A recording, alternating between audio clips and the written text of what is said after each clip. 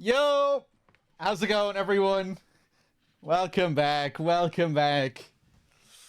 What's up? Let me see who's here. Second Knot, Young Snow. Look at Young Snow here early. I feel like I never see Snow here at the start of the stream. Hello, Snow. Panda, Second Knot, Pew Rodrigan, Noska. Welcome back, everyone. It's good to see you. Foxy, Listo. Good to see you, Listo. Gooch, of course. Goolicious. How's it going? Lonely Geek ass. Good to see you. Hold on a second here. We'll get this game up and running. Hold on. Ba ba. Ba ba da ba da ba ba. Hold on, we'll get rid of this black screen in a second. DirectX 12, please. My day is saved. Hello, Space. I'm glad you've been enjoying all the Control. We'll probably be moving on from Control soon enough, or at least, you know, not going so hard on the Control. We'll start mixing it up with some other stuff. I need to get back to that Blood Money playthrough. I have a surprise game that I think I'm going to play on Sunday. Nobody will predict what that game is. I'm not sure if I'm going to do it yet, but yeah, we'll see. I did post on Discord. You don't get to scold me, Implosion. You're the only person here that gets scolded. Better luck next time. Thanks. Cheek spreader with the 7 months. Thank you.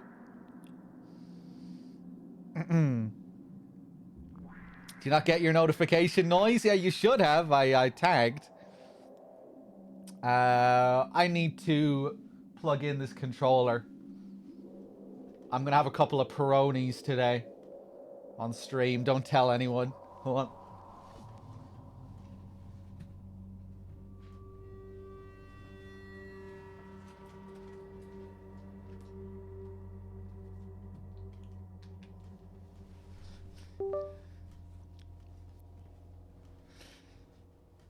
Drunk stream? No. I'll probably have like 2 Peronis.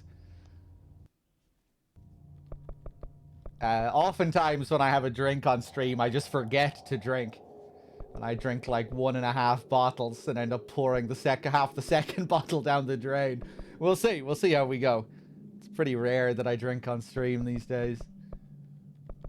But yeah, it is Friday. Continue game. So, what happened during yesterday's stream? We started investigating the foundation, the source of the FBC building, where life began here in the FBC. We started learning about some of the people that were here before Northmore's time, Dr. Ash and his son. We found out that it was, what's her name? Marshall? Is Marshall her name? Yeah, it was Marshall, the head of security. That she was the one responsible for fucking everything up here. When the Hiss started to invade, she said, fuck this shit. She came down here to try and rebel against the system and shatter the nail, as it's called. As she thought that that would, like, fuck up the connection that the directors have to the board. As a way of striking back against the board. She thought she would rebel. So she got some C4, a big load of C4 or something, attached it to the nail, tried to blow it up. And now we're here trying to repair the nail. Which is an essential component to the building, to the FBC here. Well, really essential to the board.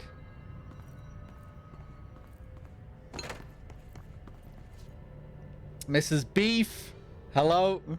We learned that the former wants a panini as well. We think. Maybe the former thought that we just needed a panini. But yeah, we learned that the former was originally a member of the board, a part of the board. The board blamed the former for fucking up something with the board, and yeah, it cut ties with it. But we still don't really know what the deal is with the former and the board and what the former is after. But yeah, it's been a pretty fun DLC so far. Maybe a bit disappointing with regards to, like, environmental variety and stuff. Like, we come down here, we go through some, like, fairly samey looking caves. Some pretty nice visuals, I guess. We spend a lot of time out on the astral plane, you know, with the same kind of setup that we've seen in the base game.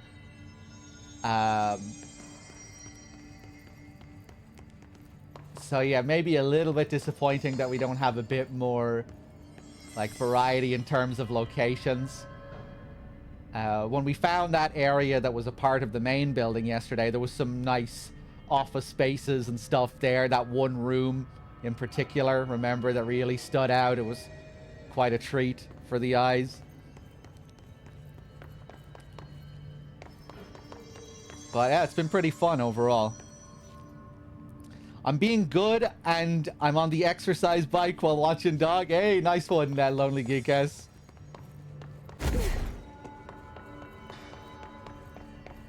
Did I look inside this shelter yesterday? I can't remember. Yeah, I'm pretty sure we looked in here.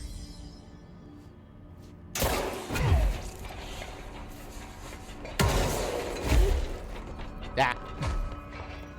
I remember looking in there. We're good. Right, so what do we do? Oh, yeah, I didn't know where to go in the collapse department. I forget what our current goal is.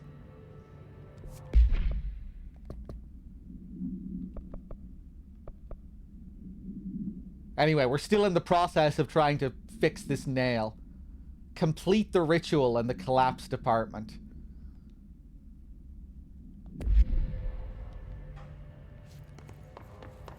Interesting, those cave drawings of the former as well. What is this? Oh, yeah. We encountered that mysterious altered item, the film camera. We had to get rid of that in order to be able to pass through here.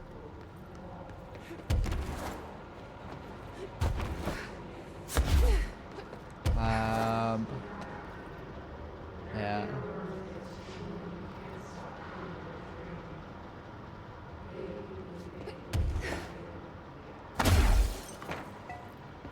Hello, Droops, you silly man. Transit access.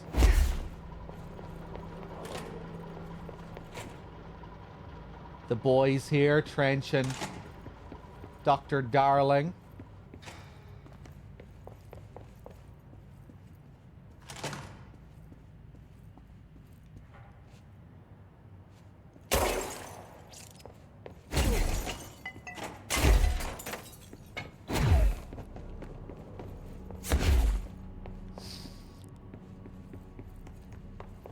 Man, I really need to get myself a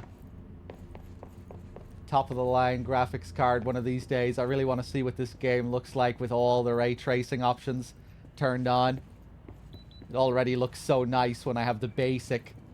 Like, I think I only have one ray tracing option turned on for these reflections. Must look really nice when you have everything up to the max. Which one do I have on again? Yeah, just transparent reflections. Indirect diffuse lighting, contact shadows, ray trace debris. So you get like fancy reflections coming off all of the fucking destruction, all of the debris that's flying all over the place.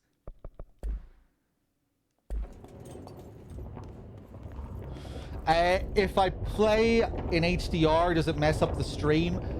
I would have to change settings on OBS and shit like that.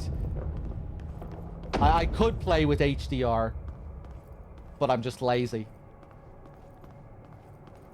Although maybe it would take a bit more juice as well.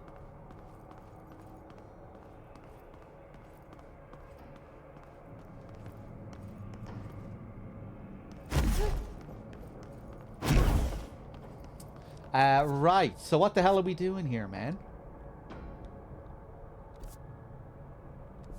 We need to find something in the collapsed apartment.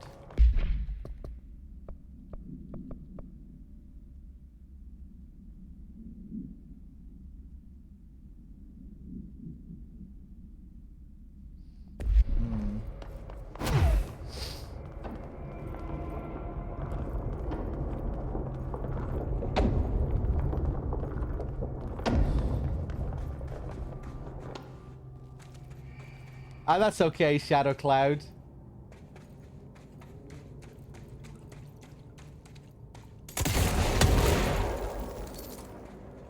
But yeah, one of these days I'll probably splash out. Shifting fragment. Oh. Well, I thought it highlighted the whole thing there for a second. I thought maybe I could pull that out.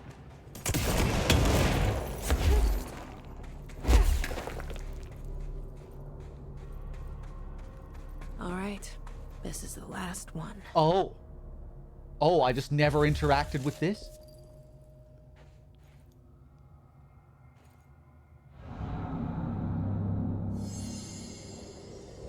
I can't believe Marshall's brilliant plan was to blow up the nail.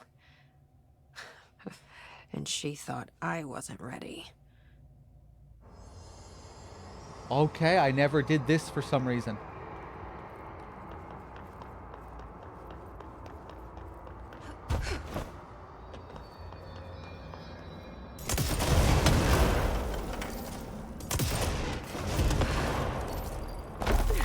Hey, embrace.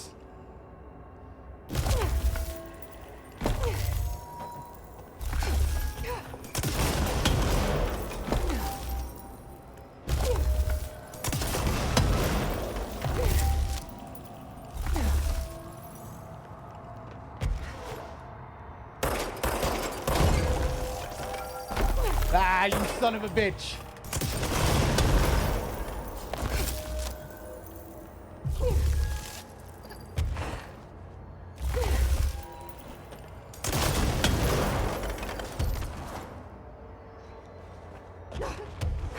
Remember having a hard time with the balls? Yeah, the last one was a little bit more complicated, trying to figure out what I was supposed to do with it.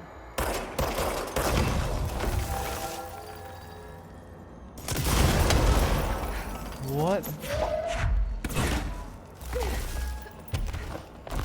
Ah, I think I would have had it there.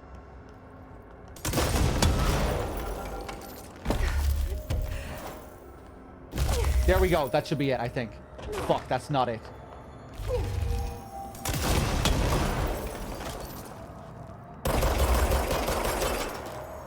Huh. Okay, nobody say anything. I think I know what to do.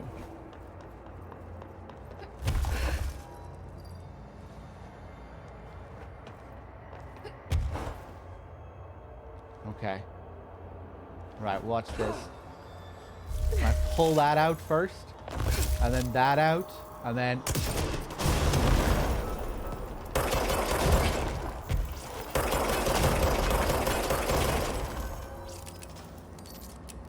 Fuck. Shit. Okay, hold on, watch this.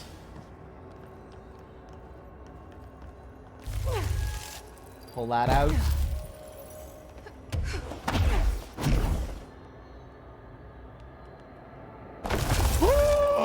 I think I would have had it there.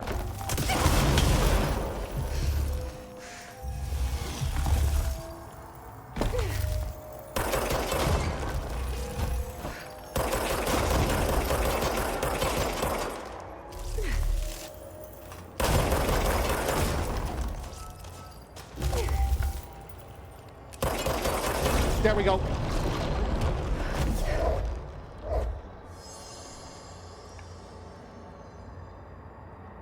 Okay, okay, cool. I wasn't even sure if I had the right idea there.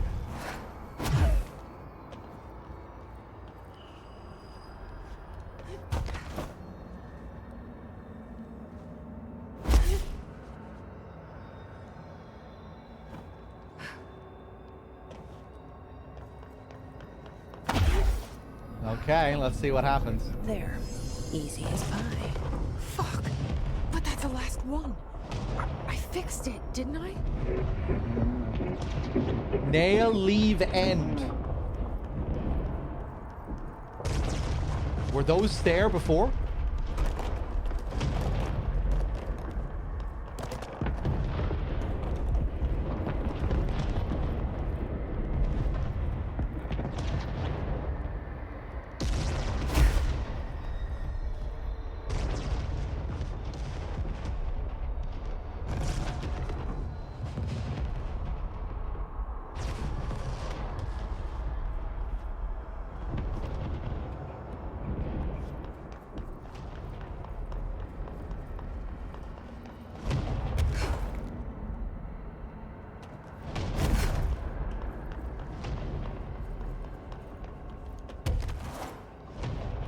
Oh boy. Okay. I tried blowing up the globe. Ah!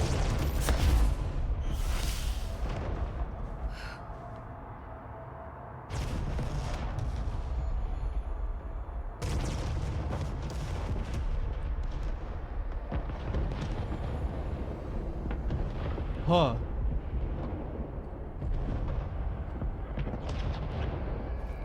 If I could get up there, maybe I could fly over there.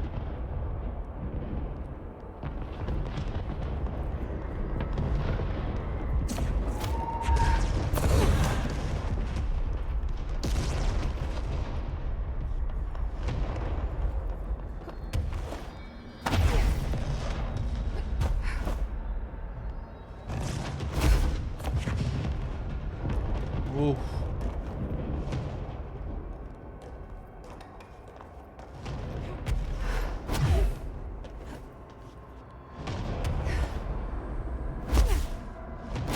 Place I can land on here. Hey, snake.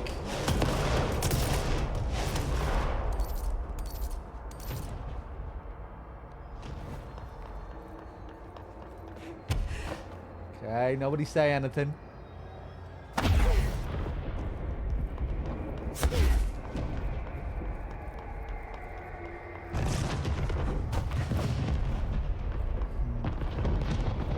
Oh!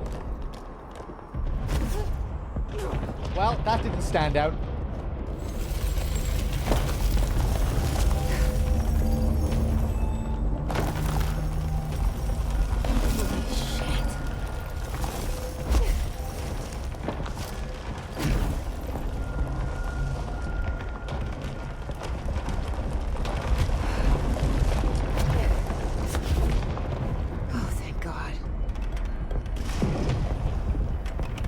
Go. What the hell was all that? Things should be better now, not worse. Emily will know. What the hell is that?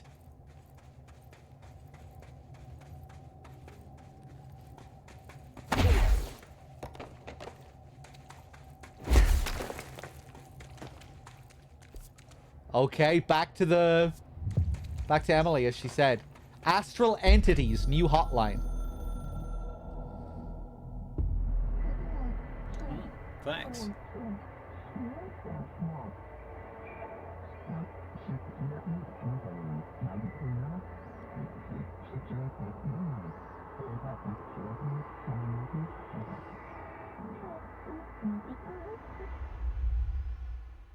Monty, good to see you. Thank you for the 65 months.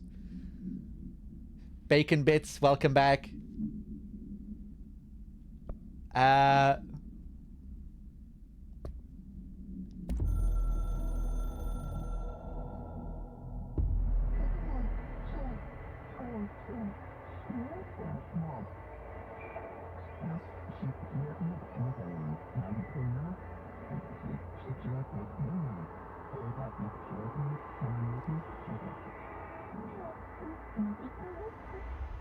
Okay, the use of the word shade there is making me think of,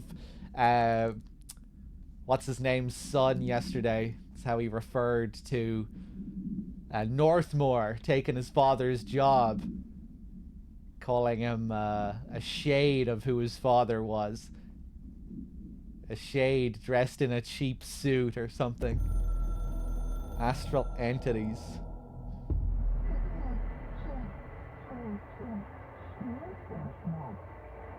Acting hostile, very rude.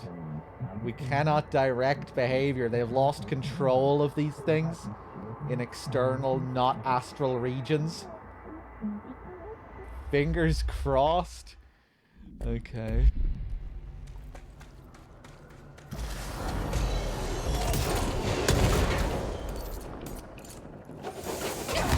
Oh my god.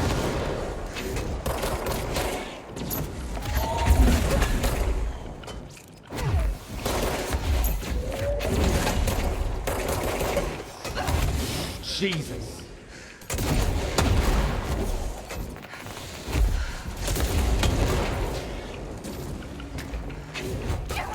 Wow.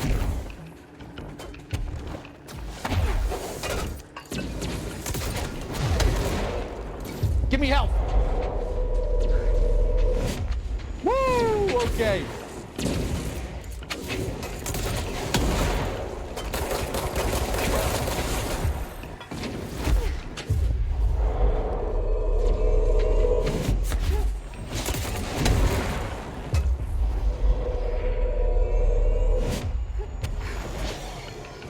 Okay.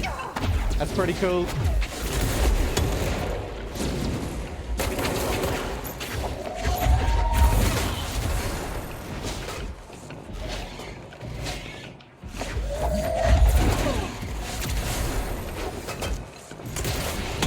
Sorry, Mr. Ball.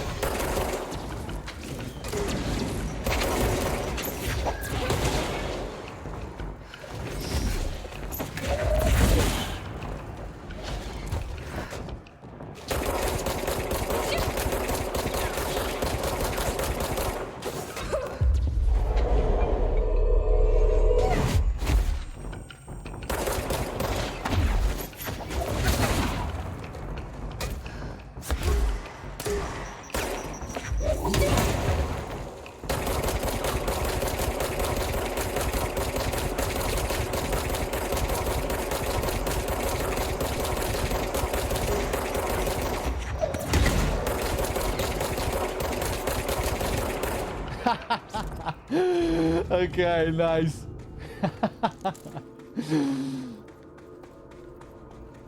That's pretty satisfying when you have that ability with this pistol. Okay, okay, we get rid of some of this stuff.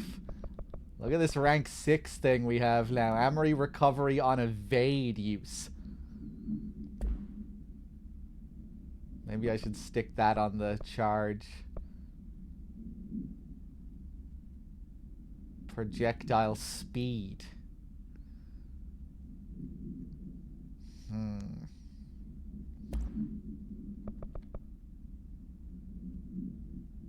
Oh my god! Blast radius plus 114%. I have to do that. I'm probably going to kill myself multiple times because of this, but... yeah, look at this.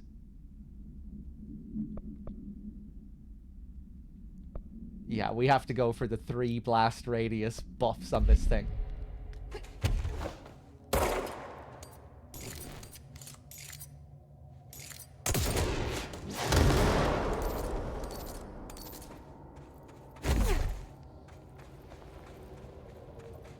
I reckon the blast radius is bigger than, you know, how it looked there. I wonder, does it, like, max out at any point? Is there a cap? Maybe I'm wasting one of those upgrades.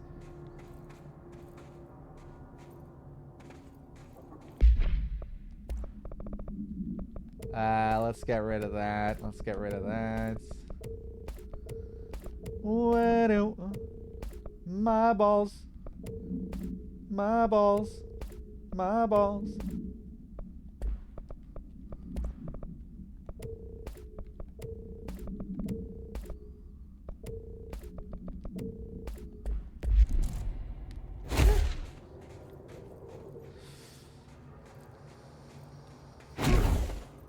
I think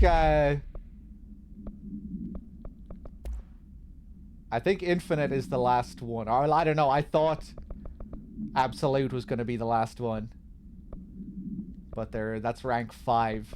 Infinite is rank 6.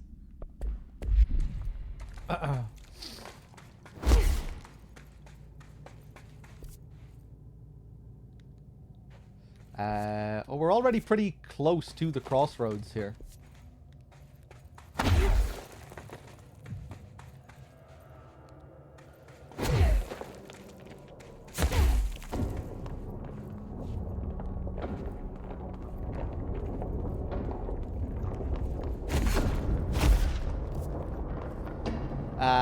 Fuck. I went in the wrong direction. Wait, was there another path up here?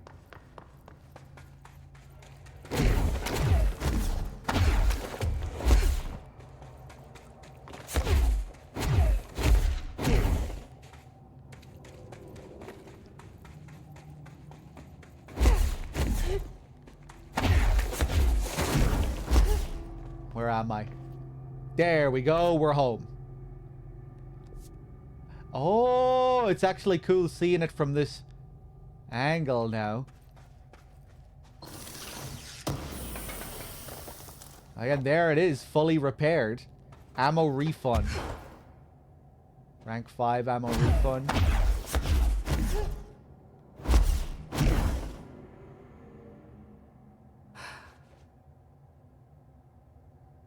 Yeah, looks like it has a little slot for the triangle to fit in. Jesse, we need to talk. Hold on, I'm coming. What did you do? What is causing these tremors? I thought you could tell me. I completed the 4 rituals just like the board told me to. The astral bleed should have stopped. Look, it has stopped. The nail is repaired. But we have a new problem. My analysis of the nail indicates that it is literally a piece of the astral plane. Or possibly a vessel containing the astral plane. Or both. Either way, right now both dimensions are vibrating at completely incompatible frequencies. The spatial friction they are generating is incalculable. It's going Look to at Jesse's destroy dance. both planes. She's dancing. I messed this all up. Maybe Marshall was right to destroy the nail. I should have left it in pieces. No, then the astral plane would still be leaking in. Sometimes there's no right answer, Jesse. We need more information. No. I need to fix this now. I'll figure something out. Yeah, wasn't it always here? We should really make a plan. The tremors are originating from directly below us, but we don't know what... Perfect. I'll head down and take care of whatever's going on. Just do what you can from here. Jesse, you can't just... I have to, Emily. I'm the director. This is on me. Okay. See? I told... If you're Shut not up! gonna listen to me, then you better go figure out how to stop this. There's no telling what could happen if the vibrations escalate. Okay, I don't think we have anything new here. I'll see you later, Emily. Good luck. Take notes. The facial cap looked way wonkier during some of yesterday's scenes. You kind of get the sense that they ran out of money for it near the end of the game's development and for the DLC. I thought it looked really good in the early game. Like there was some really, really good facial capture. The scenes with Dylan also, in particular, looked really good, didn't they? And like even outside of the cutscene moments when he was just levitating in the box, looking up in the air, his facial capture looked really on point, I thought. And sometimes it can be a little bit wonky or a bit uncanny, but like nothing too distracting. But then there were a couple of scenes at the very end of the game, like the post-game conversations with Emily looked super wonky. You know, where her mouth was like wide open for all of her dialogue. Some of the stuff in the DLC looks a bit wonky too.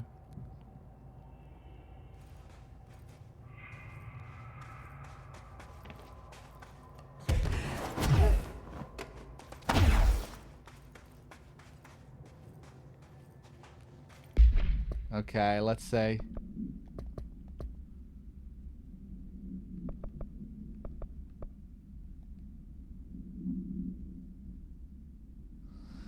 The pyramid. Upon completing the final ritual, the astral plane begins to collapse.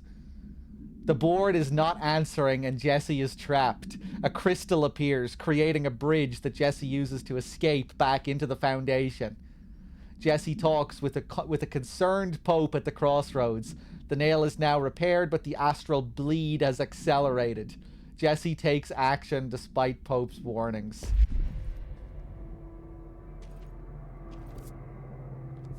Okay. I hope I know what I'm doing. That was just the top of the nail? How much deeper does the Foundation go?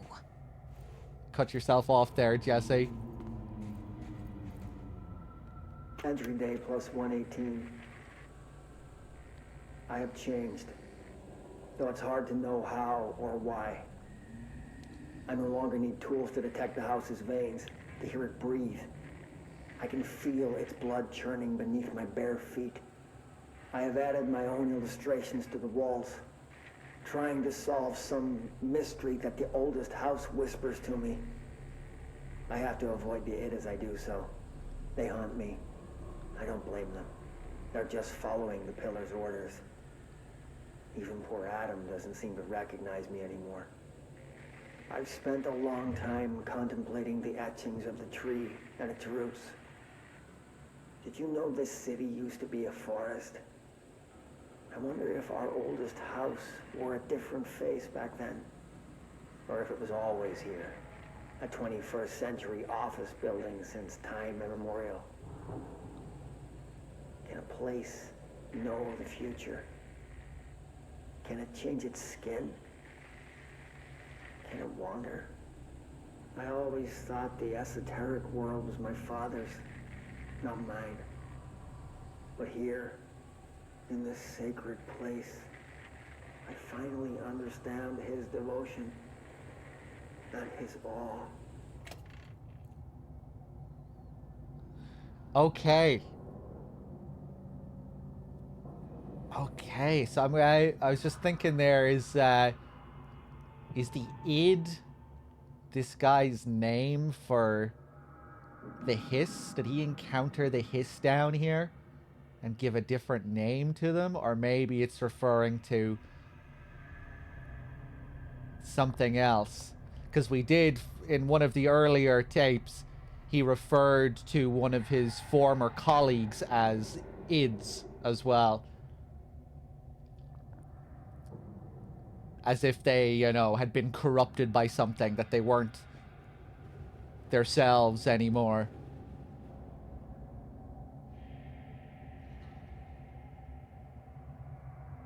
Entry day plus 118. I have changed, though it's hard to know how or why. I no longer need tools to detect the house's veins, to hear it breathe. I can feel its blood churning beneath my bare feet. I have added my own illustrations to the walls, trying to solve some mystery that the oldest house whispers And yeah, so to it's me. probably him doing the I cave have to drawings avoid the id of as I do so. the They former. haunt me. I don't blame them. They're just following the Pillar's orders. Even poor Adam doesn't seem to recognize me anymore. I've spent a long time contemplating the etchings of the tree and its roots. Did you know this city used to be a forest? I wonder if our oldest house wore a different face back then. Okay.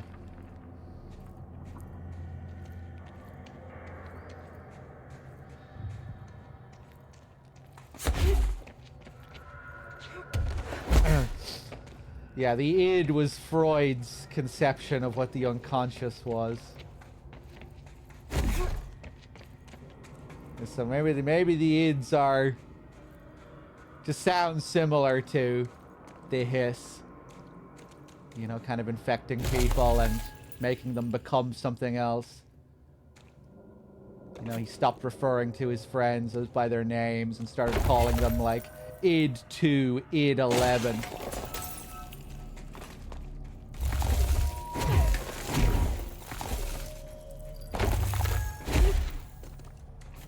The crystals are growing like crazy here.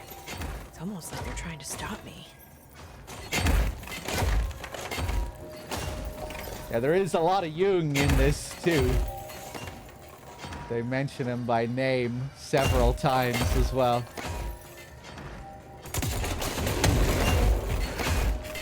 Whoop.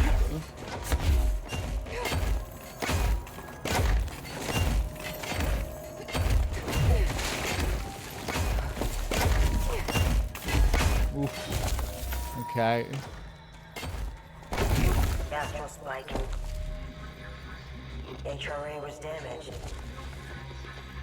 The board said it. When Marshall blew up the nail, the board attacked her. I don't fucking like it.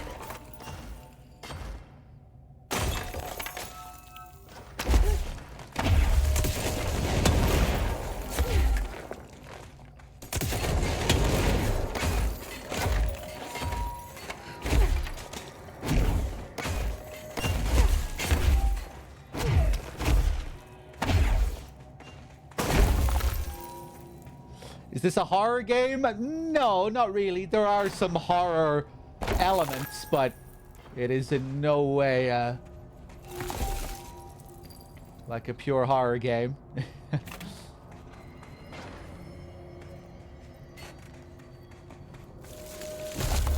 Whoa, hello.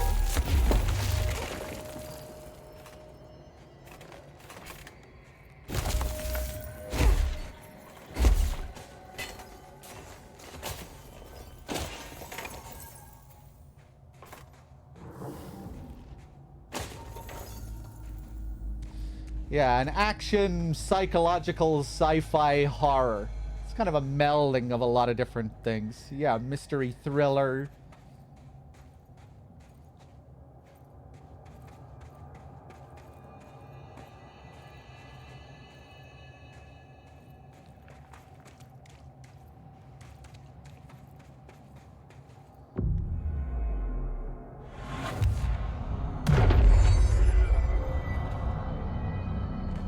Okay, pop that open.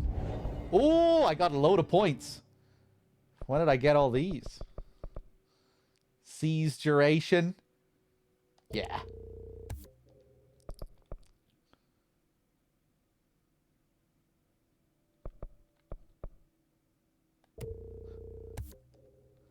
Get that fancy new evade ability. Ooh, I can afford this as well. 100% shield rush damage.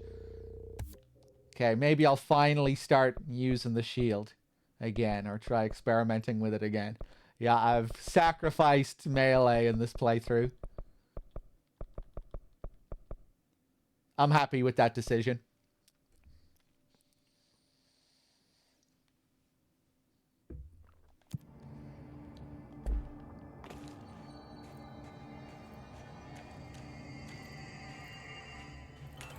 Director Faden here. I need a ranger dispatched to my position.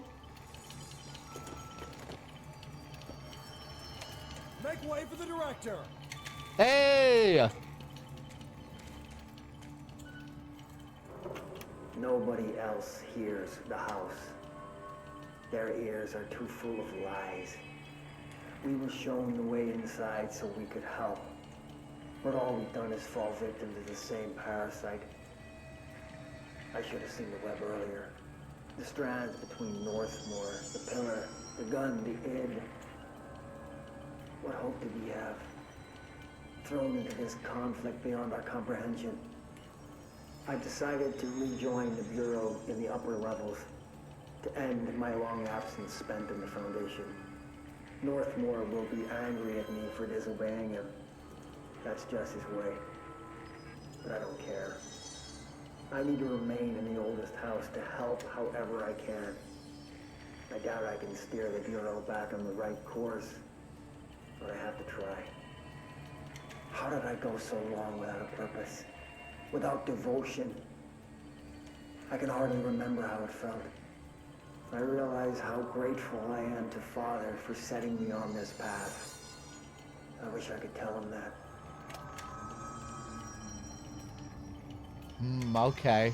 Kind of making me think about Trench, when Trench started to lose his mind and he had this kind of, you know, desire for meaning, to find a greater meaning within the house.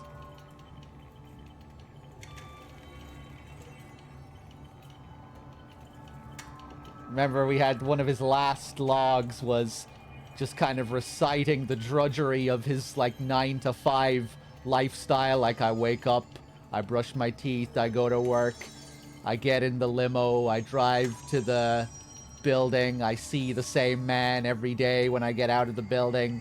You know, and then he kind of had all these ramblings about a greater desire to find meaning. It's making me think of that. It seems like Ash and his father kind of believed much more in, like, I don't know, what's the word? He kind of believed more in the esoteric and the divine, and he believed more in spirituality. I guess that's the word I'm looking for.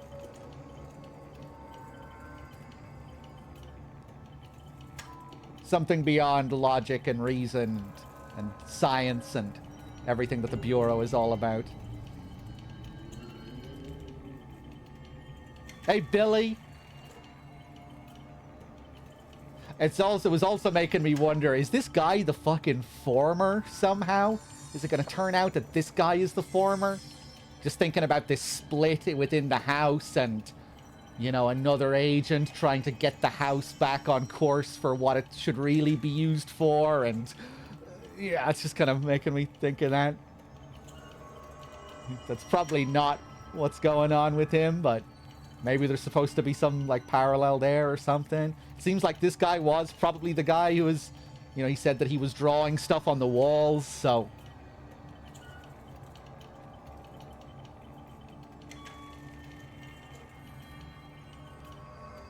he was probably drawing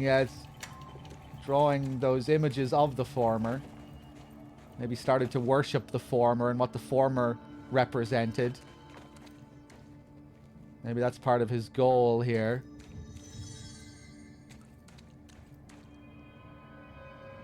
Here's this deep red again. I guess another thing that's making me think that this could relate to the hiss, with the whole idea of the id and the astral bleed.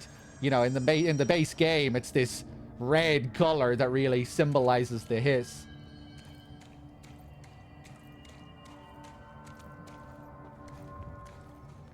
They're always associated with that color. And we get those new hiss enemies that we find down here as well. Maybe he just wanted a panini the whole time. Maybe he didn't want to be involved in any of this. Lower Crossroads. Okay, so now guess this is the nail again. Or maybe not. I guess the nail was back there. Although it does say Lower Crossroads.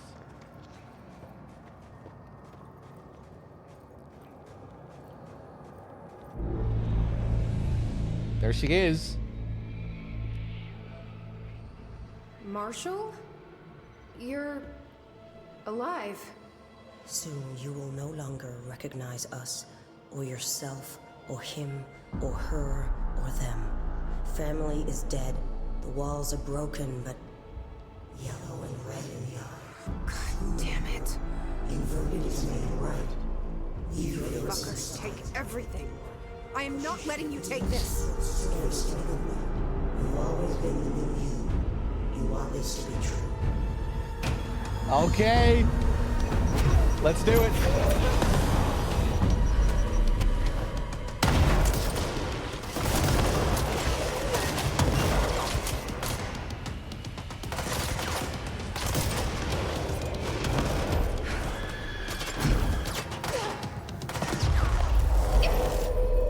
totally a waste. Fuck you.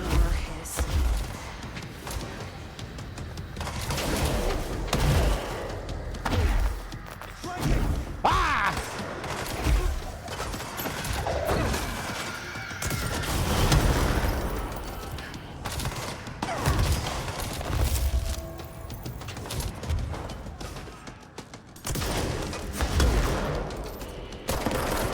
Ah! I don't know what I'm doing.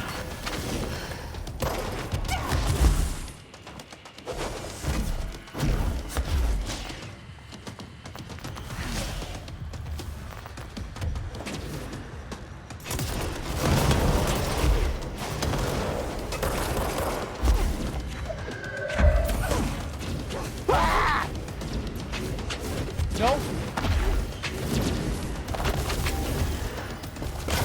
Fuck you.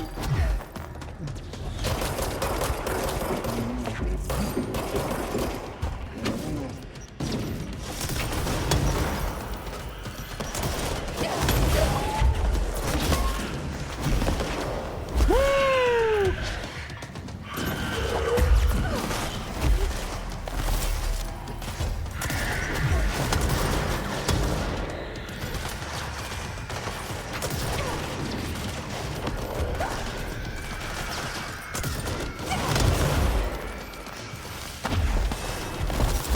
What the hell is that thing? Oh, that's my friend! Yeah. Well, that was fucking chaos. Jesus Christ.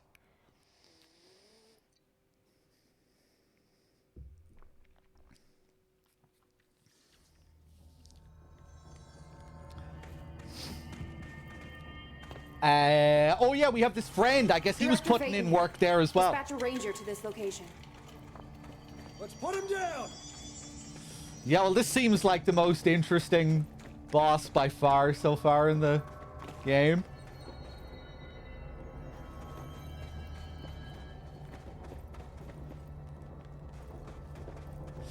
How do I like the combat system? I enjoy it. Yeah, I think it lacks a lot of enemy variety and challenge.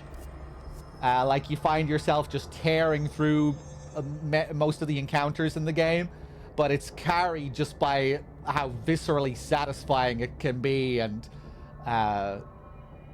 the environments that the fights take place in, and all of the destruction, and just taking, you know, using the environment as your weapon is a lot of fun.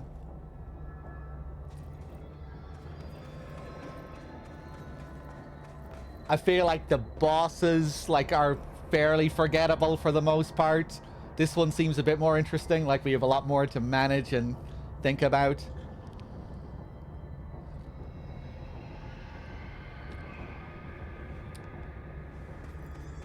But yeah, the way it's very satisfying to play. Okay, here we go.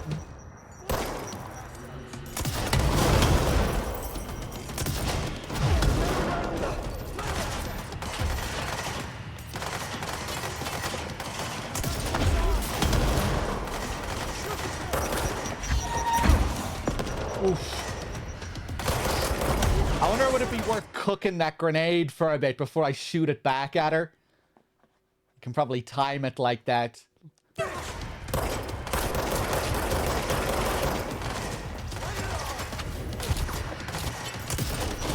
Oh, big damage.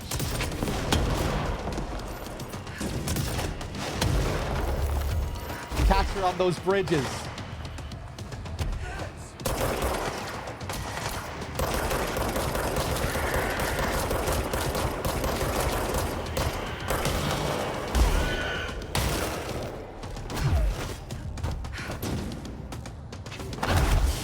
Oh boy, I'm dead. I'm dead. Where's that sniper? Can they teleport? It's quite confusing here.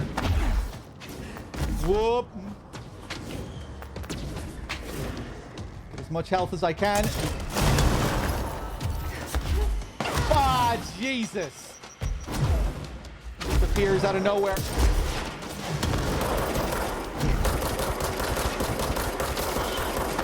There we go.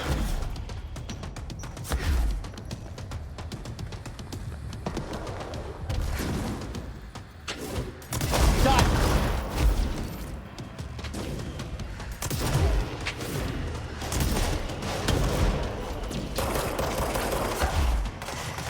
Jesus Christ.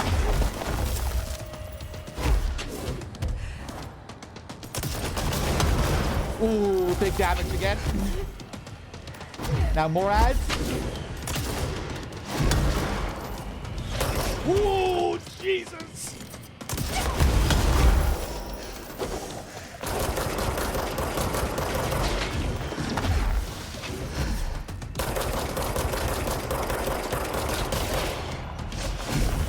Woo!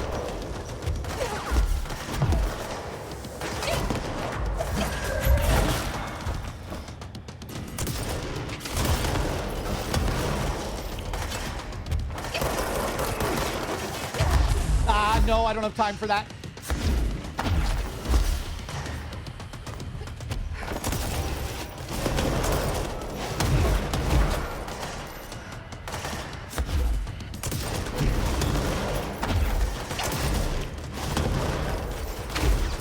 Fuck me.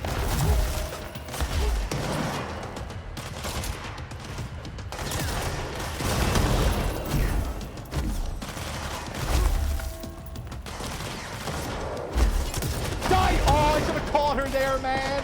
Didn't realize she was on the bridge.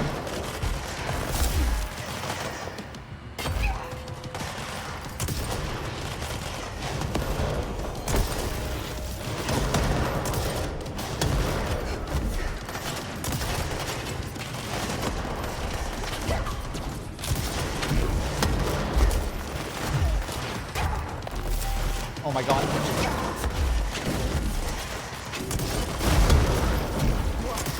Oh, that's my friend! Okay, I don't think there's friendly fire.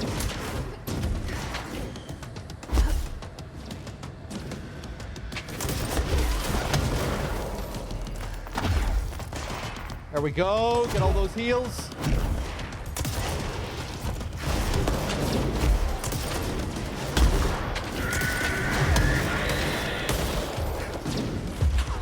Help me, help me, help me, help me.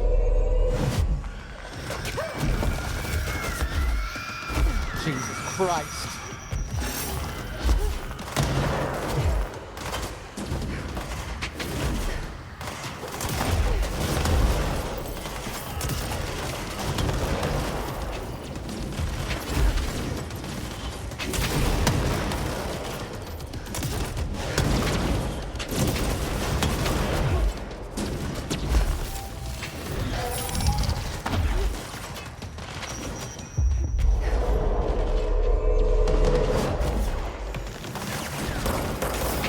Ah.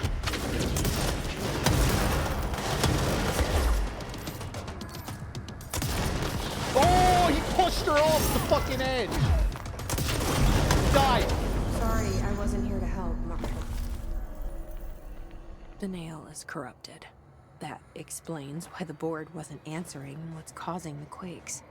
Marshall came down here to stop this. I should have been with her. I could have saved her. But I can still save everyone else. Okay. That was sweet when my friend just pushed her off the edge there. Did I see the subtitles during the fight? No, I think I missed all the dialogue during the fight. What was said? And what did Jesse say there at the end? That it's the nail that's corrupting the board, that Marshall was just trying to restore the board. She was just trying to help them the same way we are.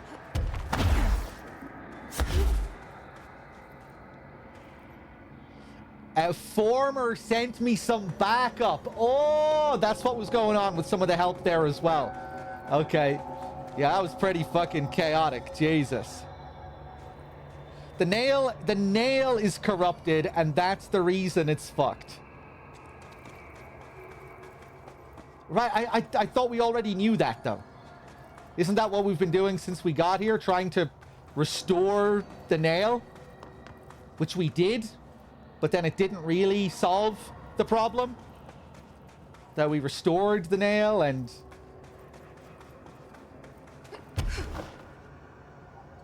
I thought we already knew this. Is the implication that Marshall was getting hiss corrupted early on? Marshall destroyed the nail to prevent the hiss to infect it. But she turned hiss, so wanted to restore it too. But she was already hiss.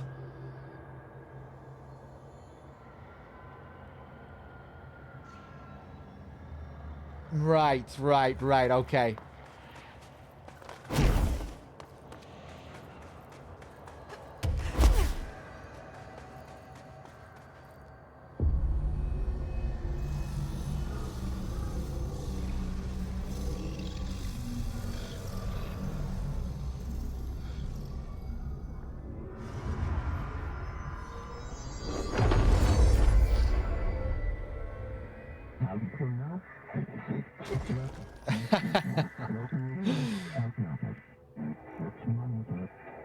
We hope you will improve your attitude / loyalty.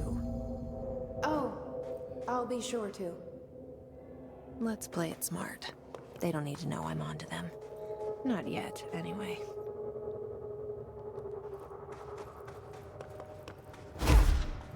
Okay, so... Let me,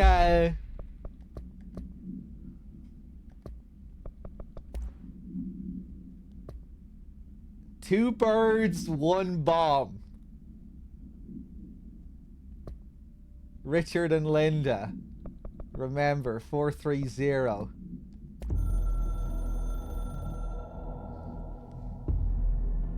I tried to get out after the detonation, but the astral spike came out of nowhere. I escaped, but my HRA was damaged. I'd bet a year's salary the board sent it.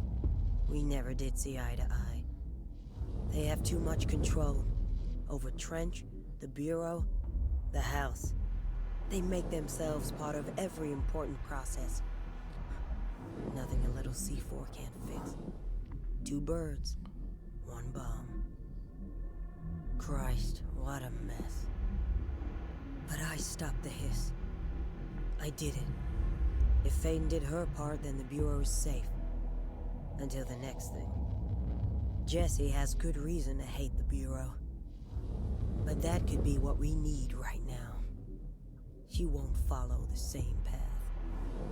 Won't fall into the same traps. She'll lead her way. So, Director Faden, here's my last lesson. You can't save everybody.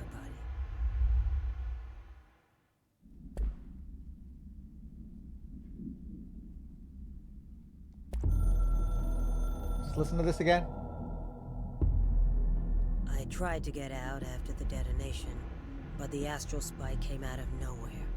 I escaped, but my HRA was damaged. I'd bet a year's salary the board sent it. We never did see eye to eye. They have too much control over Trench, the Bureau, the House. They make themselves part of every important process. So the two birds with one stone is that she believes she's taking out the board and the hiss simultaneously. She wants to stop the hiss, and she also thinks the board has too much power over the Bureau, that it's responsible for the whole mess.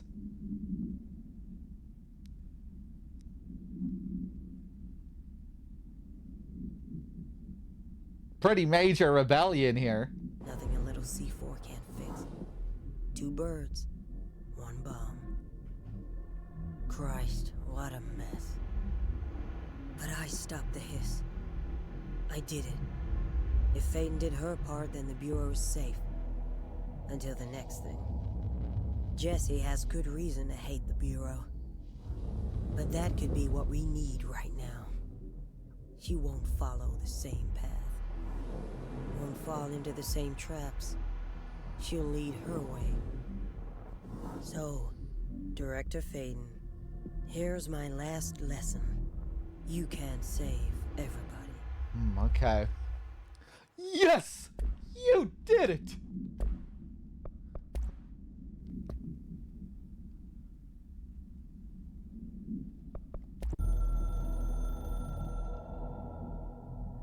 My reflection trapped in the darkness of the coffee I nurse. The rain turns the lights of the city into a mosaic on the windows. The day's paper lists all the things wrong in the world. The list grows longer by the day. The difference between the morning and the night. Coffee. Whiskey. No other difference. The alarm goes off at 5 a.m. It feels like I just closed my eyes. It's dark. I sit up on the bed in the gloom. I get up, I shower. The driver waits for me downstairs, takes me to the oldest house. An old man stares at me in the car window. It's raining. It's dark. Late at night, he brings me back here. It's not a home, it's a room where I sleep in. Waking up just as tired as I was before going to bed. Endless grind. Now this guy knows how to fucking do a monologue. Watch and learn, Marshall. They really should have given her a different theme and a different aesthetic, you know, because she can just never live up to that. You know, it was made for James McCaffrey. It wasn't made for her.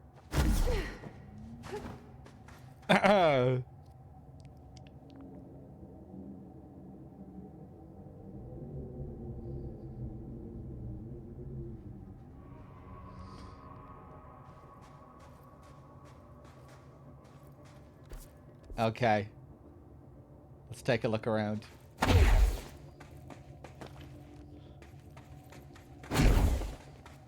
This is where all these other ads were spawning out of during the fight.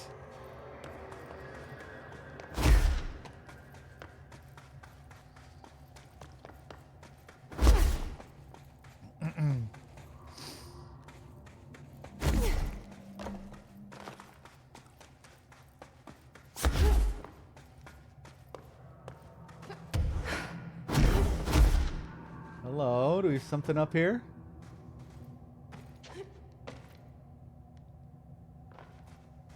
Okay, I guess just another platform that you can use during the fight. Maybe sometimes the snipers go up there.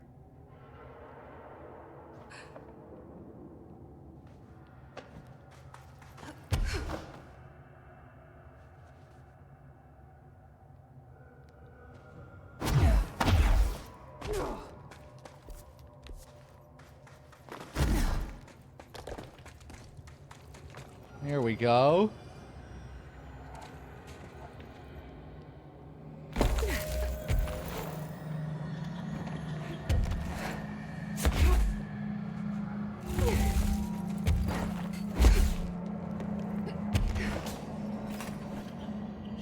Oh God. Oh no. Don't betray me, Former. I'm your friend.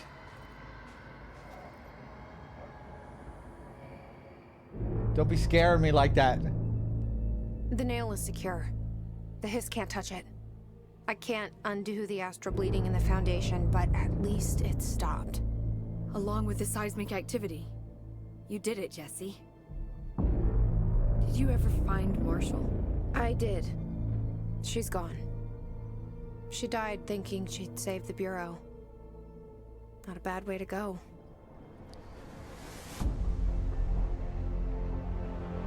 I wasn't ready for this crisis. I didn't even see it coming. But I promise I'll be ready for the next one. I mean, what good is a director who can't hold her bureau together?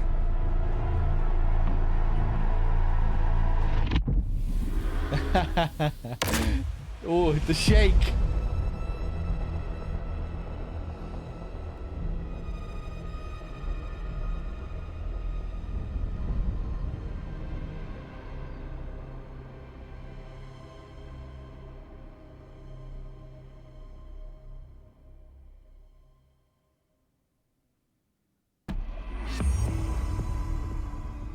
I thought I know how to handle things, now that I'm the director. Clearly, it's not that simple. I need to choose a direction for the Bureau. You've been the director since the start of the game, Jesse. Goals, not the board's. Whatever those are. I need to lead my way.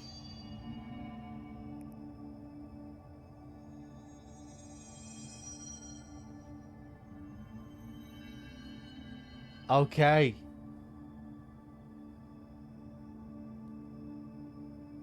Yeah, it's kind of interesting how it feels like you become the director again in a new sense after you finish the base game. She only really embraces the director's role after the ending, after the first ending of the base game. And I guess she feels like she's proved herself. She's proven that she can keep the place under control and fulfill the role. Big director. Nice shot here.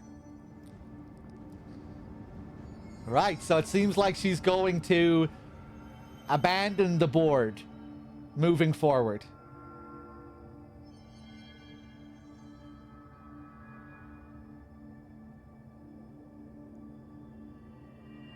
So what's the deal now? Is the board still able to contact her?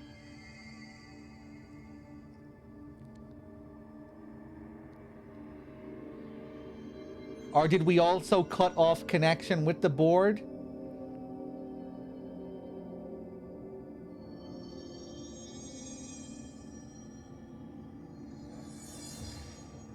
The shape of the nail holds the shape of the board. Yeah, it looks like it could slot right in there. When they first started talking about the nail at the start of this DLC, I was wondering if it was another name for the board and the upside down pyramid. Because you could kind of look at that as a nail, you know, that you could hammer down into something with the point at the bottom, like you could hammer it into this thing. So I thought that would have been kind of a fitting name for the upside down pyramid as well.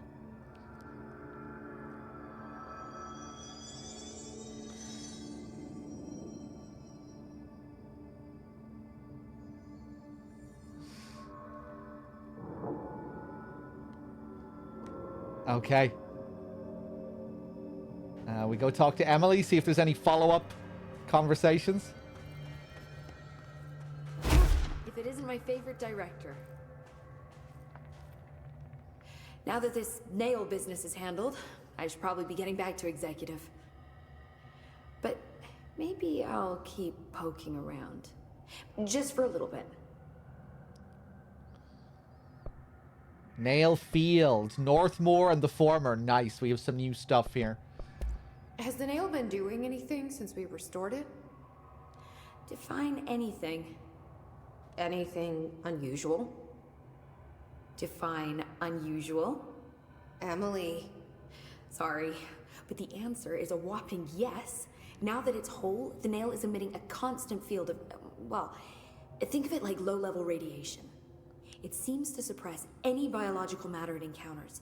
This explains why nothing grows here and why the Bureau had to abandon the area. Prolonged exposure would certainly begin affecting neural processes. Wait. Was the field created when I cleansed the nail? I considered that, but the nail's readings are quite different from the ones I recorded at the cleanse control points. I think the nail's field is purely of its own making. In fact, I think it would passively prevent any His corruption, like the HRAs do. Which makes me wonder what actually occurred when you cleansed the nail. I've been wondering about that myself. Did the board let the Hiss corrupt the nail? Did they want me to cleanse it? If so, why? What do you know about Director Northmoor? Well, he was Director Trench's predecessor, and Northmoor's famous for being the first board-appointed director. See, before we found the oldest house, directors were picked by committees of old men in suits, drinking cognac and smoking cigars or whatever. You know, standard, uninteresting methods. I think the word you're looking for is bureaucratic. Or antiquated. Regardless, Northmoor was eventually forced to Well, we don't need to go into I that. already know about all that anyway. Strangely, the only 2 board-appointed directors left the position under unusual circumstances. If the board appoints a director, then how do they retire them? I doubt they go out and buy you a gold watch.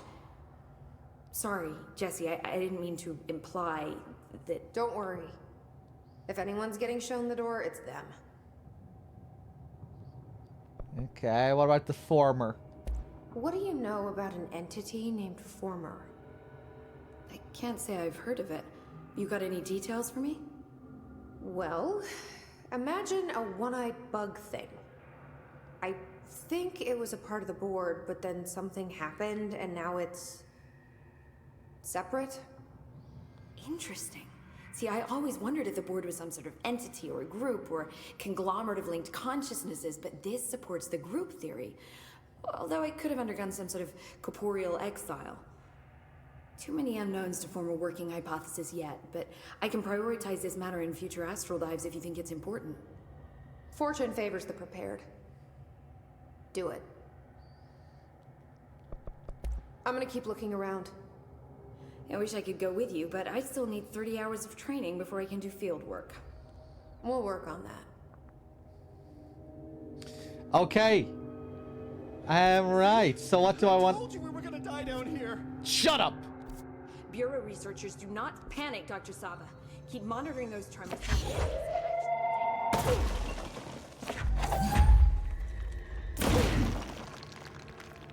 Be great if I could just kill him. Okay, so what are we gonna do now? There's still a couple of question marks here that we haven't seen. A couple of areas here. So maybe go see what we can find. And then maybe think about starting up the Alan Wake DLC. I wasn't expecting to finish this so soon. So maybe instead of waiting... Oh, look at this area. Did I even go down here? Maybe we'll just jump straight into the Alan Wake DLC? Have I done the jukebox challenges? No, I'm not really too bothered doing all of that on stream, though.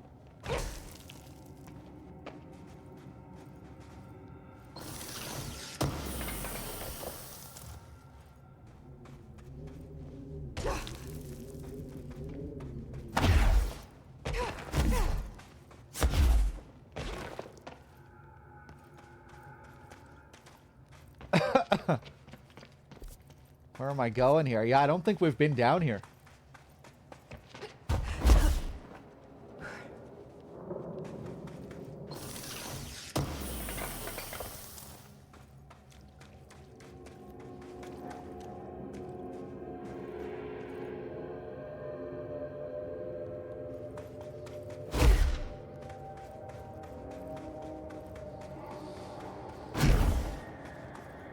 Yeah, maybe not 2028, but it'll probably be a while before we see anything. Another couple of years at least.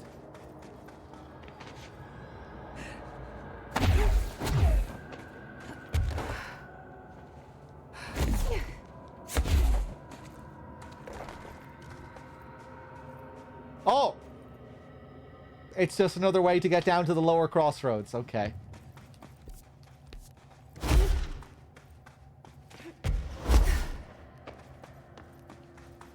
All my health items are still here.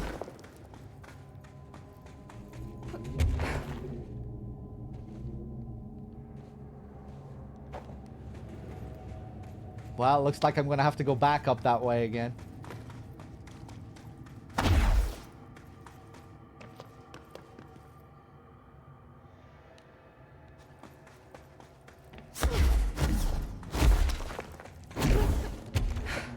Yeah, I don't remember going up this way.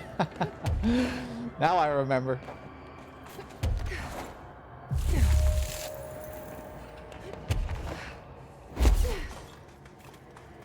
Oh, right. This is where the cutscene triggered, and then it teleported us up there. Okay. Cool.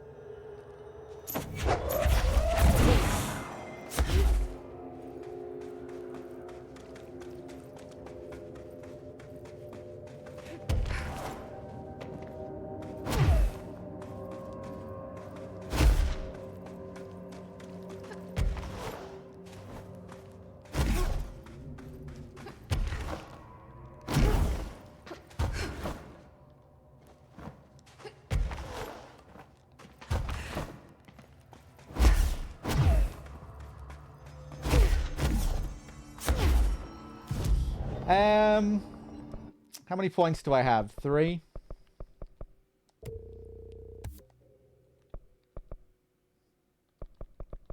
Didn't use the shield once during that last fight. Keep forgetting.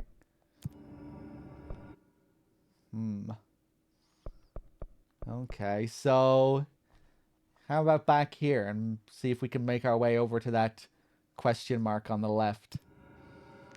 I probably won't do much exploring here, but we'll see. We'll see if we can find anything interesting. And then maybe start up the Alan Wake DLC. Maybe. Ah. Okay, it looks like I need to get up there somehow.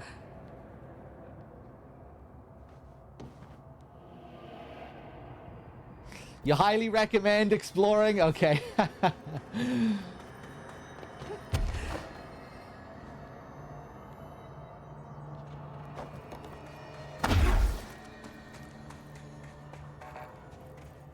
Okay, oh, can I... Nice! Oh, yeah, this is what I should be looking out for. Stuff where I... Areas where I can use my abilities. Chasm. Oh boy.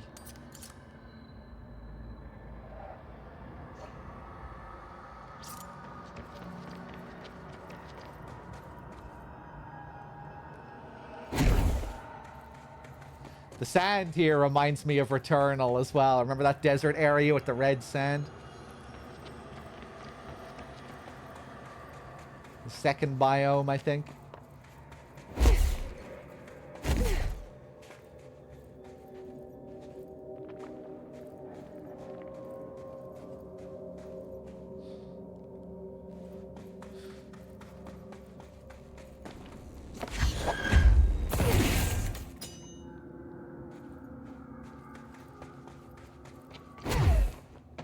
Oh boy.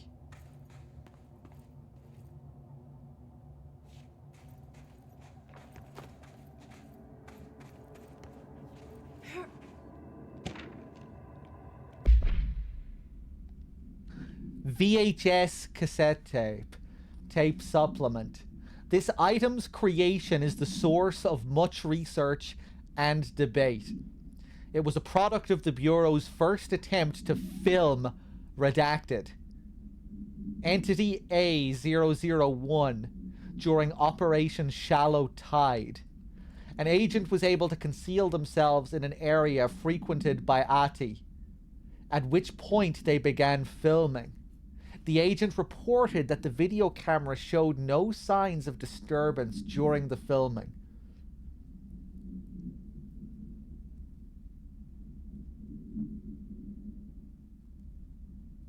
Okay, looking into what Ati was doing.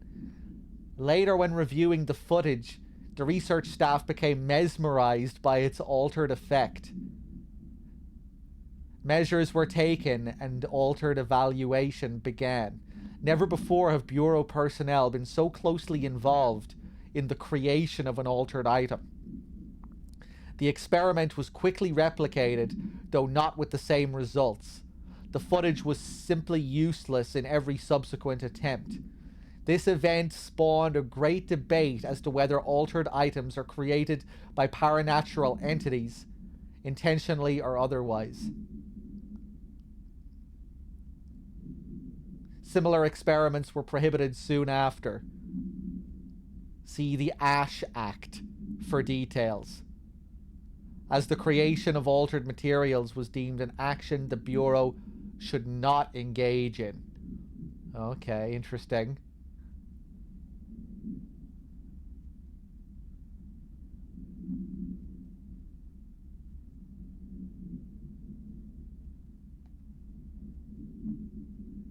Containment location redacted. 1978.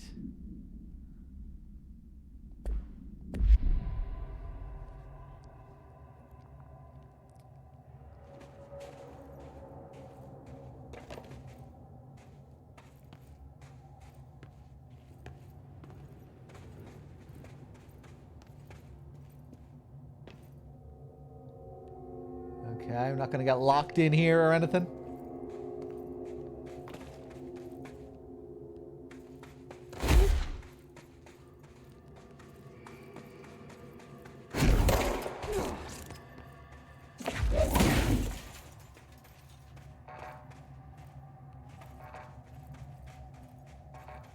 Huh.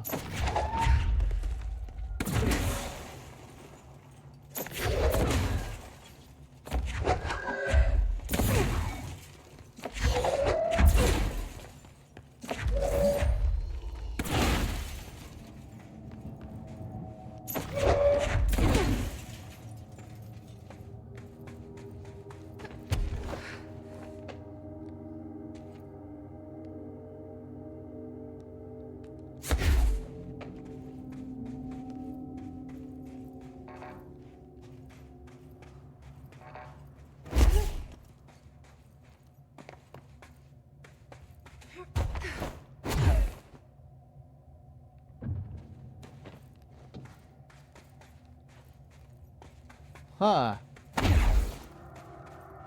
Damn. I was hoping to find more. We can't go through that door.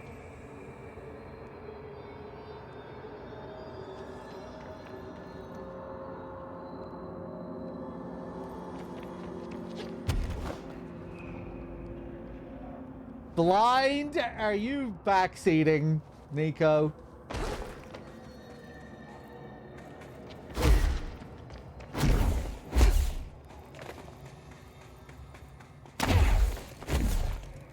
I was gonna go back and check one more time. There we go.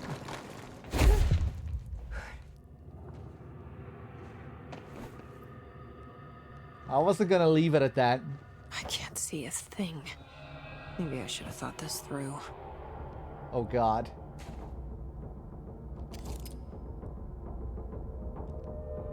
Is that a TV? Oh, is he watching the TV? It looks like he's watching the TV. I thought he was facing in my direction at first. Oh, look at the shadow there.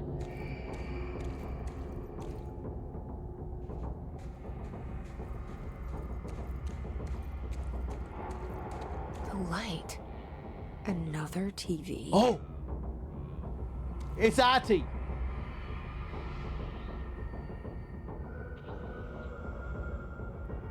Cool.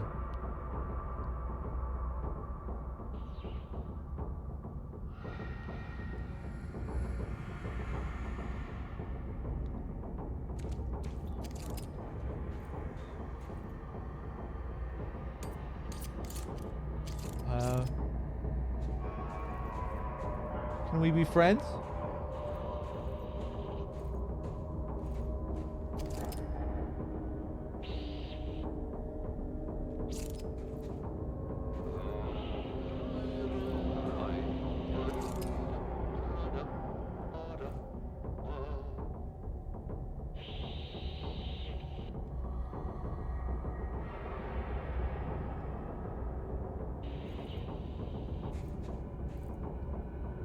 Okay, pretty cool. I was being projected out from it.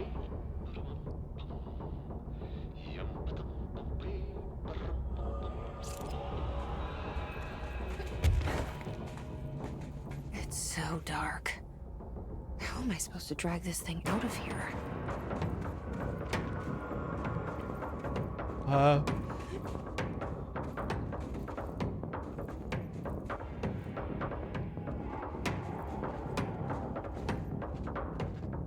Yeah, all these astral boys.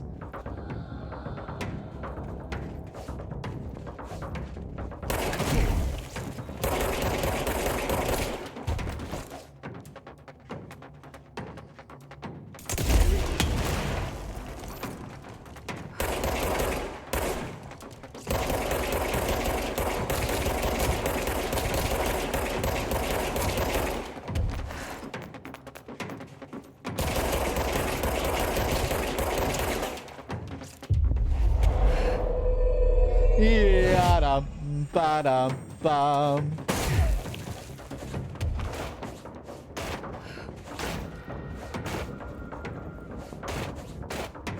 He's getting his ass kicked. Cat fight.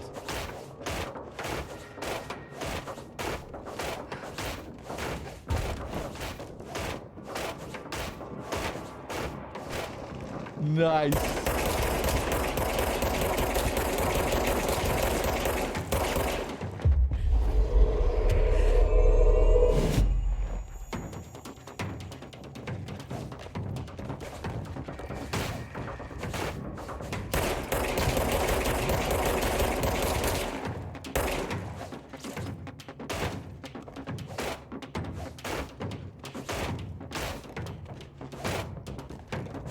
Still focused on me. There we go.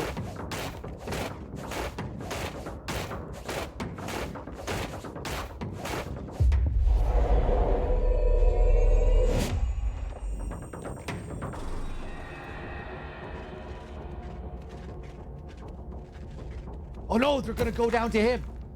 Don't attack him. Leave him be. They can't get up.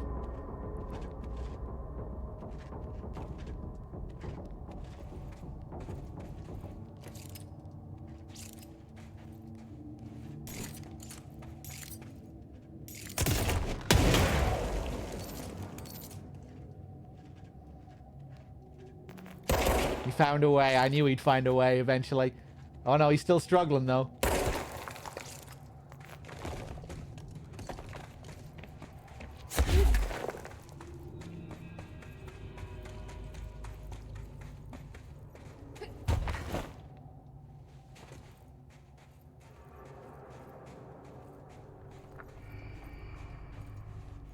This is fine, Jesse. You're okay. Just don't drop the TV. What?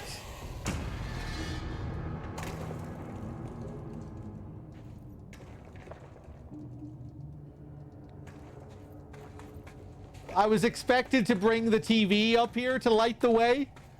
That's disappointing that they didn't account for if you don't bring the TV. Yeah, accounting for everyone taking the TV. It's assuming everyone would take it. Oh, this guy stood up.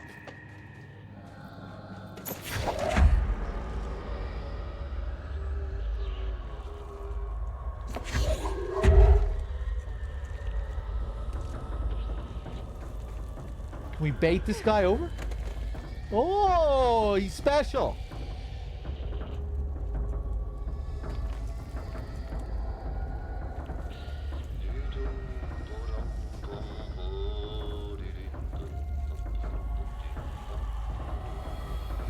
Oh. Oh, I thought he was following the TV. Oh, he is following the TV.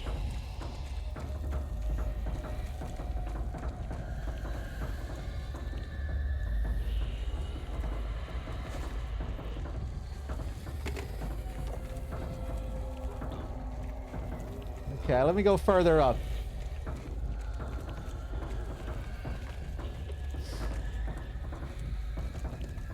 It's making me think of Little Nightmares 2. Is he gone?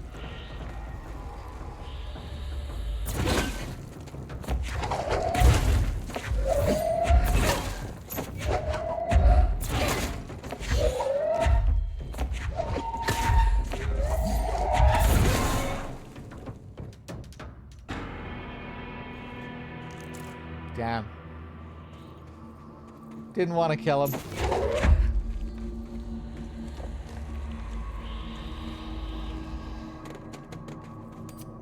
Damn, we got rid of Ati as well. Oh no! He's back.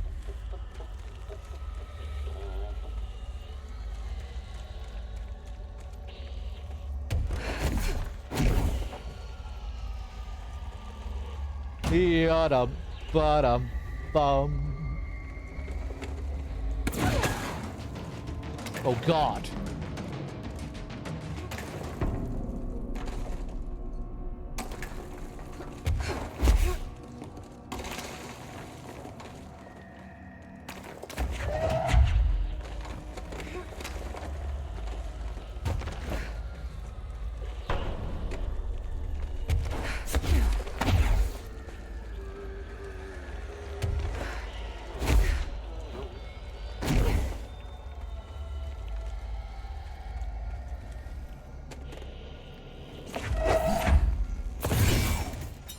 Yeah, we already figured that out before. I guess this is the first time you're really incentivized to do it, though. Dropping the items normally. Ba-da-bum. Okay.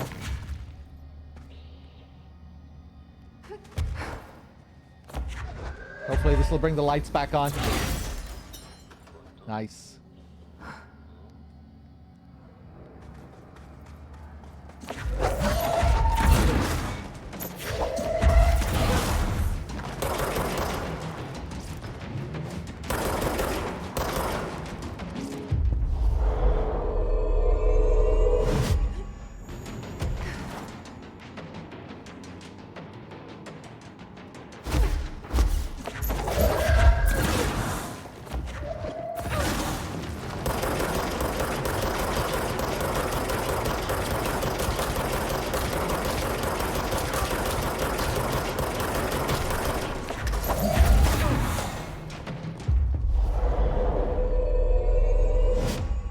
May as well just kill him, I guess. Ah, I'll leave him.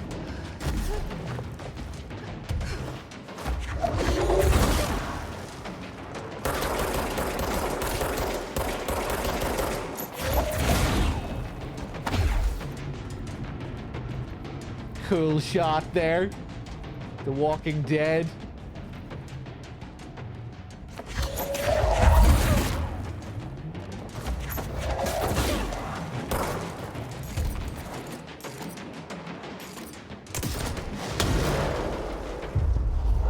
Damn.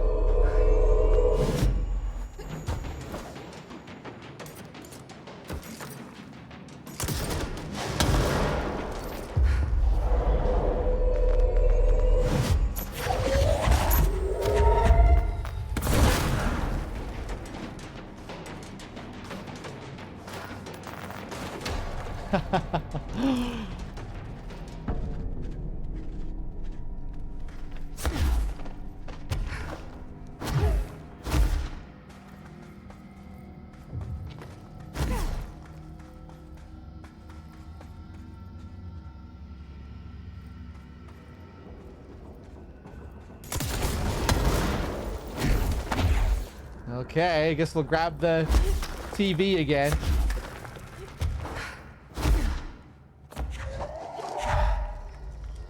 Ba-dum, ba-dum, bum.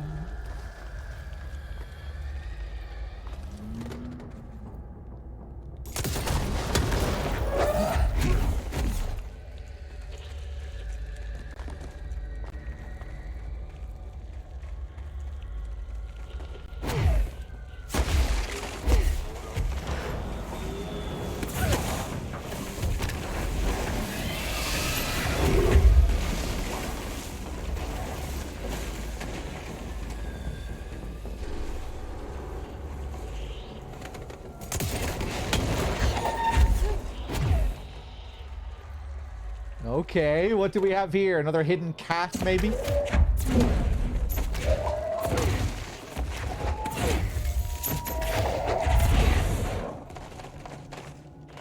Huh.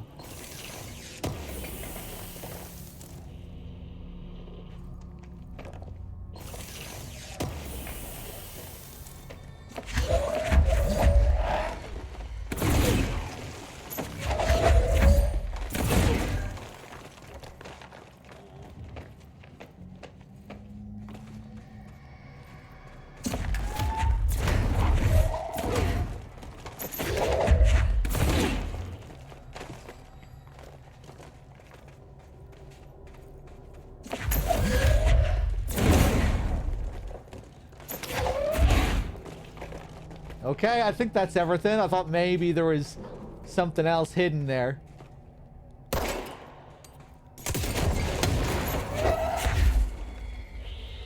Let's go back through.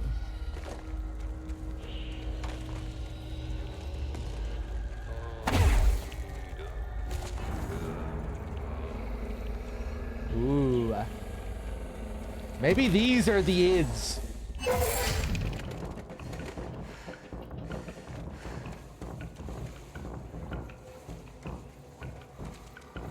I bet these are the ids.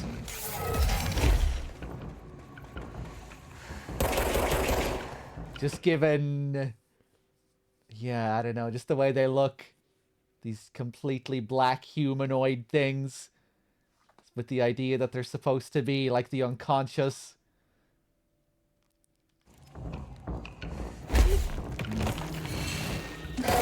Whoop! Well, I'm gonna die. Jesus Christ.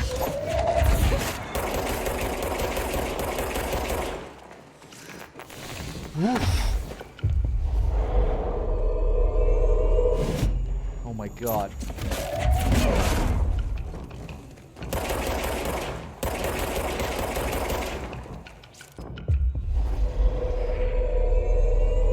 I don't think he's helping me much here.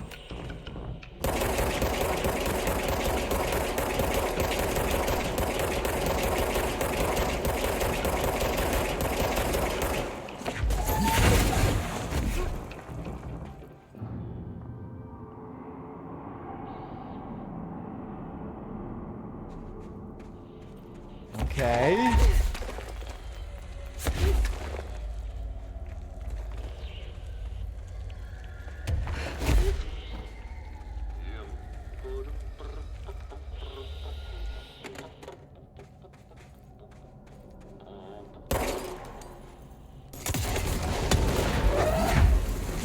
Ah!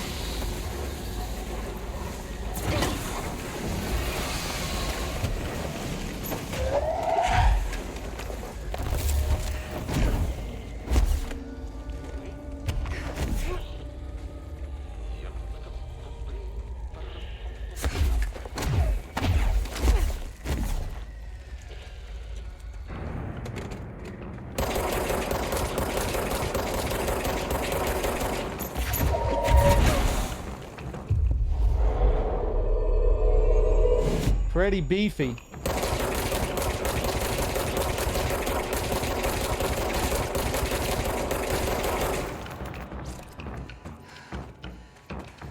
What's the deal with the glowing ones? I guess they're attracted to the TV.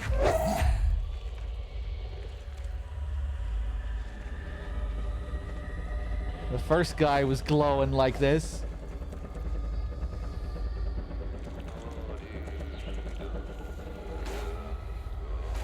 Yeah, I see. Or they're non-hostile. Yeah, because I think he only started glowing when I possessed him. Now this guy isn't glowing and he's going to be hostile. Oh! I see! Right, I should have picked up on this at the very beginning. They were trying to tell me that I should use the TV to fucking brainwash all of them. Okay, I'm just an idiot.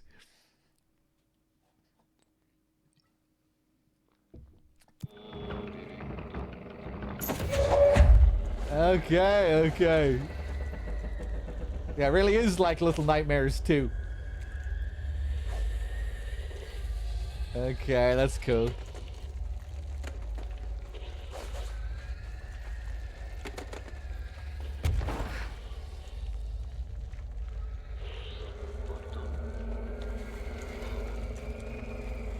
Ba-dum, ba-dum, ba. Okay, where am I going? Not even sure where I came from now.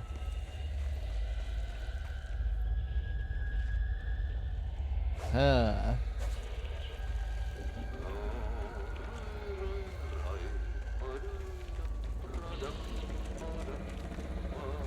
Why does Atty have a spell over these guys? If it turns out that these are the ids as well, that'll be interesting. Atty has control over the unconscious. The song is his spell over the unconscious.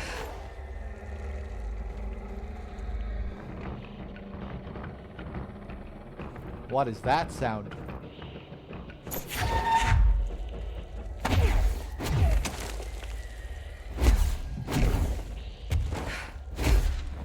There's the way out.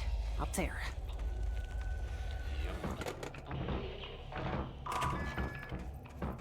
No! I don't want to leave.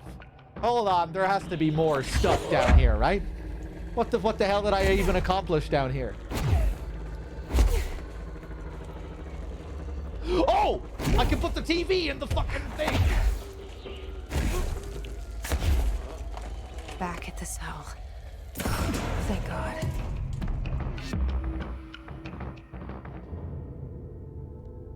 Okay.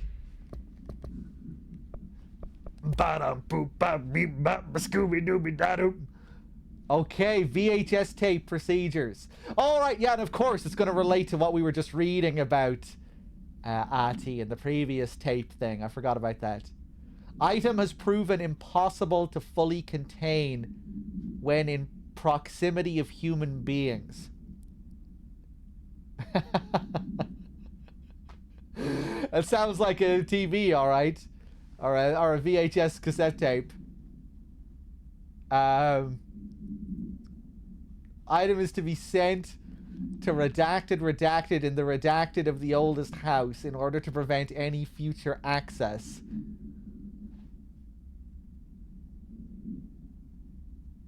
Okay, so I guess they're talking about putting it here, deep down here. I guess because they really didn't want people to find this. They kind of use this as their secret dump.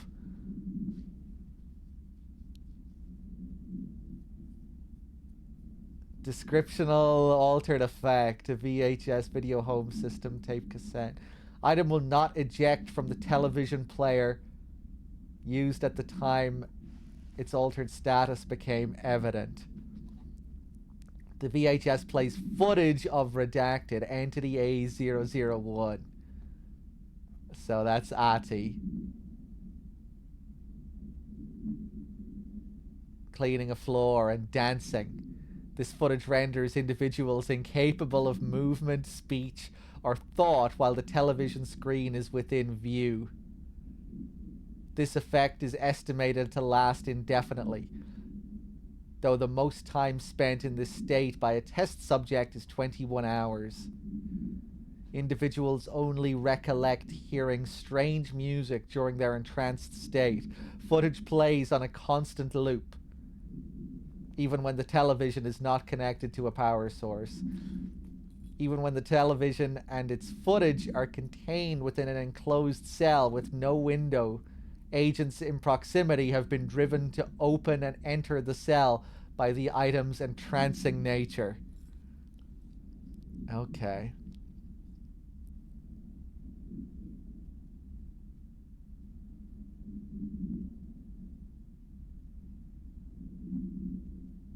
Yeah, I have fond memories of my old CRT. I remember it well. And the little desk that I used to have it on. Back when I was like 8, 9, 10, 11, that age.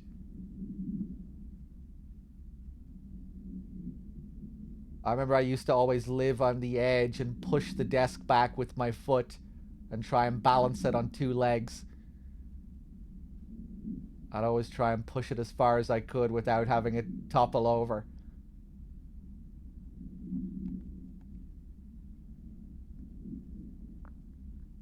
Got a lot of use out of that CRT.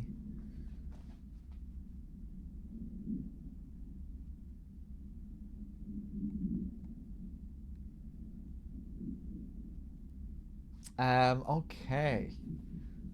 I kind of want to go back and read the other file about this one now.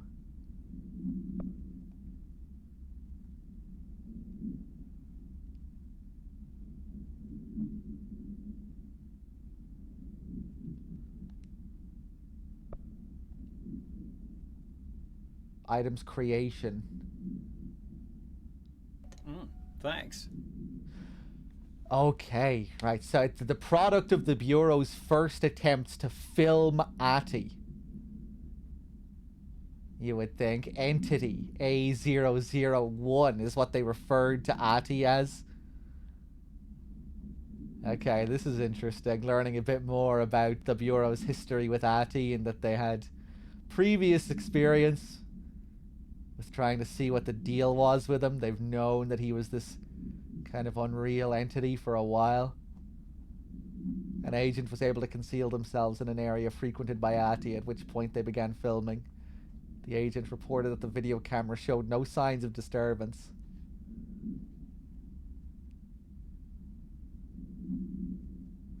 Never before have Bureau personnel been so closely involved with the creation of an altered item.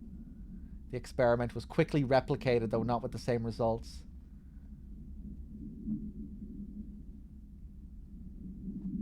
The event spawned a great debate as to whether altered items are created by paranatural entities, because they viewed Ati as a paranatural entity, and it was created when they filmed him, the item. Similar experiments were prohibited soon after. See the Ash Act for details.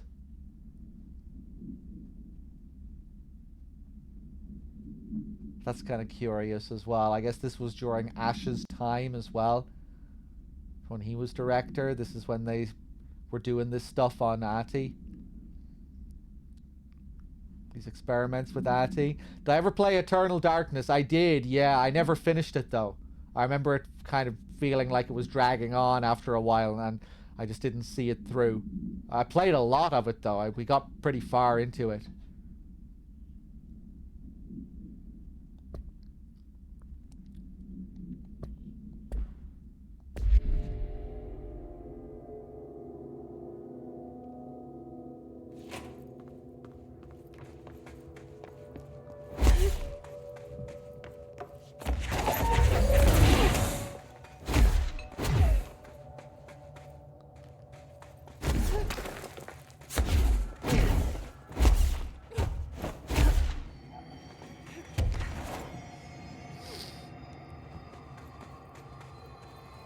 They're rebooting Resident Evil again, live action movie in 2026. I mean, come on, who really gives a shit? How many of those movies have they made? In my mind, they've been releasing those films ever since they started releasing them. Isn't there like 7 or 8 of them or some shit? Of course there's going to be another Resident Evil reboot movie. There always will be another one around the corner. They're never going to stop.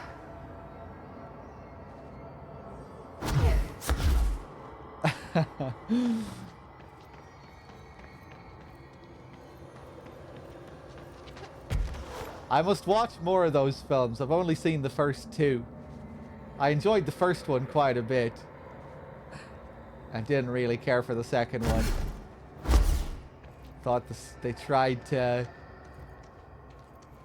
Felt like they were trying a bit too hard to appease to the gamer audience in the second one.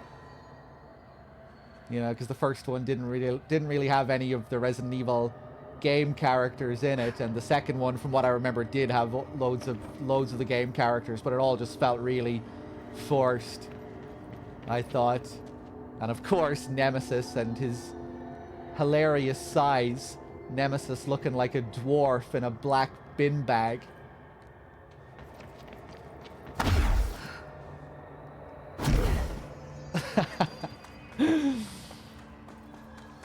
Maybe I should give that another try, though. I know some people really like the second one.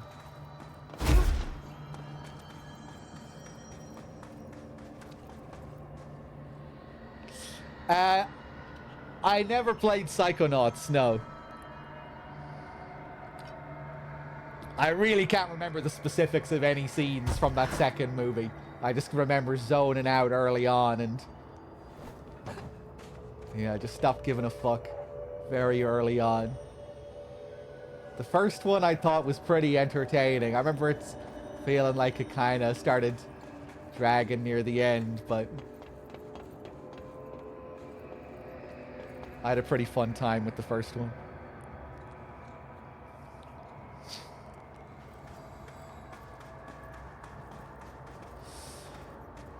You really can't trust my opinion on video game movies, though, you know, because I famously prefer the second Silent Hill movie over the first one. Not because it's better, though. Actually, maybe I'll take that back. I kind of did think it was better.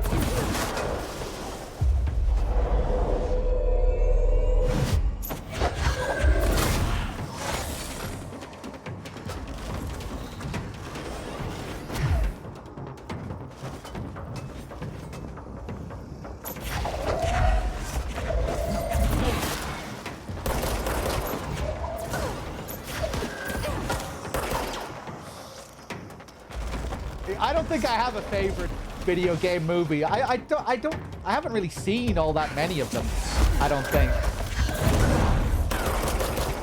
And the ones I have seen, I haven't seen them multiple times. So even when I'm thinking back on them, like, I can barely remember the ones that I've seen.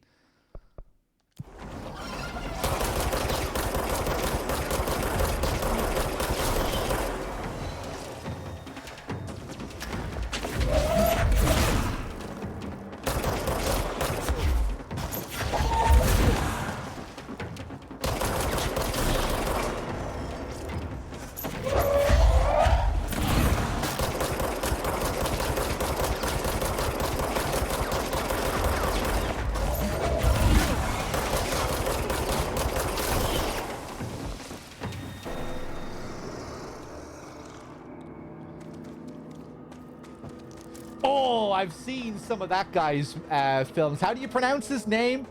Yue Bo? However the hell you pronounce his name. I did see one of his films recently, one of his House of the Dead movies. Oh, man.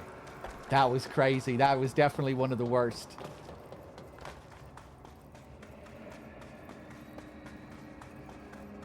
All of the random shots from the games that they would show during the film. Like, you'd be in the middle of a shootout scene and then suddenly you'd see a shot of a zombie getting killed in the actual video game. But it would come up at some of the most random times. Like, sometimes it would show up in the middle of a combat sequence, a fight scene. And it would kind of, you know, it feels like it's maybe making some kind of sense. And then at other times it would appear like as a transition, as the scene was cutting from one scene to another. At least I think it did stuff like that. I remember thinking it was kind of cool early on in the film. Oh shit, there's a shot from the game of a zombie getting their head blown off. But then they kept using it again and again, and it kind of got a bit silly.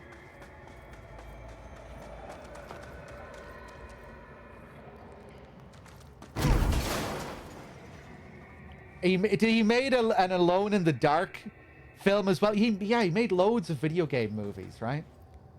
Yeah, I think that's the only one I've seen. Yeah, there were some hilarious fight scenes in it.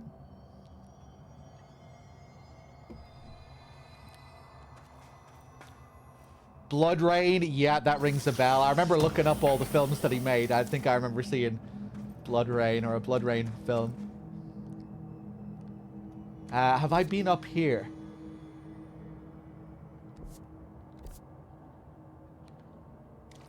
Yeah, I think we went through there in the main story at some point. Okay, well, we have another question mark over there to the east. Oh man, I really wasn't crazy about the Super Mario film. I remember we did that for movie nights once. I kind of struggled with that. I remember having a good time with Mortal Kombat back in the day. But again, you know, I haven't seen it since I was a kid. I'd really need to watch it again. I really have to... Oh, there's a file that I missed.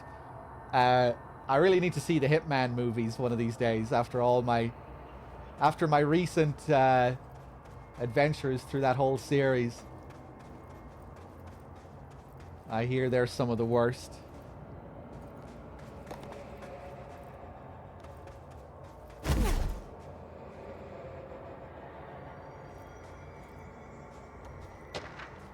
Cave paintings. On art and time. At first, I thought the cave paintings in the Foundation chronicled ancient humans' encounters with natural occurrences like weather, but it soon became clear they depicted events far outside the average human experience. And it seems like these were drawn up by Ash's son. That was the impression I was getting anyway off that last tape that we were listening to, but maybe not. I thought he mentioned like drawing stuff on the walls. Also, it seems I was wrong to assume the images are ancient. Maybe this would be pointing that in that direction as well. Radiocarbon dating suggests something impossible. That I've been down here longer than the paintings. That's absurd, though. The style and medium clearly indicate Paleolithic origin. I was ready to conclude that an ancient community of humans lived in or around the oldest house. Now with this information, I don't know what to think. Is one of our agents drawing these? Or is there someone down here with us? This place has a habit of skewing my results. So perhaps the data is corrupted. Or perhaps some paintings were created at different times. The art does seem to chronicle not only the past, but also the present. And possibly even the future. I see in them echoes of the board. Some linear architecture. Even what could be interpreted as a director. Are the paintings telling a story that's still being written? If so, who is writing it?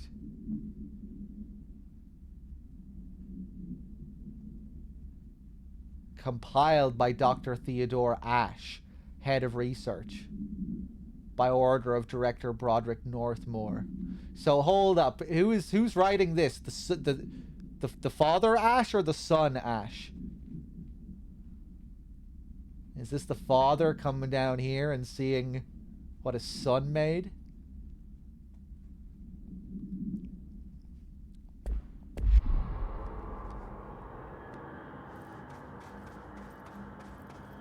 And it seems like I've been missing a lot of the paintings as well. That looks like the upside down pyramid. More of those black figures that we saw around the former.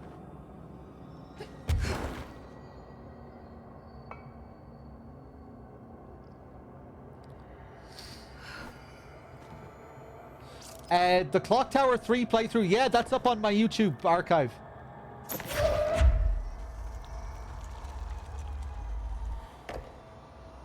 Interesting, these cubes here.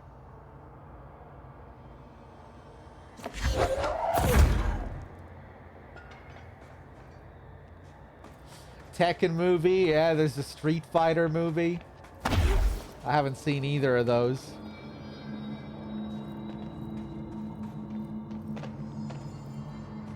What's the Tekken live action movie about? Is it about the Mishimas?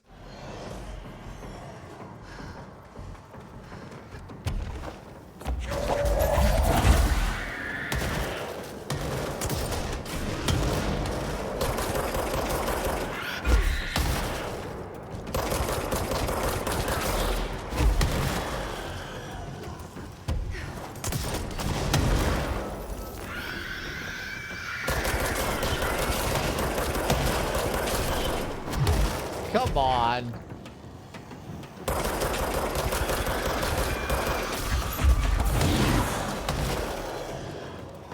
What kind of encounter is this?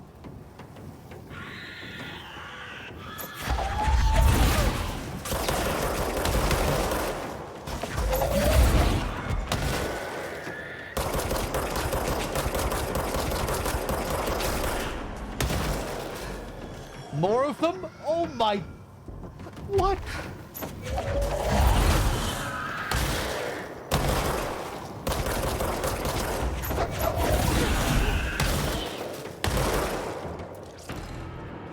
Okay.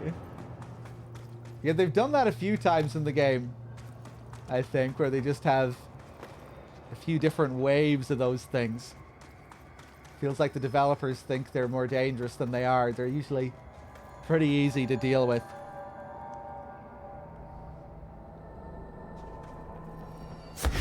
Hey there, Elliot.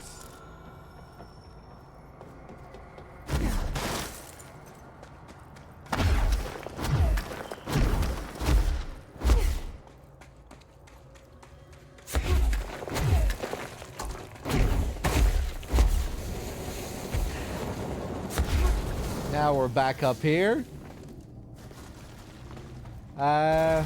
Whoops. Jesus.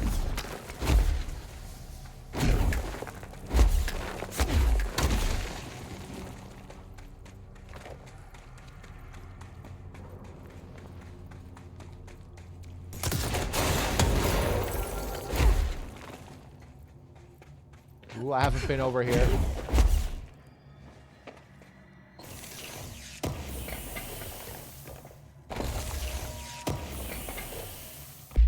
Get rid of some of these mods.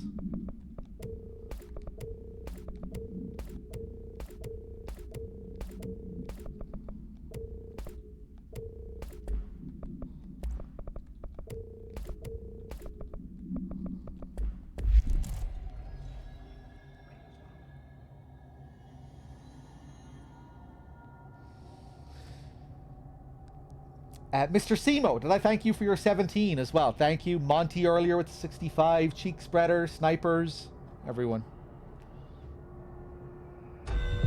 Hold on a second, I'm just catching up.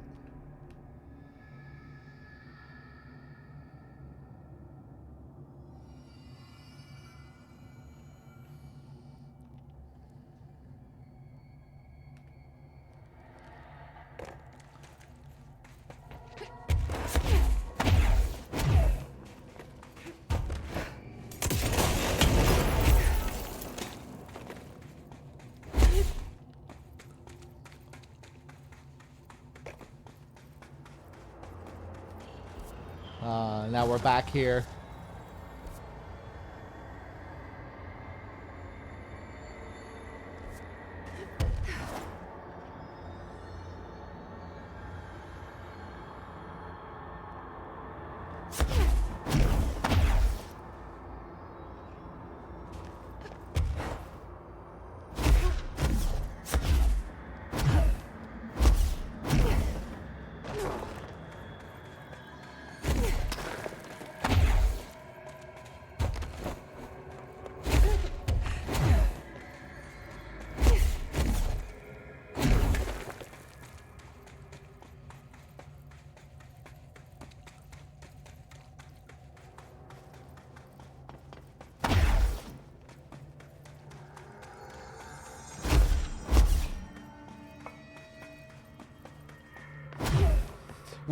What made you want to watch the Street Fighter movie, Gooch?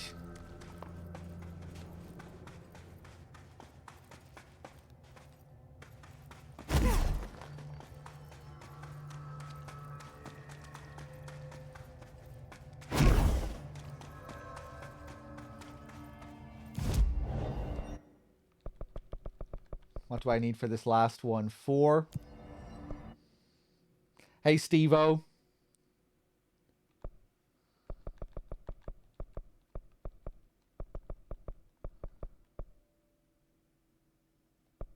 I think I just remember you saying before that you never played Street Fighter or Tekken or something like that. You were more of a, you know, you grew up with Mortal Kombat.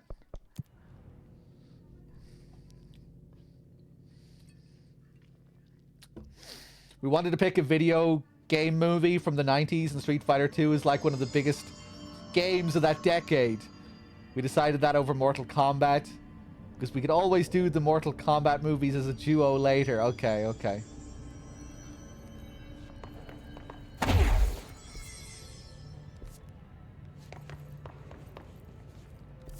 Ah. Okay, so the area I'm looking for is around here somewhere. I remember this place.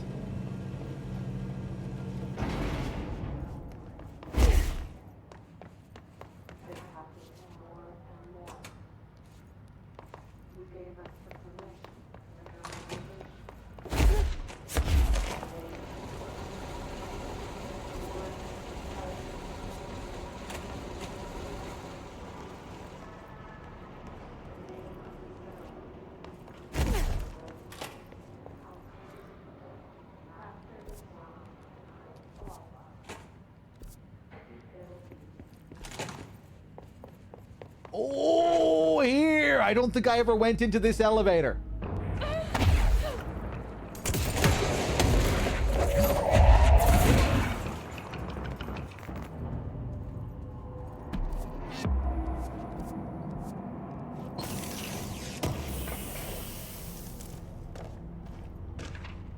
New language. For immediate publication. I learned a brand new language. The fish taught me. You probably don't believe me, so I will prove it. Hulilil muti. Jer miluabit us echo. Kido. Kib quido pipu hurum eolin rek ibuit. 1455. Os pertun klob hin 2222. Quiddy whip eolin neum ret bosom quim joal 10. Jebony rog. See? Please publish this letter and maybe other fish speakers will get in touch. They'll be able to read my address even if you can't. Jebony Rog. Larry Humbert. Okay, okay. What was that doing in here?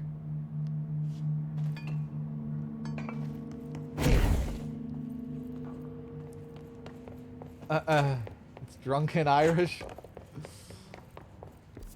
Right. So, I'm glad that isn't the question mark.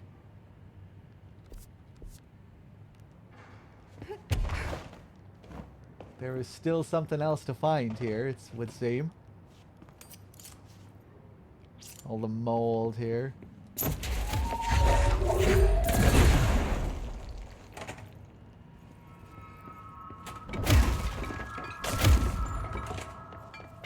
Oh, here we go.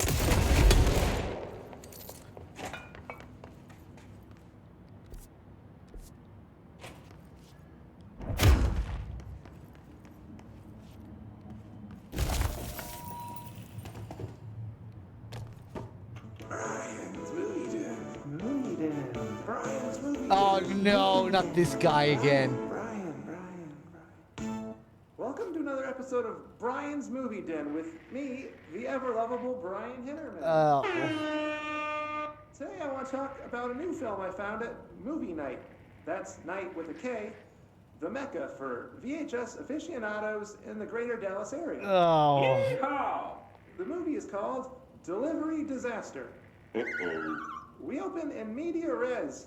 A mailman drives a truck full of packages down in an endless American neighborhood as a pack of rabid dogs. Wait, this is the exact same one. These dogs are nothing like my stepmom's corgi Chuck. These were some real nightmare hellhounds. The dogs keep pace with the mail truck, tearing chunks out of the driver's legs and arms. Each pack. No, I'm turning you off. We already got that yesterday. We've been here. I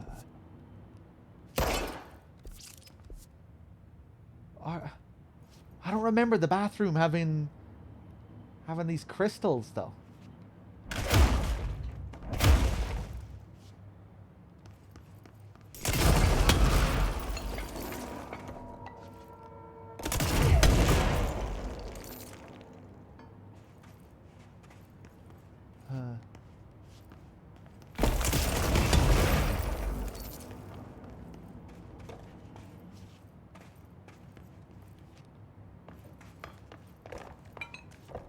Okay, maybe I'm just forgetting.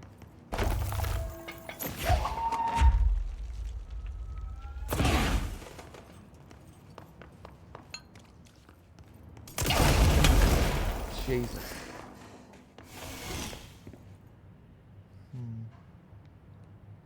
Okay, if I missed something in there, you can tell me. Otherwise, don't say anything.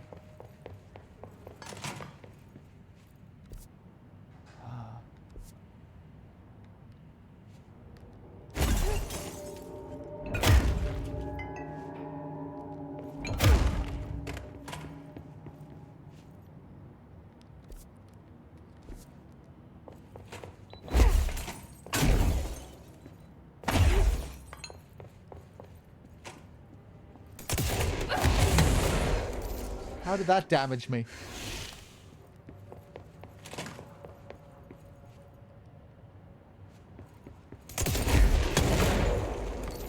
I guess I do have the insane radius. Well, it still shouldn't have damaged me, I don't think.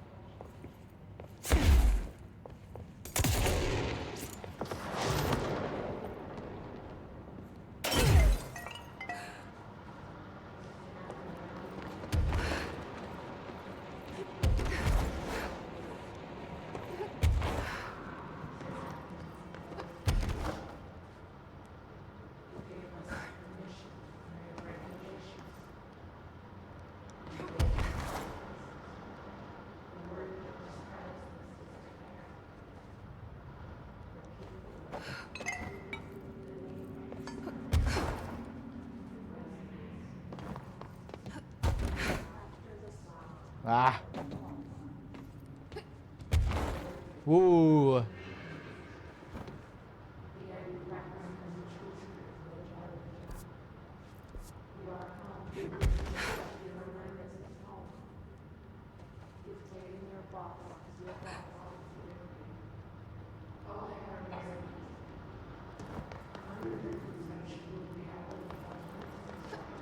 Okay, I don't think there's anything else I can do here.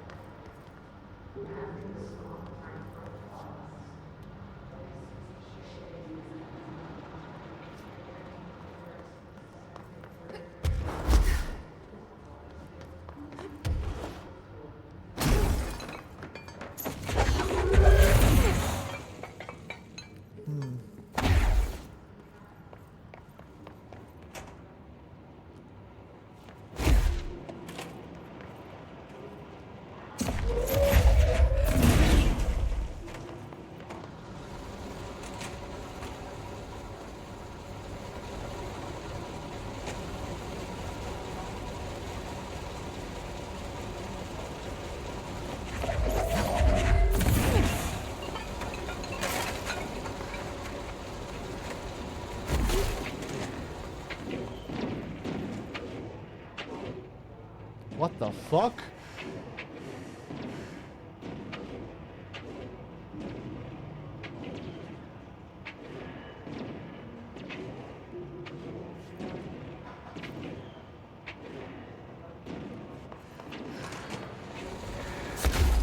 Okay, another encounter triggered here. Hey, Mo Karatas.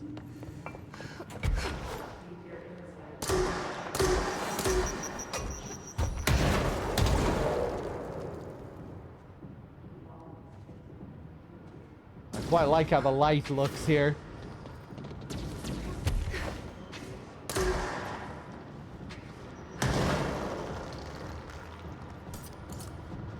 Whoop.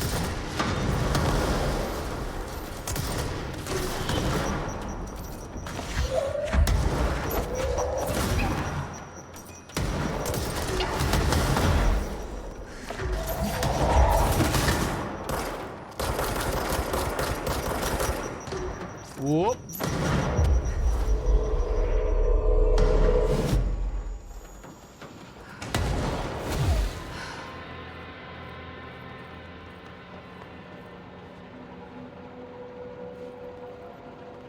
Hey, Atini, you actually missed my playthrough of the DLC.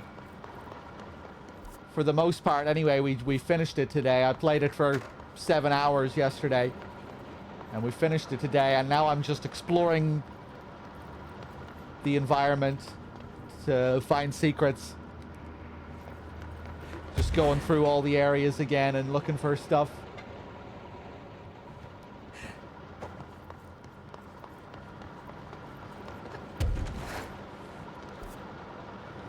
Okay.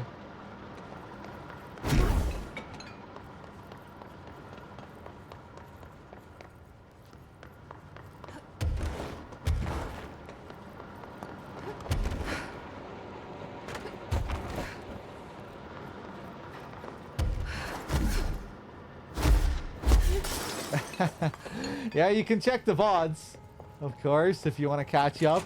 Or maybe you'll want to play it yourself sometime.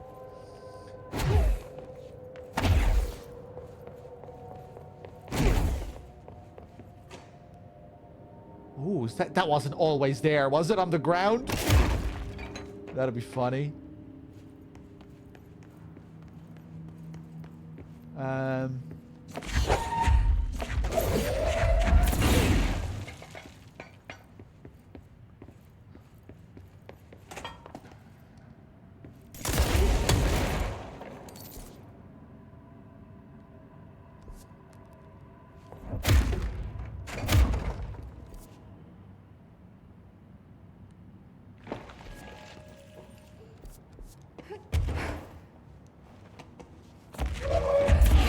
Okay. I have a question. All I want is a yes or no answer to the question. Nothing beyond yes or no. Heinous. Do I access this question mark area from here? Do I find it from this location?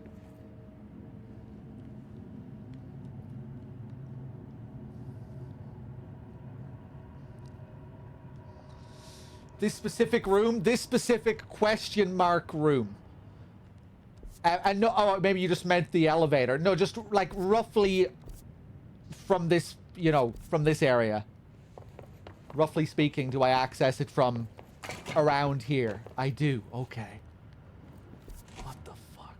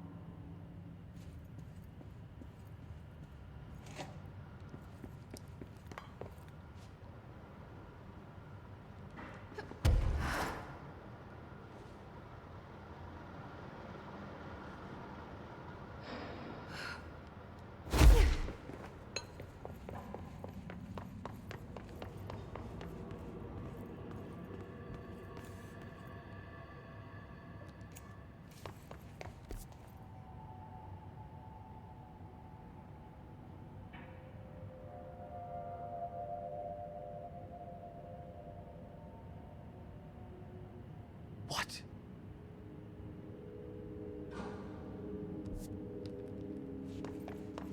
Properly trained.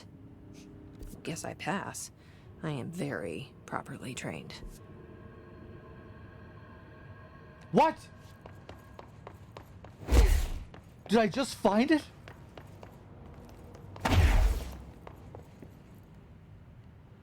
Did I just not come down here? Oh my god.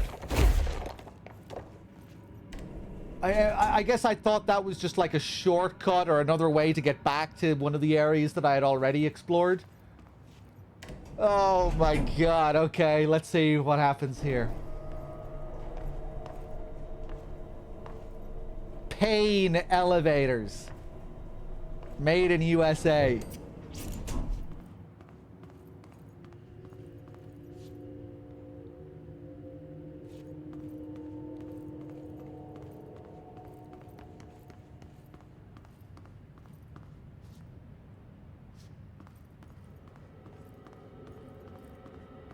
Oh. I remember that camera. How the hell did it get out? Are they shooting movies now?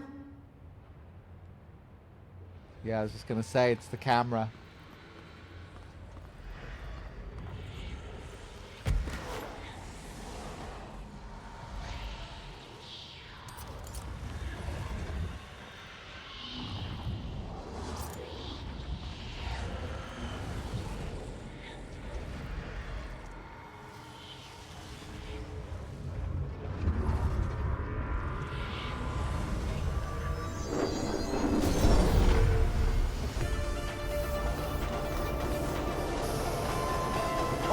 Another music sequence? Is this an 80s movie?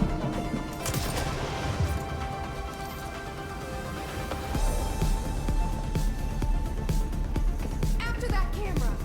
And step on it!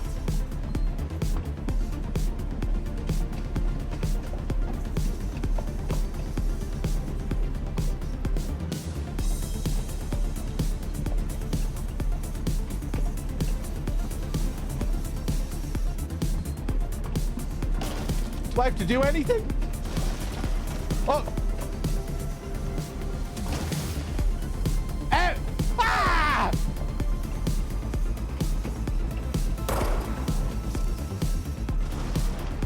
Can I drive this thing?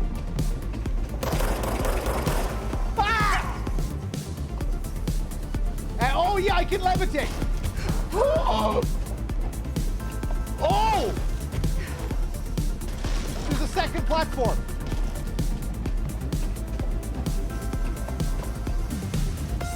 No way am I sharing a spot with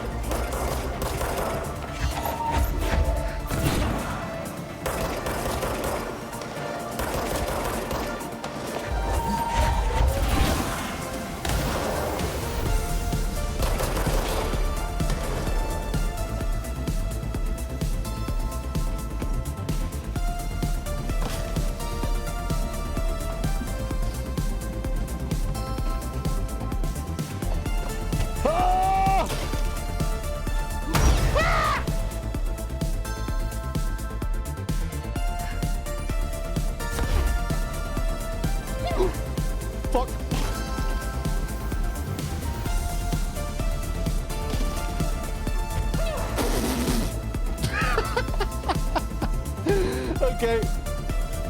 I'm not getting punished too hard for this, at least.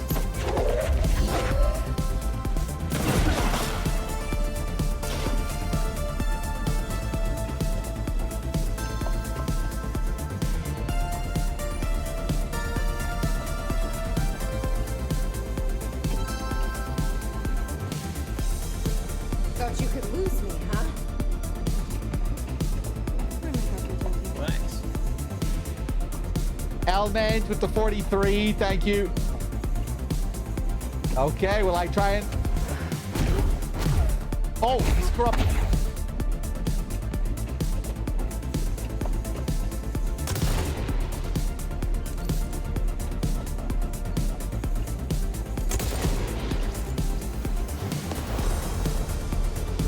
Oh, I guess I got him, okay.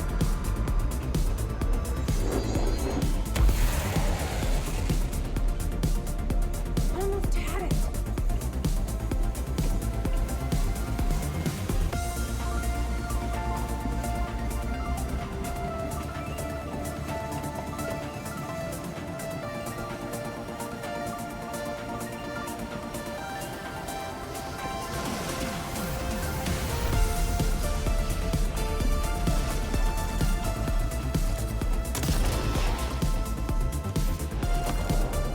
Nice.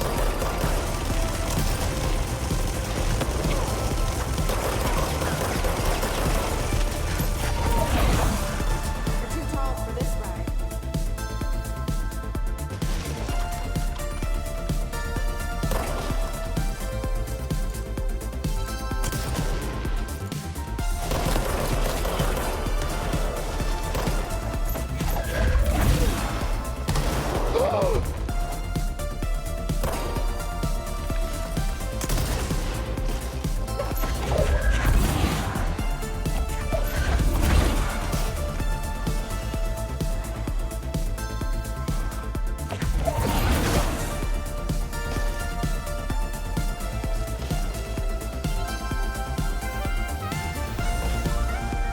The sack!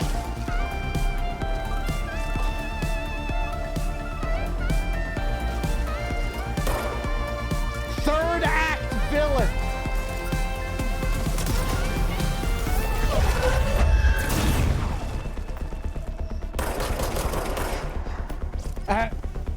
Train's full.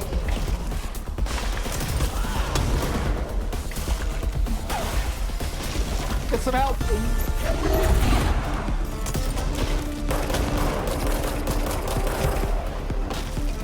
I'm scared.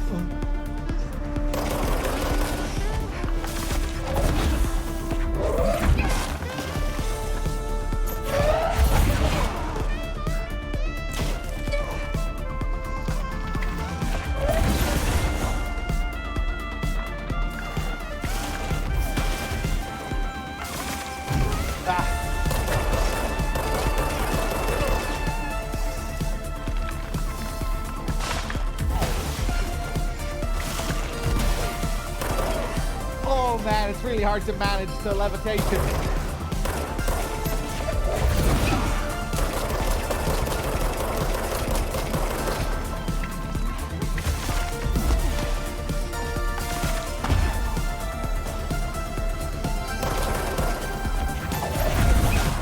Nice.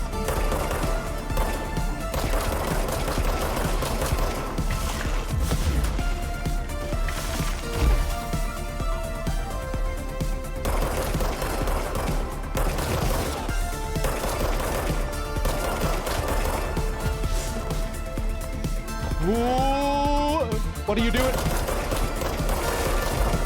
Got him.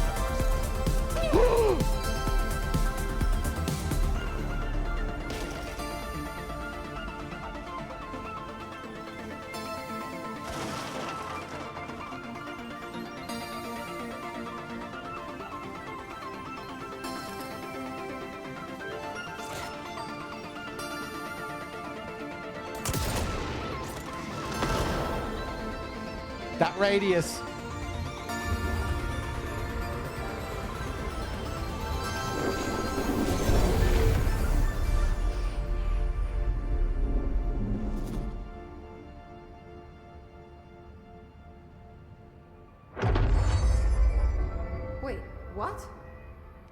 back?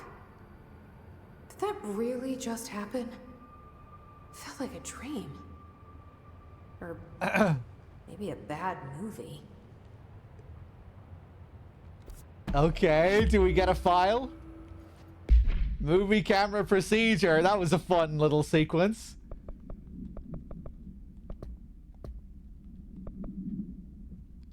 Let's see here. Case files. Maybe it could have been a bit more challenging. It really wasn't so punishing when I was dropping off. The fight at the end, though, I had to think a bit more about the last little sequence. Let's see. So what is up with this camera? Why did it show me this? Action Max camera. Be grateful all the obstacles I hit. Well, I mean, that's the thing, you know, if it was more punishing, then I'd really have to get better. I kind of wish I wasn't allowed to make all those mistakes, because it kind of felt good towards the end when I was actually getting to grips with how to use the two platforms and how to use my levitate.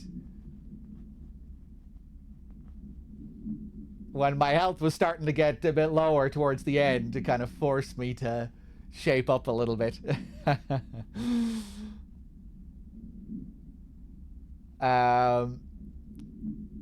Let's see here. Containment procedure. The item should be isolated from any person or event that is objectively interesting, since its effect is activated by the presence of dramatic incidents.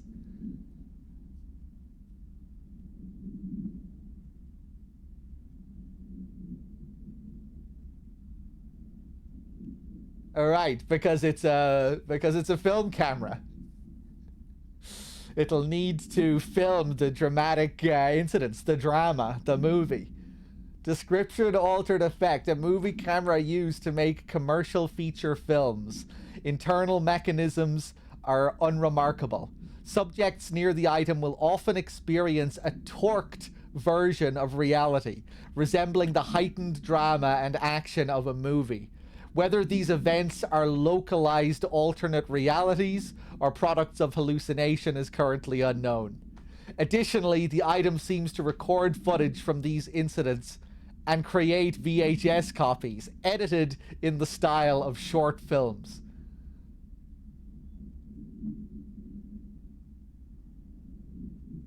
Background. During their investigation, agents learned that a podcast titled Brian's Movie Den had reviewed the item-generated movie Delivery Disaster. The podcast's creator, Brian Hennerman, was taken for questioning. The staff of Movie Night, the store Mr. Henneman rented the film from, were also questioned to no effect. Okay.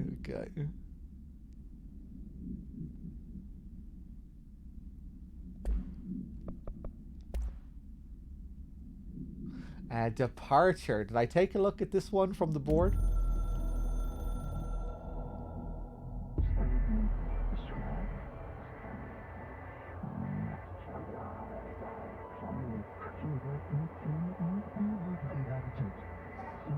Tell Pope to leave immediately before it's time to become the next task, chapter, stage.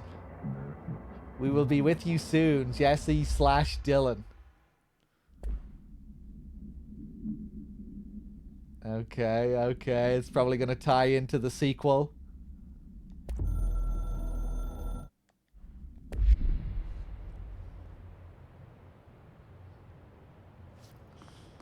And, you know, into what happened at the end of the Foundation, where Jesse decides to abandon the board.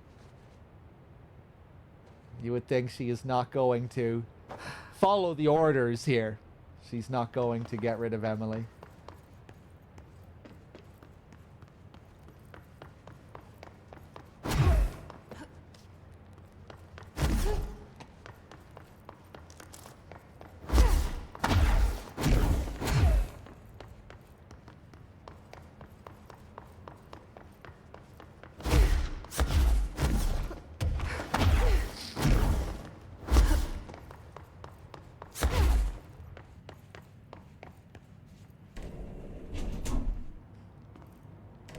Okay, let's go back up.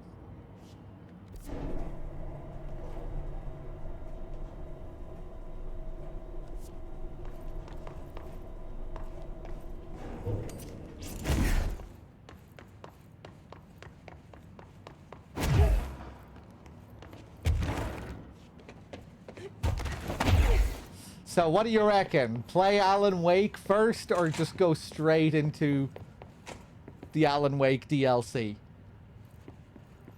And then maybe still play Alan Wake after we do the Alan Wake DLC sometime.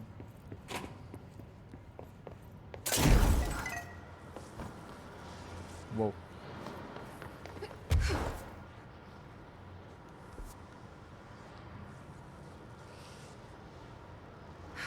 I'd get more context by playing Wake, but either order should be fine. I didn't like Alan Wake 1 all that much, but after playing this, I kind of want to go back and give it another shot, or at least try and play it off stream or something in my own time and trudge my way through it. And I mean, even before playing this, I was still interested in playing Alan Wake 2, because I heard such good things about it.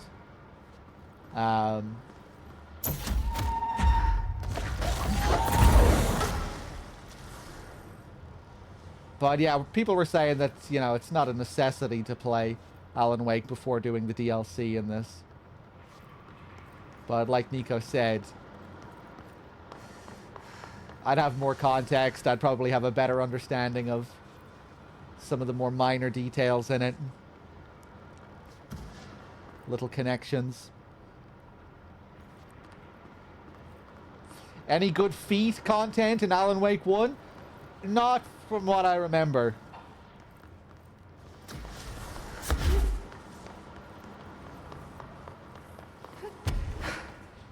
Unfortunately.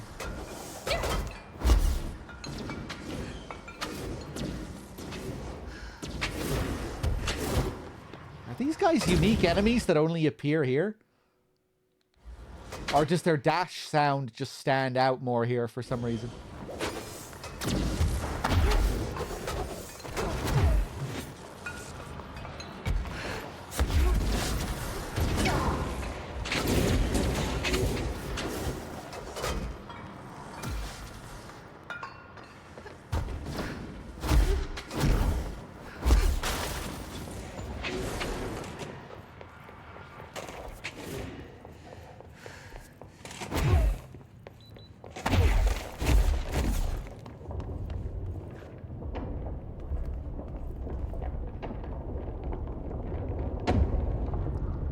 Control came out in 2019, 9 years after Alan Wake. The DLC is made with that in mind, as a reintroduction to Alan's story. Yeah, I think you were telling me that as well yesterday, Space, that it actually serves as a pretty good introduction to the Alan Wake story as well. Think either way is fine. Fuck it, let's just jump straight into it. I'm also aware of something that I didn't find in the base game. In the Panopticon, there is something related to Alan Wake in the Panopticon. So I'm going to go back and try and find that first before we do the DLC.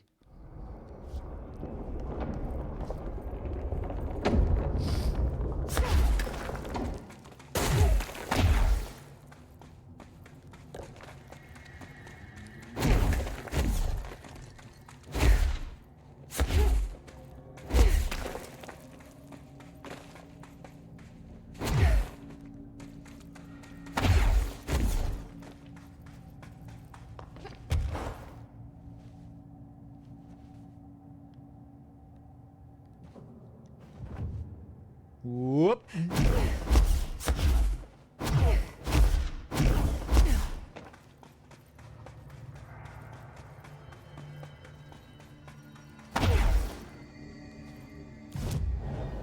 Ooh, 7 points. Okay, maybe we can finally start upgrading our melee.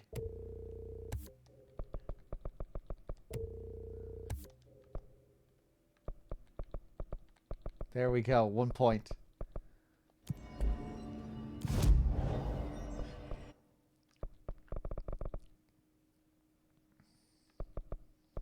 Okay, back to the Panopticon.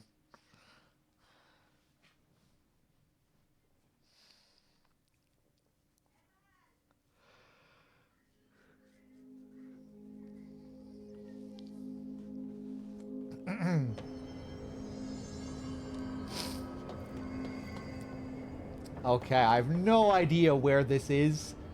I'm assuming it's going to be, you know, in one of these windows. Hidden away.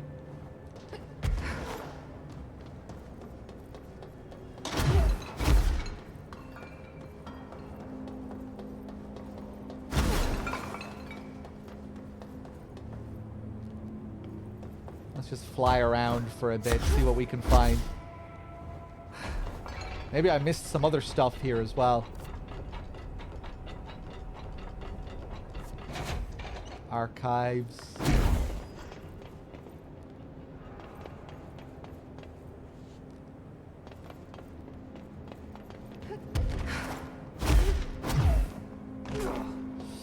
Early on in the DLC, Jesse says, I wish Emily was here to help.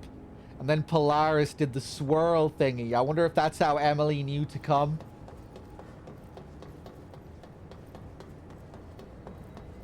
Interesting. Yeah, maybe.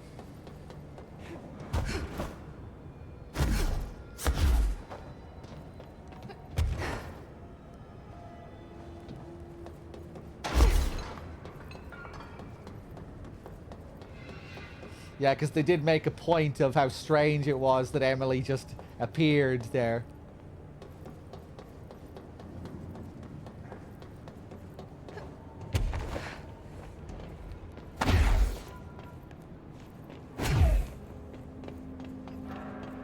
There's the duck. Oh, it's cool. Yeah, we actually get to see the restored items here as well. I was wondering if this would be a thing. You know how we had to go out and find some of the missing altered items? The escaped prisoners. That's cool. We can actually come back and see them here afterwards.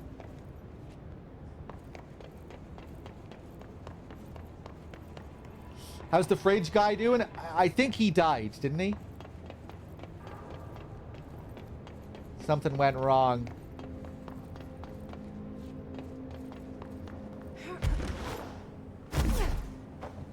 And then we had to go inside the fridge to kill the monster that was inside it. To kill the former. Well, not to kill him, but to get rid of him.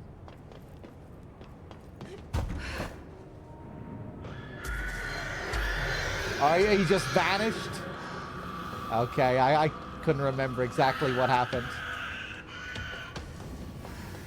I guess it might be worth thinking about that a bit more now that we know a bit more about the former after doing the Foundation. Probably be interesting seeing some of that stuff again with all the context you have now. Although it's still left open. There's still a lot we don't really know. Omaru with the 82 as well. Thank you very much, Omaru. Cheers.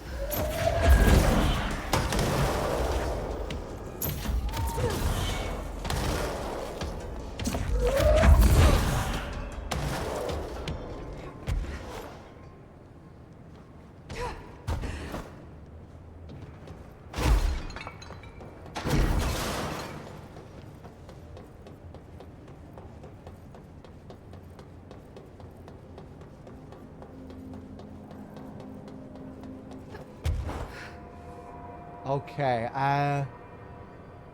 how high can you go up here again, Chad? I think it's 6, isn't it? Or maybe it's 5.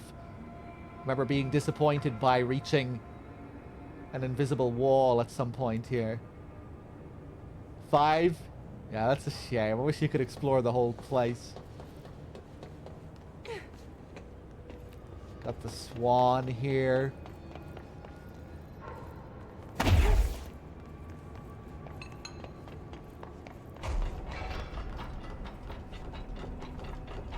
P6 cell.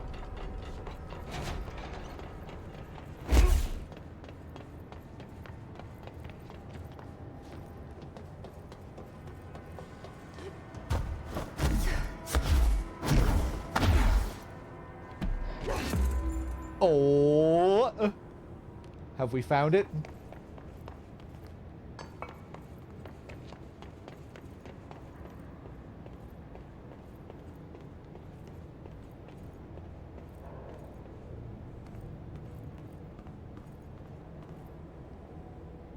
We found it. Are used to know where fiction ends and reality begins. Here, they're all the same. It's a hideous trap, my every thought made real. Fear, desire.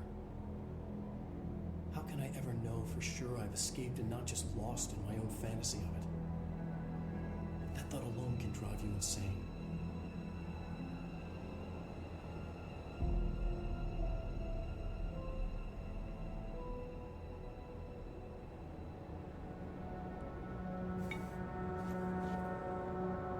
Okay. Typewritten page procedures.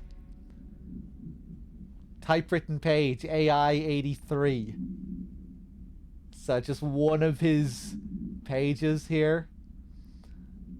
No unique procedures required. Description/altered effect. A standard letter size typewritten page with minor water damage. The page is full of text, but apart from the top 7 lines, all the rest has been violently scratched out. Only a few individual words and phrases can be made out.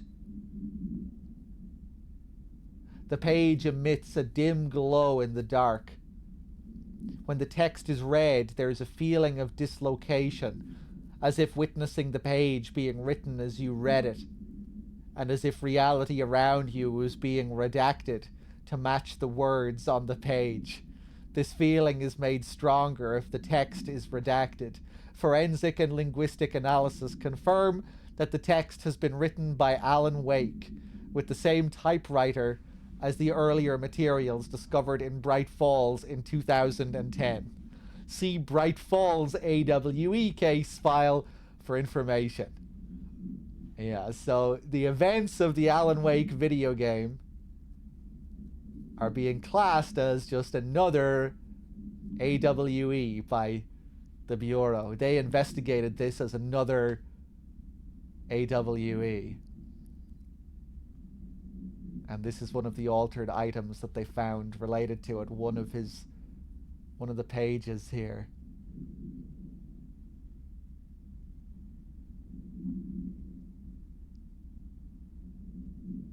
Okay, cool.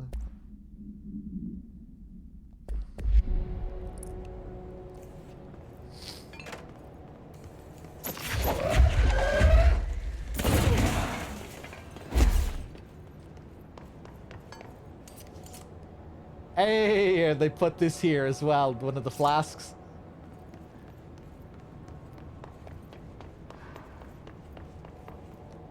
We were reading about the flasks as well. I remember that. That was one of the collectibles in Alan Wake.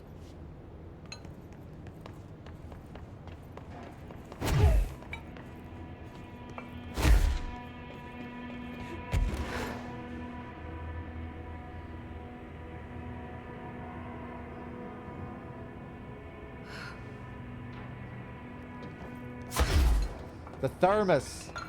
The thermos.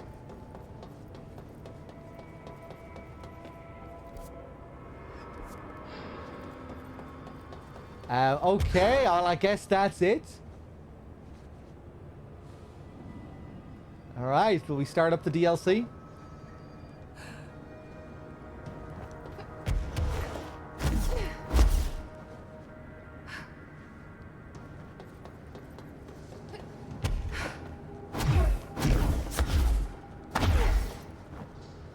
There, it is a flask. It's a fucking thermos flask.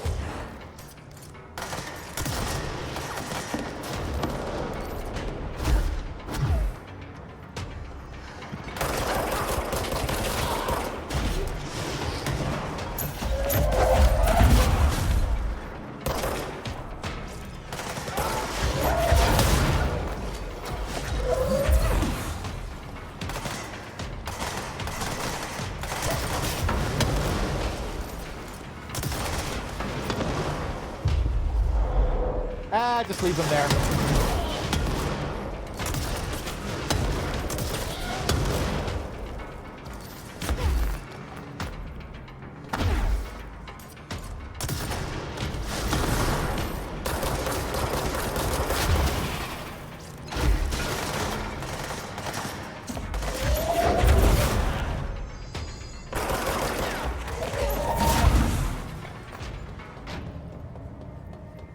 Back in my day, though, we did just call them flasks.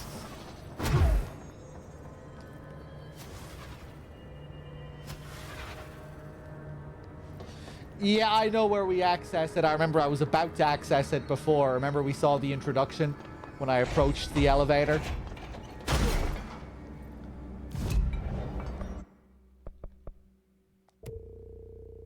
Okay, let's get the plus 30% on that. I'm still defending Flask. I mean, that's what we called it. I think I was first introduced to them at my granny's house. When we would go out to the beach for a picnic, you'd always bring the flask. And that's all we ever called them. They were just called flasks.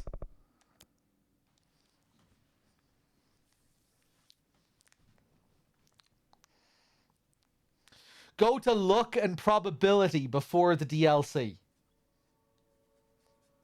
Okay, just for you, Nico. Are you sure it was for coffee? I'm sure.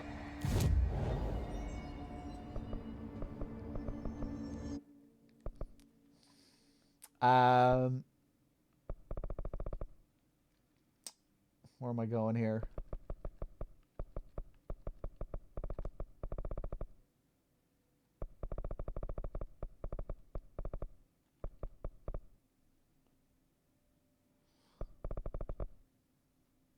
Research.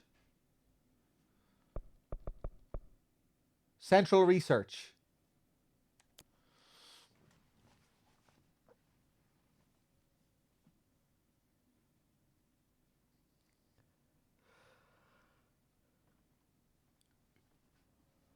Soup, yeah, I think we used it for soup.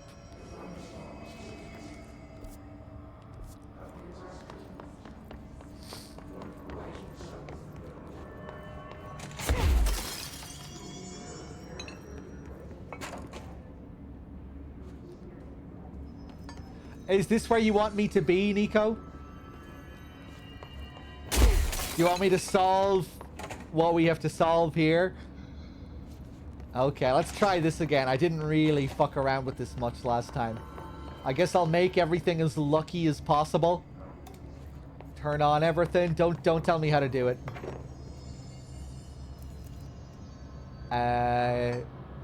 Take the lucky shamrock.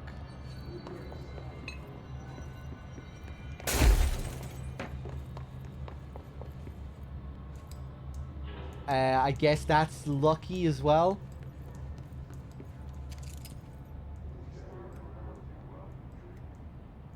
I guess we'll leave that facing up.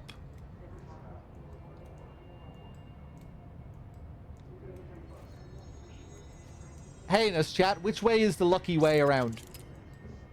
I think it's that way, right?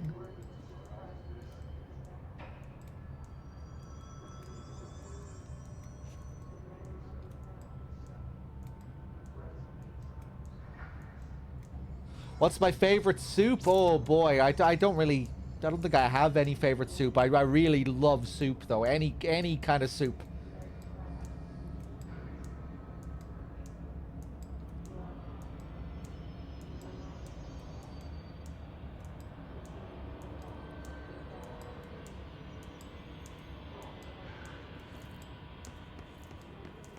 Toilet seat? Way to move your ass?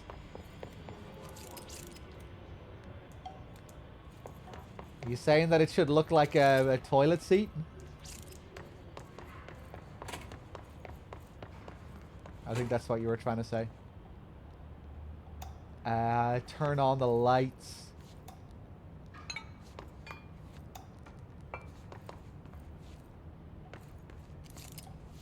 What is this? Oh! Oh, I can take it and put it over here.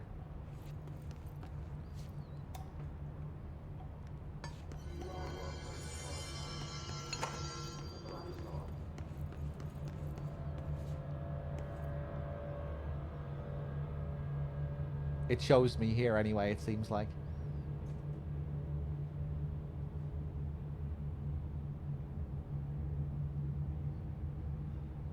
Huh.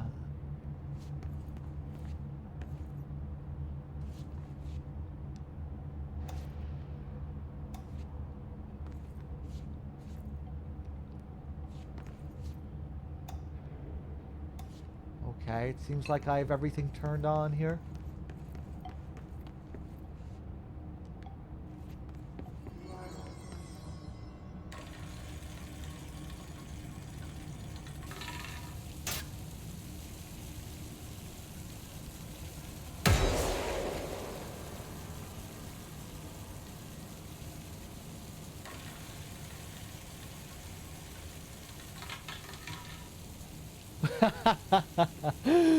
um, okay, I like how it sets things off in the other room.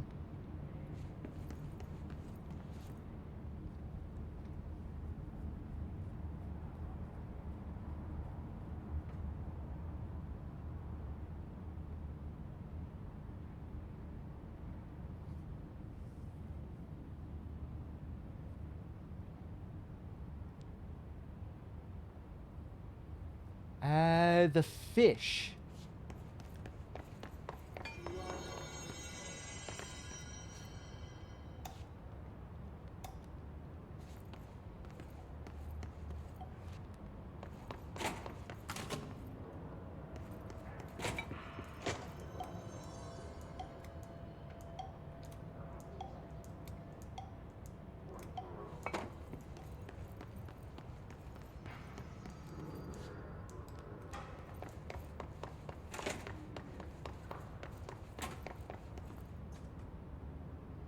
Oh.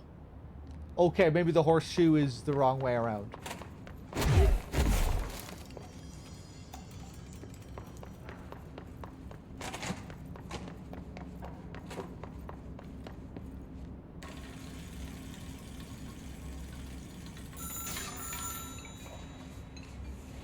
It scared me.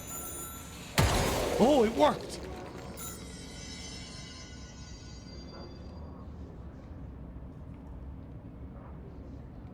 No, I don't think it worked. Do I gamble? No, only in video games.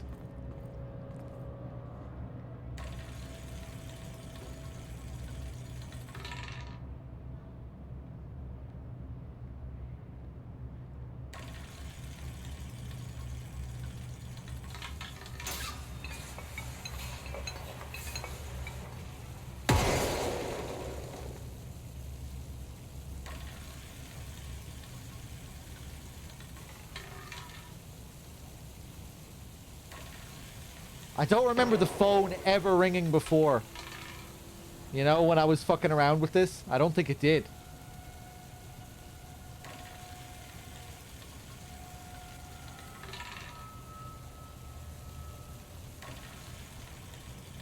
Ichiban! How's it going, man? Good to see you.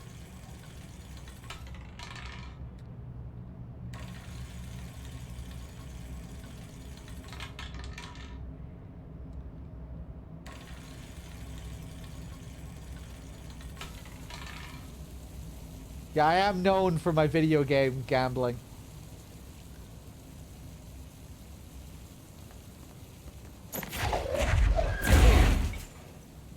Huh. Okay.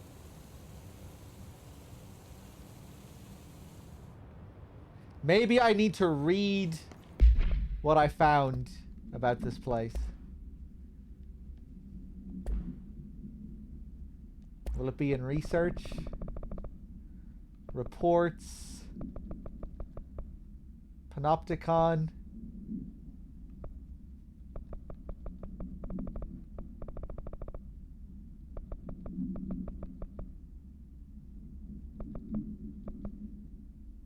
Just looking for a probability.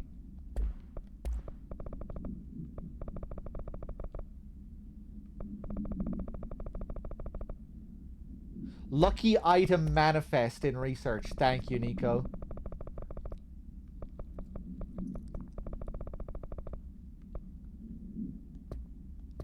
My god, there it was.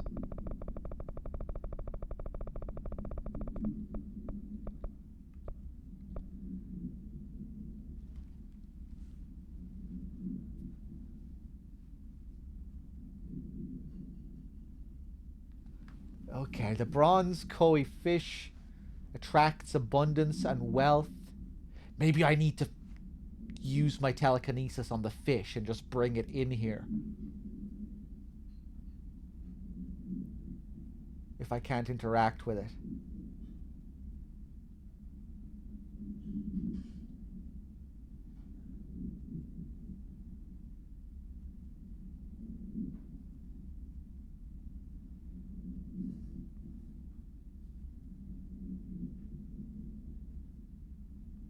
Beckoning cat. Paw held up. Shamrock. Rare plant variation. Maybe I need to hold on to the four-leaf clover. Hey, Implosion, welcome back. Elephant, protection, good luck. Light bulb, various documented gambling rituals indicate luck is produced when all lights in the room are turned on. Effects of items to be tested. Consider investigating the orientation of horseshoe. Also consider positioning of the feng shui objects. Proximity of luck items may influence luck readings.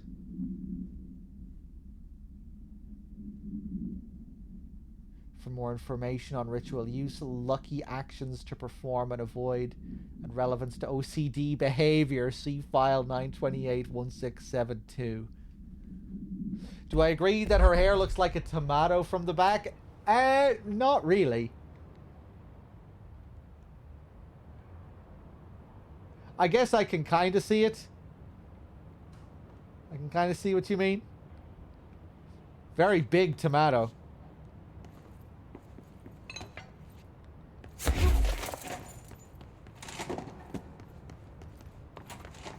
Okay. Ha! Okay, you're coming in here with me.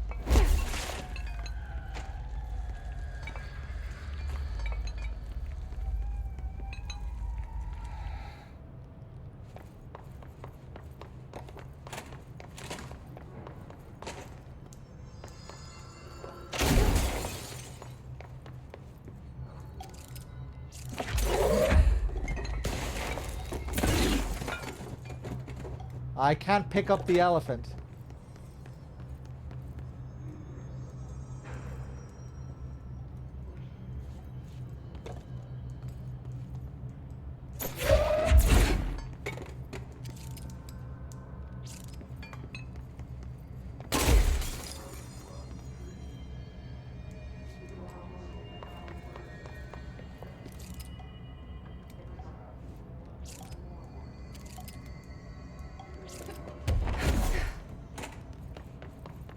Okay, let's try it now.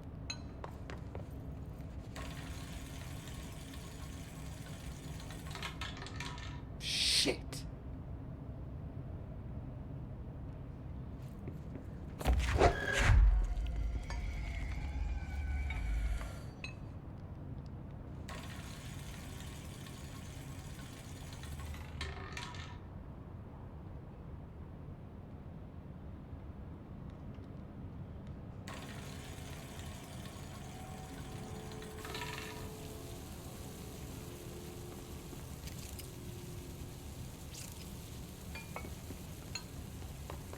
Make sure I have all the lights turned on.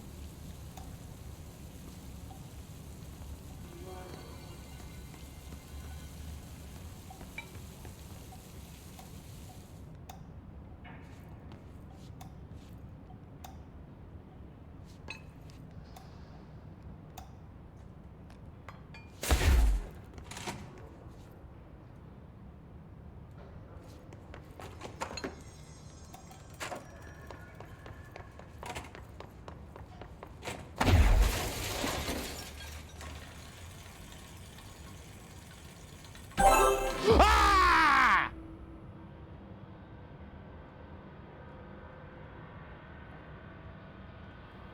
Okay, that was it. It was just the horseshoe that I didn't have in the right direction.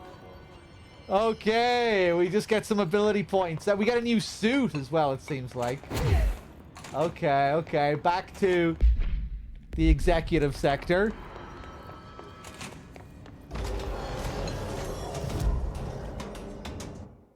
Did I get anything else? Did I get any other file or anything?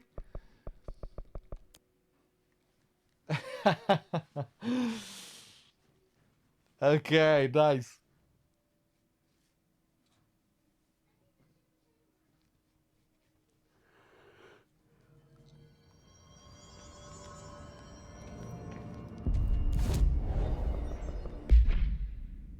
Oh. I found a lot of new outfits. Tactical response. Astral dive suit. Ah, it's what the... It's what they use, the I forgot what their name is. Astronauts. This is what they use when they strap in.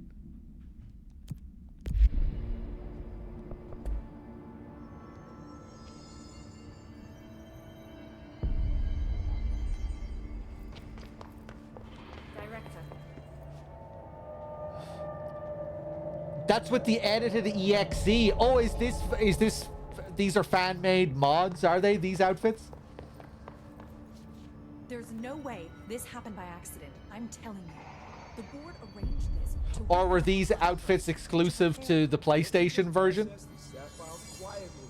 I don't want to hear this. You don't want PS4 exclusives and stuff. Okay, that's cool. By our own ignorance? Fine, fine.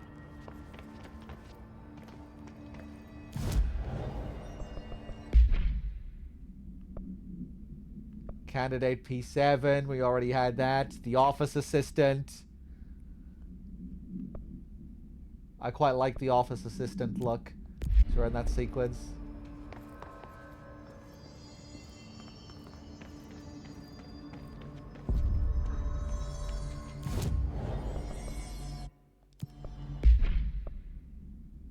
And this is the one that we just unlocked, the golden suit.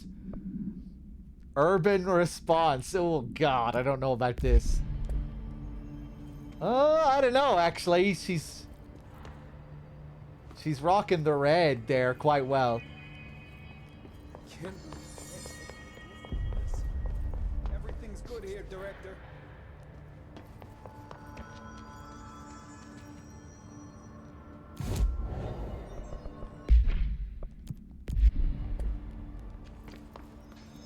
Ooh.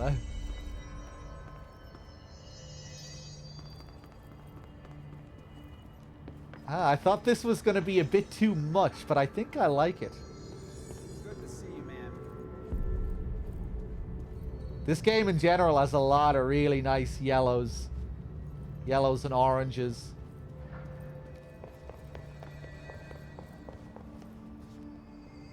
So, the director, his brother is this.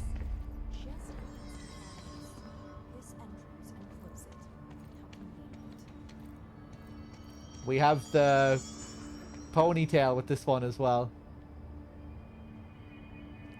A slightly more laid back director look. We still have the fancy suit, but we don't have the hair all tied up.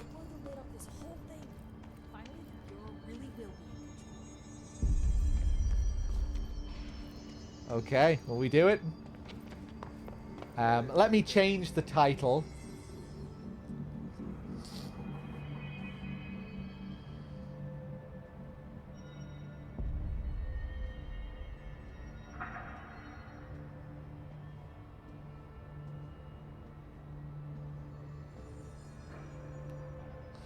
What is the name of this DLC? AWE DLC or something? Yeah, I'll check the hotline. Yeah, so they're going to be playing with the term AWE, it would seem. Alan Wake. Alan Wake expansion.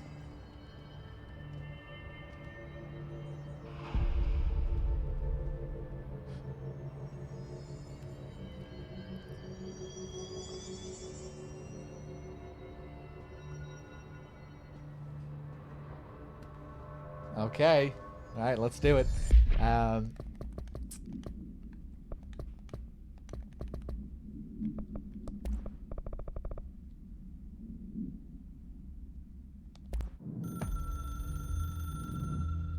Darkness engulfed the elevator. There was something there. A presence. Jesse Faden could hear it. A call. It was faint, reaching for her from a dark place. Faden was sensitive to visitations. She had them all the time. From her guiding star and the previous director. She was the perfect receiver. As if she'd been made for this.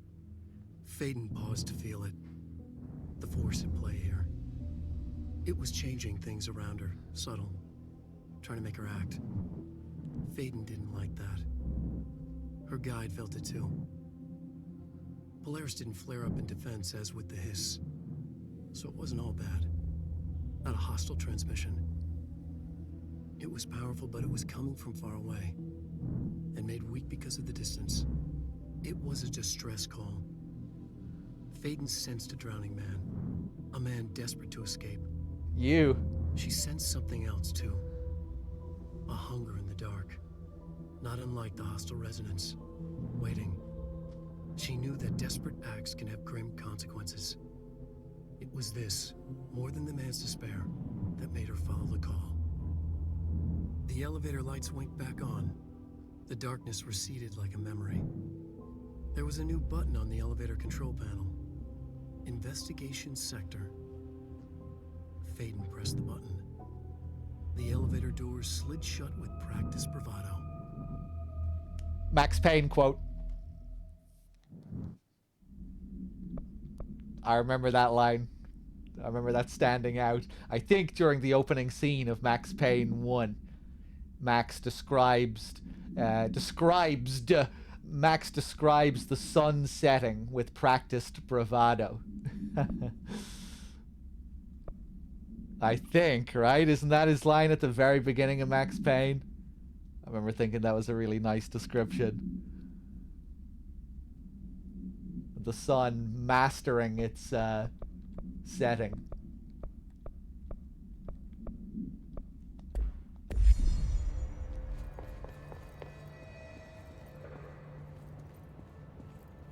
Okay, let's do it. So Alan Wake somewhere is writing about what we're doing as it's happening. If I remember correctly, that was kind of the thing in Alan Wake as well. He's this writer, and his story started coming to life. He started living the fiction that he was writing about.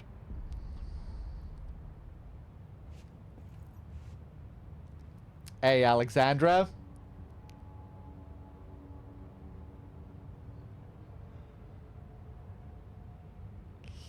I'm almost done. Are you playing Max Payne at the moment, Alexandra?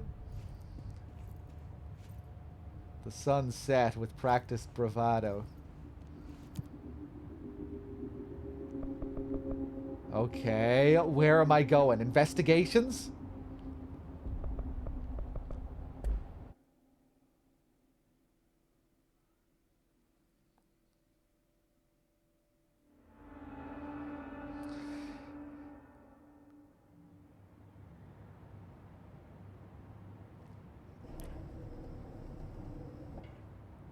Yeah, the same guy who voices Dr. Darling also voices Alan Wake. Was he always Alan Wake's VA?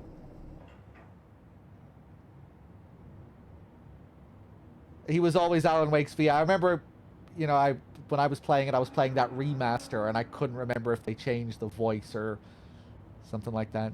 I guess they didn't. They just changed models and stuff, character models. I haven't played Max Payne 3. I have not. I've played a little bit of it.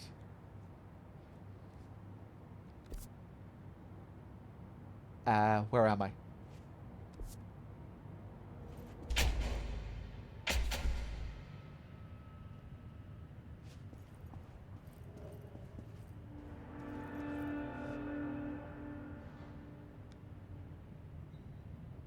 Hello? Anyone here? Guess not.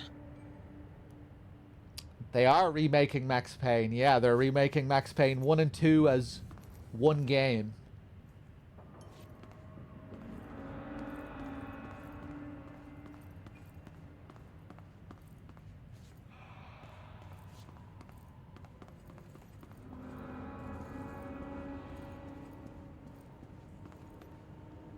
Seems a lot more crowded than the rest of the Bureau.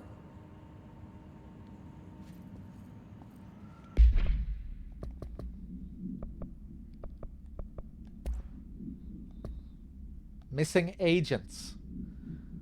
Redacted 2017. Mr. Kirkland, here are latest agents confirmed missing, presumed dead from the containment breach yesterday. Agent Jonathan Connor, researcher Ezra Cruz, John Connor, Agent Caroline Dempsey, Agent Lindsay Malcolm, Agent Charles Murray, Agent Derek Shah. Letters of condolence will be delivered to you to sign prior to sending them to their families. You'll be updated as soon as additional confirmations are made. Yeah, it's going to be strange without McCaffrey.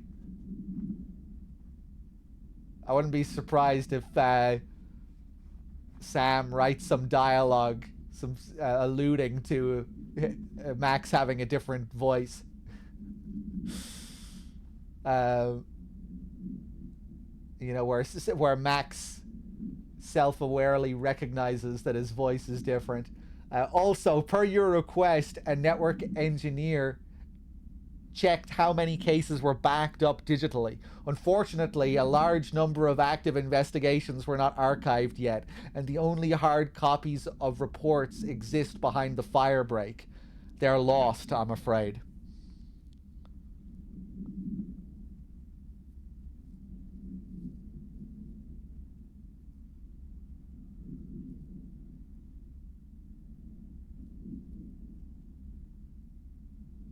Okay, these letters of condolences that we're familiar with, that we read in the base game, that was a funny note.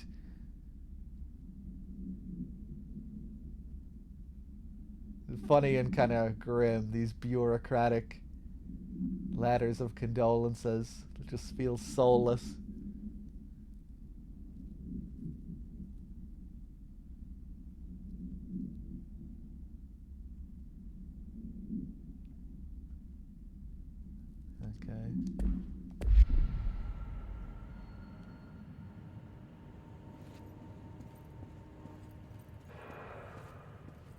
Oh yeah, we also saw the board with the missing agents up there as well in Central Executive. I wonder, can you recognize any of the names?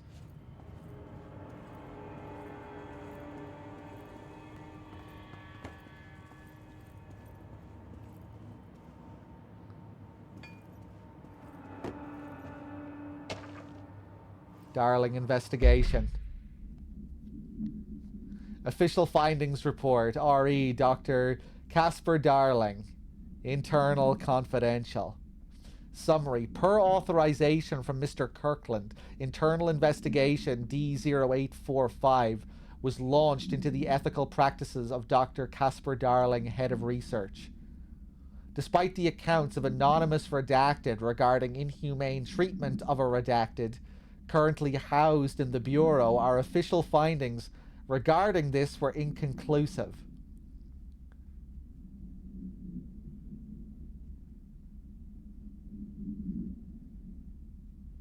Just thinking here if they're talking about Northmore, maybe?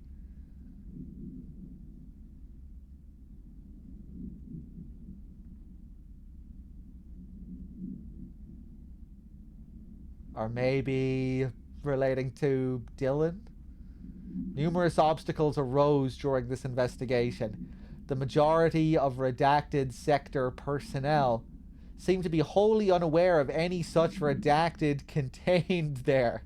We're getting a lot of redacted in this one. One redacted confirmed the redacted's code name to be redacted, but all files pertaining to that name were inaccessible, being classified under the highest clearance level. Investigators were similarly blocked from entering the redacted research wing to interview its staff. The matter was further complicated by the lack of clarity on whether non-human paranatural entities warrant humane treatment.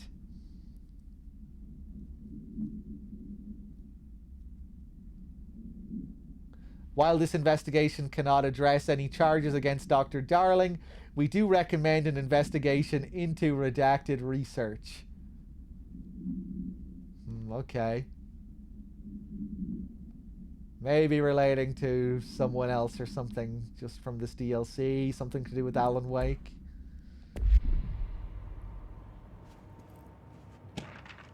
Casey Inquiry. Mr. Denis. A request came through recently from an FBI agent asking for all our files on Bright Falls, specifically on the disappearance of the author Alan Wake. Per the Interagency Information Exchange Agreement, I had some paper pushers gather up a folder of all the pre-approved files. Don't worry, all the inappropriate material is either missing or redacted. But I'm writing to let you know that we received this request from a special agent named Alex Casey. Sounds familiar, right? That's because Alex Casey is the name of the fictional detective in those hard-boiled crime books Alan Wake wrote. Pretty interesting that an FBI agent sharing a name with the most famous character Wake wrote is looking into a case dealing with a writer's fiction coming true. I think this is worth looking into, but what's your opinion? Just give the word and I'll start surveillance on this guy. Special Investigator Gleason, okay. So what was the deal with this agent in Alan Wake? Was Alan Wake inspired by a real person and wrote about this real person? Or was he writing about a completely fictional character that he made up and then this guy manifested into his real life? This agent isn't in Wake 1. Okay.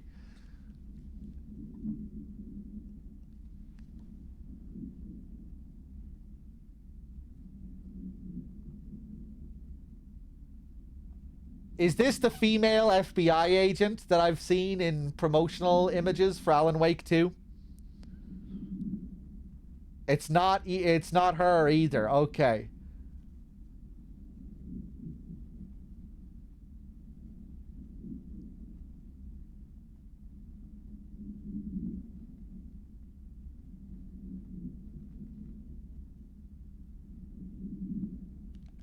All right.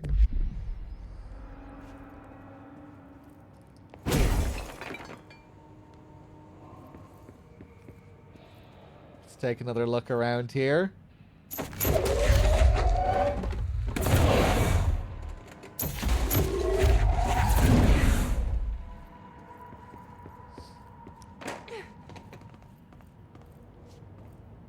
No, I still need to play Alan Wake 2.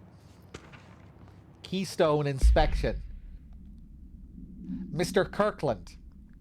We stopped at Keystone on our way to the target AWE, like you asked.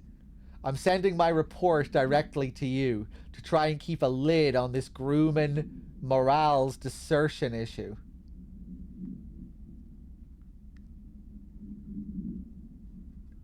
We didn't find any sign of them here. Given their records, it's possible they've switched teams, like you suspected, but I don't think that's the case. An event definitely occurred here in Keystone, and I think Grumman and Morales got caught up in it. The entire population has vanished into thin air. Reminds me of the Ordinary case, but that was just the adults, if I'm remembering the file correctly. This is different. I think our guys are casualties, not traitors. If it was an AWE, it seems to be over. We walked through the whole town, and the only strange thing we noticed were markings on various buildings. 2 overlapping circles with a dot in the shared space. Could be unrelated. I'll show you the pictures when I get back. In the meantime, you should send a team out here to cordon this place off, and maybe get the comms guys working on a cover story. Sincerely, Agent Keenum.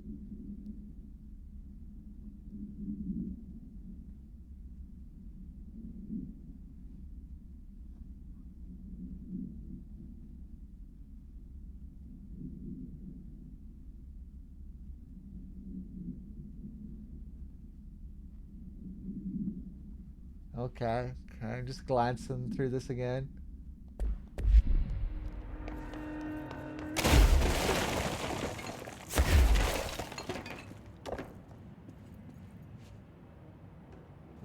that's a nice green.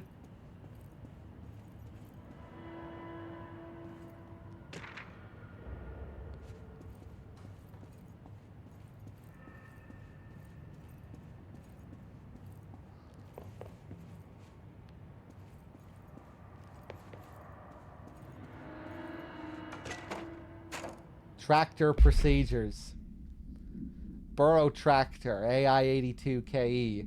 Containment procedure. Item is not in Bureau custody. None known. Description, altered effect. A Frank elk tractor. Olive green. Dried blood on the grill when last seen. Item is capable of vocalized responses or growls and unmanned locomotion. Considered highly aggressive and dangerous.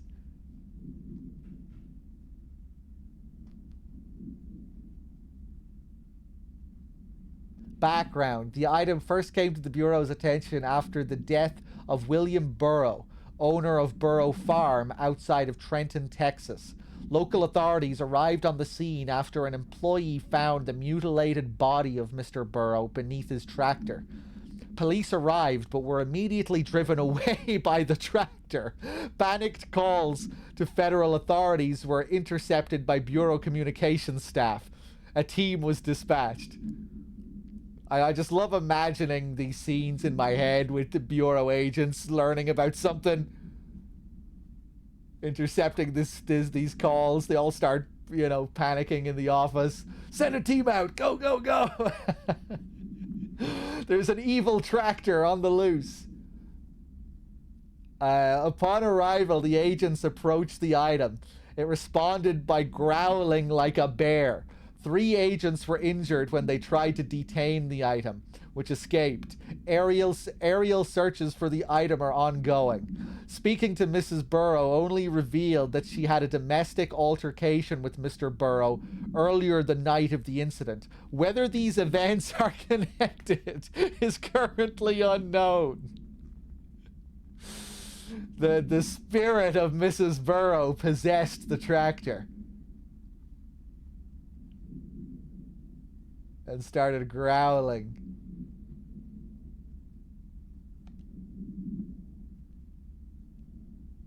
"2019. Scene not acquired."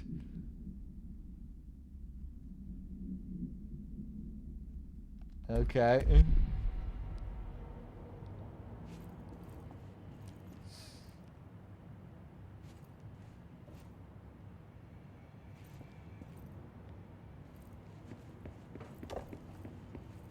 Okay, we're gonna need a power core for this.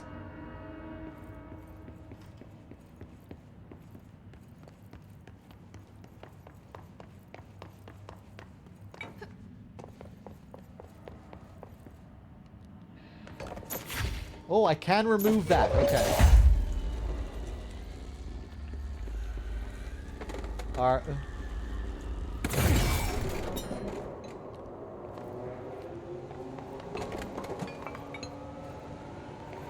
Maybe I should make use of this one here first.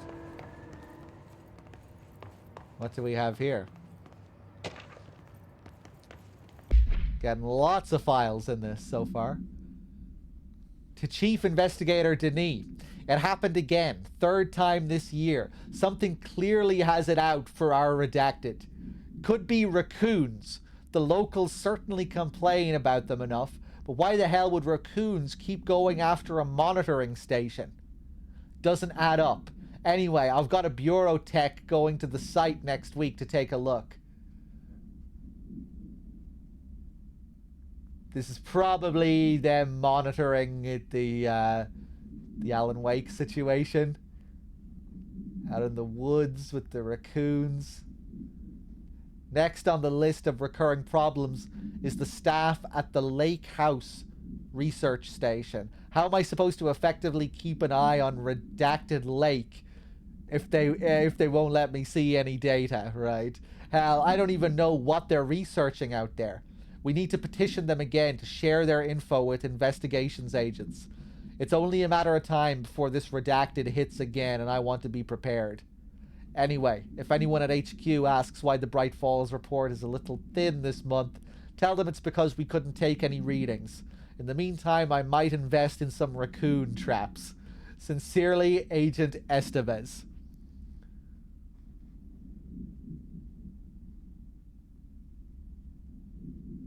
Okay.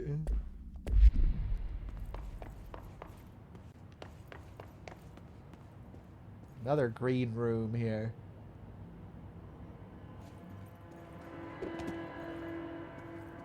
It's a nice shade of green, a kind of pea soup green, green python green.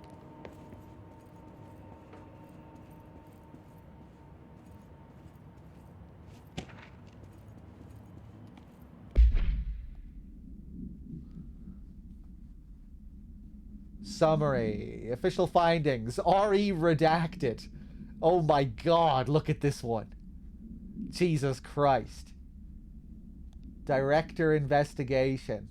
Oh, is there another one there that I haven't read? Per authorization from Mr. Kirkland. Redacted was launched into the redacted of director Zachariah Trench. A recent change in redacted witnessed in director Trench, including aggressive redacted when redacted with other staff, has been observed. However, this investigation is aimed at interpreting this issue rather than proving it. Notable redacted between Director Trench and Dr. Darling has been witnessed by numerous Bureau staff.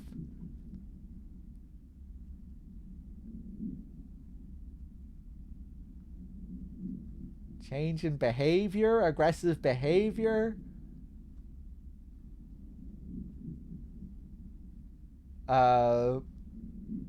Notable redacted between Director Trench and Dr. Darling has been witnessed by numerous Bureau staff, although both declined to meet for an interview on the matter.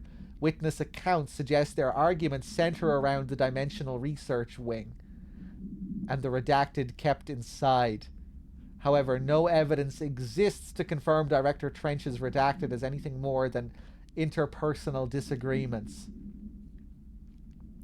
This investigation has concluded that Director Trench's behavior is not indicative of any redacted and that his fitness to lead is not in question.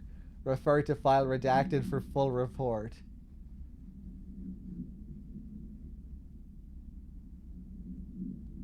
The Dimensional Research Wing, it's making me think of this stuff possibly relating to the slide projector and stuff like that, maybe. Maybe this is all just stuff exclusive to the Alan Wake DLC.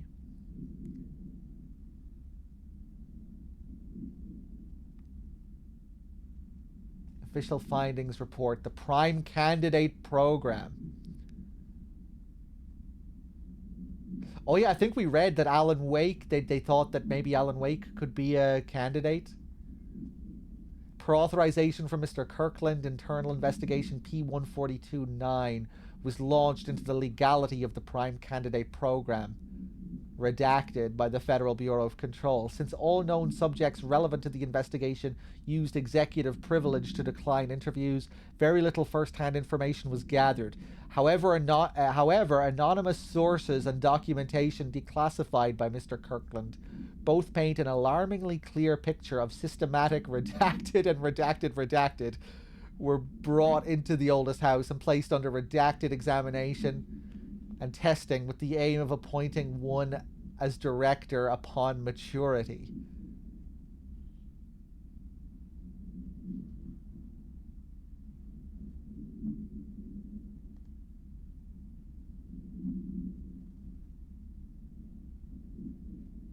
You would think that is again relating to both Jesse and Dylan.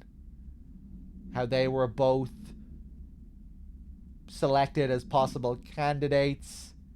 And a part of that was part of the reason behind that was due to them like losing their parents. But they needed to wait for them to mature or something, like they could more easily mold them or something.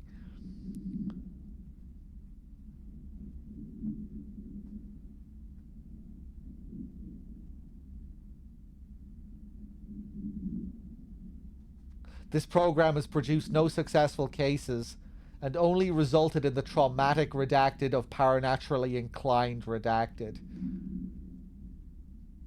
Not only is this in breach of the Ash Act, but it flies in the face of basic human redacted.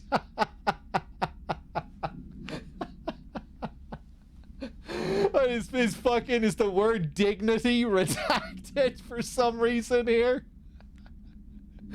We can't let them know about dignity here. Decency? This investigation team unequivocally redacted the Prime Candidate program and recommends that it be redacted immediately. Basic human rights? Yeah, that is probably more likely. Yeah, it's probably rights.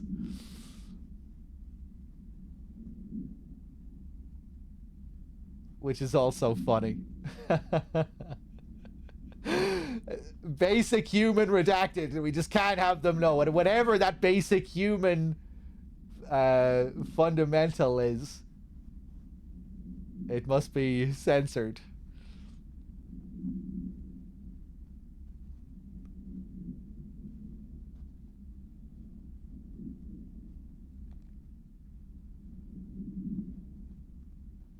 Okay. That's good.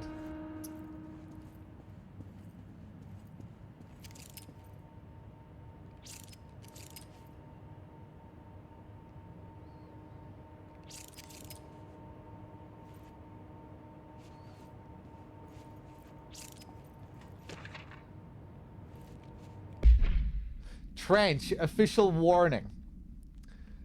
Kirkland, I'm growing tired of your blatant attempts to lay your incompetence at my doorstep. I know you want this to be true, but you are head of investigations. This failure is your responsibility. What did you think would happen holding a dangerous specimen in investigations? The containment sector exists for a reason. They are better trained and better equipped for this type of work. In fact, they have admirably taken on certain AWE monitoring responsibilities that your staff are no longer capable of. This happens more and more now. And don't think your petty internal investigations have gone past my notice. You are a worm. Everything I've done has been for the benefit of the Bureau. The Prime Candidate program only failed because of Darling. You are both failures, plotting against me. You are traitors, but the truth will emerge out of you. You are choosing to become my enemy, Kirkland. You don't want to be. Zachariah Trench, Director of the Federal Bureau of Control.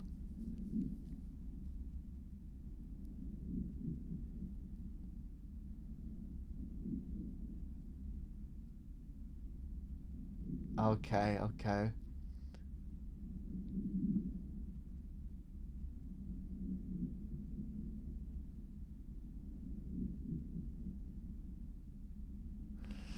So Trench wanted to keep using the candidate program. Darling and these other guys objected to it. He said the only reason it failed is because of Darling.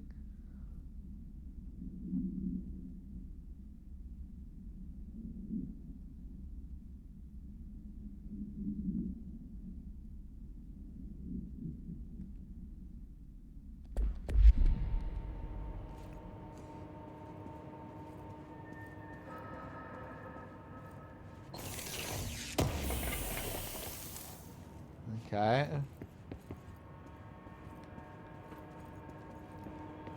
What else do we have here? More files. Underhill background. My god. Biggest lore dump in the game so far.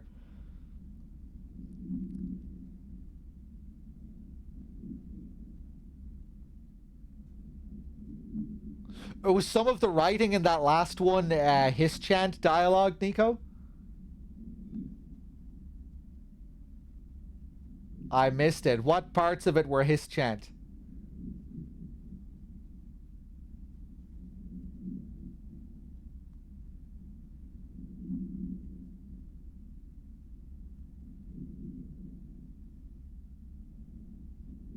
Oh, you you are a worm! Right, of course! I don't know how I missed that.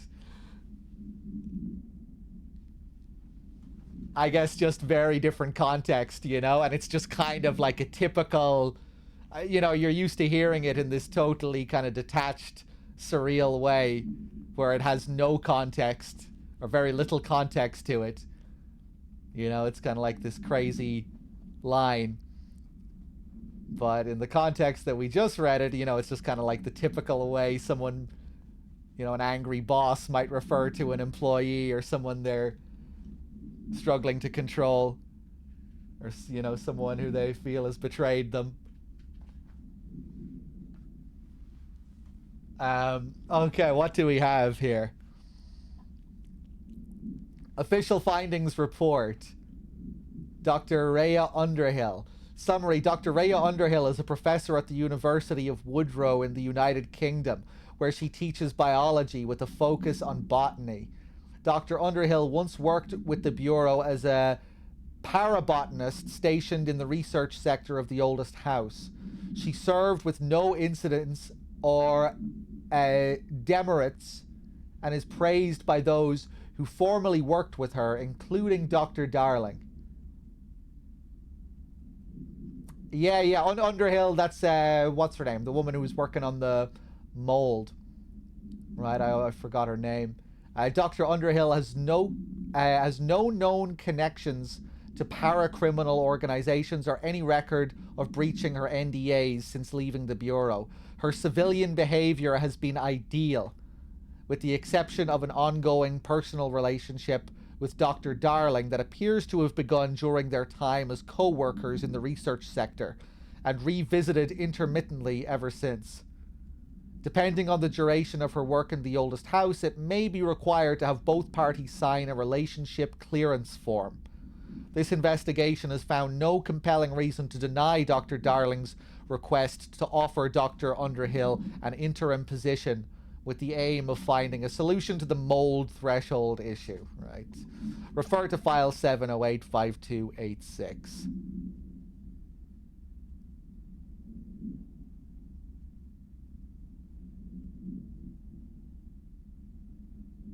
There were a couple of other lines as well in there. What were the other ones? The truth will come out of you.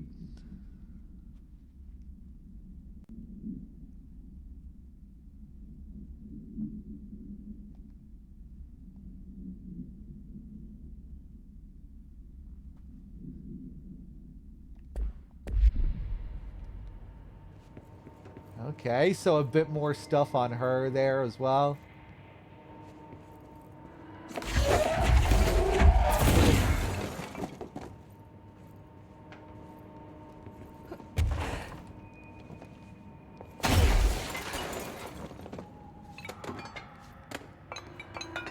What do we have here? Oh my god, man. More case files. That's okay. I'm enjoying going through these. Oh, just more stuff on the same tractor. Okay, here we go. Burrow tractor. AI-82KE. Supplementary materials. Note, miscommunication led to a local coroner examining the body of William Burrow. Burrow William, male, Caucasian. Case summary. 33-year-old man found dead on his property, per police report. Remains obtained for coroner's office also include blood, urine, bile, stomach contents, and bone fragments. Autopsy findings: blunt force injuries, head. A. Lacerations, left ear, cheek. Blunt force injuries, extremities. Dislocation, right knee. Complete avulsion of the right upper extremity with associated fracture of the proximal right humerus. Extensive trauma to the abdomen. Abdominal region, rather. Complete avulsion of multiple organs, including stomach, heart, liver, pancreas, kidneys, and portions of the large and small intestine, all missing from scene. Conclusion: it is my opinion that Mr. Burrow's death is not the result of a mechanical accident, as claimed by authorities. The removal of organs is consistent with animal attack.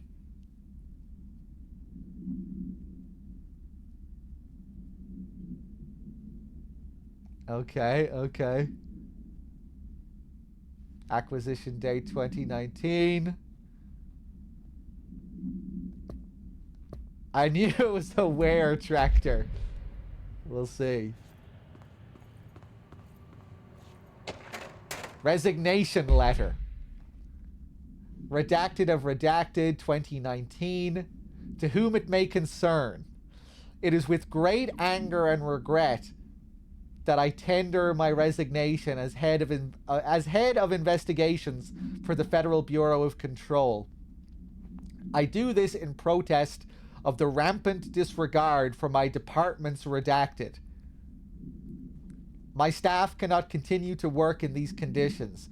Previous requests and warnings have fallen on deaf ears, so I must now rely on my actions to speak louder than my words ever could.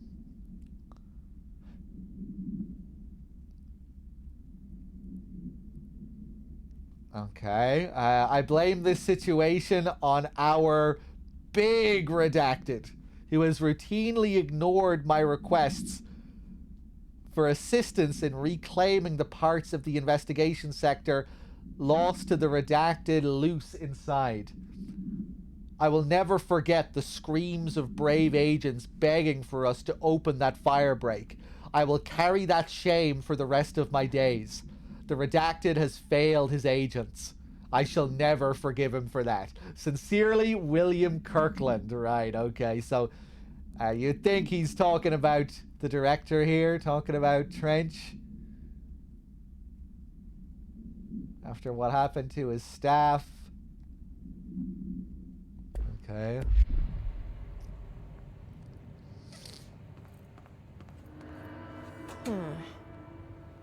It's not working. Probably a loose power core somewhere. Yeah, I know. I've already figured this out. Staffing issue. Mr. Denis. So yes, there is an increase in AWE cases, and yes, it would be a good idea to put together a special task force to examine exactly why that is.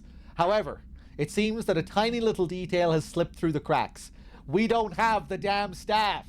If you expect us to detect, investigate, and process more AWE cases, you need to give us more people. It's simple math. Between the staff we lost in the Hartman thing and the ones who left for other departments after Kirkland quit, we're barely managing to keep up with the workload. Hell, just filing the paperwork for all the altered items we left behind in the sector has been an ordeal. Another thing, and this is going to sound paradoxical, but we have an overcrowding situation. This lobby isn't meant to accommodate a whole sector's worth of staff.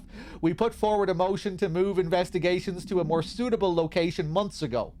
It better not still be sitting on your desk. The people are getting restless, and as Kirkland's interim replacement, it's your job to handle it.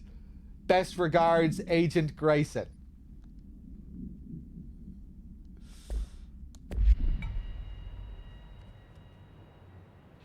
Okay, seems like they really started to lose control when Kirkland resigned. Look at this mess. Okay, we take the power core up.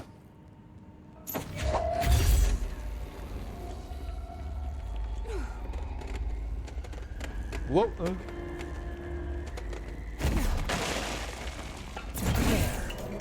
Now that gate should open.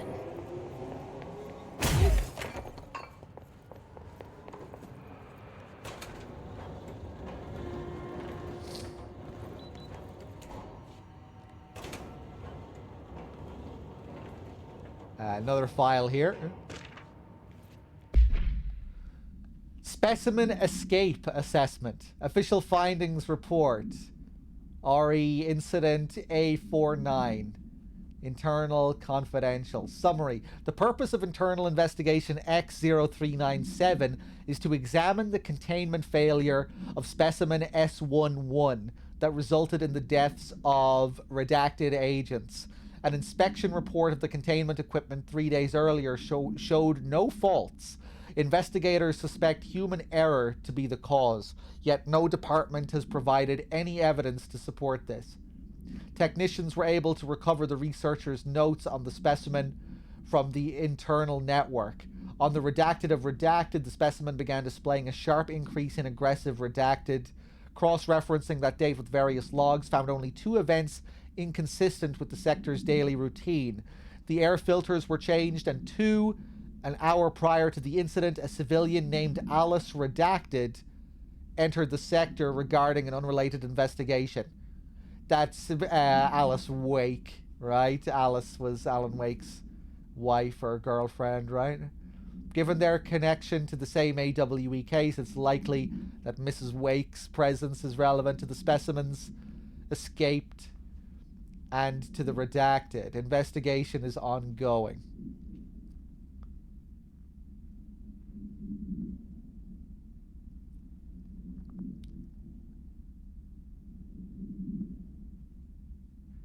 Okay.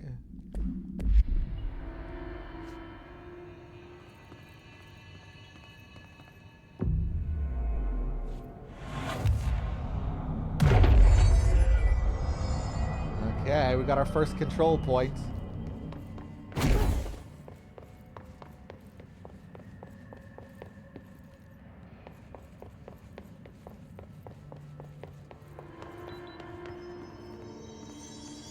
I'm no detective, but something definitely happened here. Ah, the light switch again.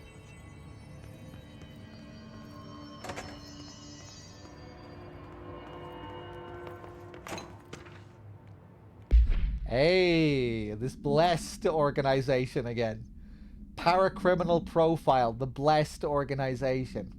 This group/individual has operated outside of the Bureau's notice for decades, perhaps longer, displaying a level of skill and caution rarely seen in paracriminal groups. A review of past cases has found various mentions of their activity over the years. In 2016, a production company called Blessed Pictures was connected to an altered item case, as well as the death of an agent from exposure to illicit paranatural materials. In 1994, a Los Angeles-based public speaker named Chester Bless was involved in the illegal use of an altered item. Yeah, that one was pretty mysterious, wasn't it? The way that one ended, like about the surfboard and this guy who like fled his house mysteriously, and the only thing that was left in his apartment was the surfboard. In 1988, a business called Blessed Repair and Service was suspected of involvement with an objective power case, perhaps even creating it. None of these businesses or individuals have ever been located.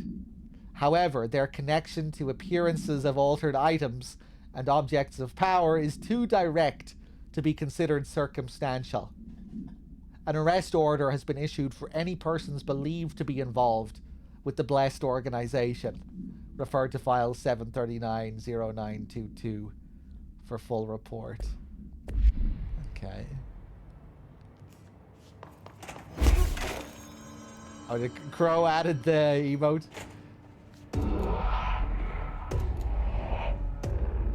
Do we know each other?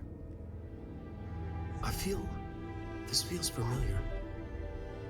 I can't seem to... I've forgotten it. I'm sorry. My name is Alan Wake. I'm a writer.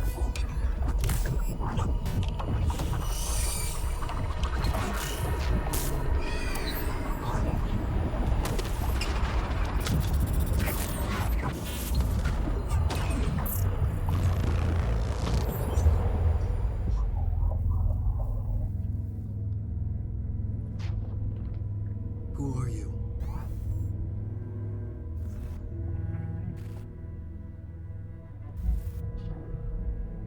Who are you? Do I know you? I'm your friend Tom. Tom Zane. There's nothing to worry about. Tom. The poet. The diver. You look different. That was just a role. A character. The protagonist I played in my old film. I'm a filmmaker. An auteur like yourself. We're working on this together, remember? An artistic collaboration.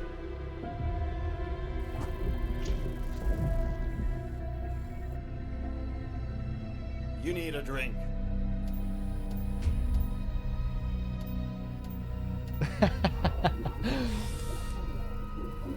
There's Night Springs.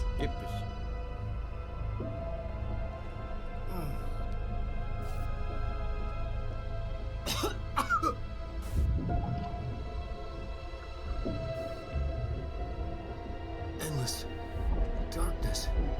Nothing holds still. But we're very close now. You've been writing. You found a way to escape. It'll work this time. Writing? You found a way! No. I don't... Wait.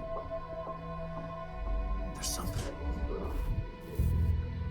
It's my double. He's out there. I've seen him. Yeah. Nothing to worry about. I'm dealing with it. It's fine, my friend. Let me handle him. You've met him? What the hell? Now, come on. You misunderstand me.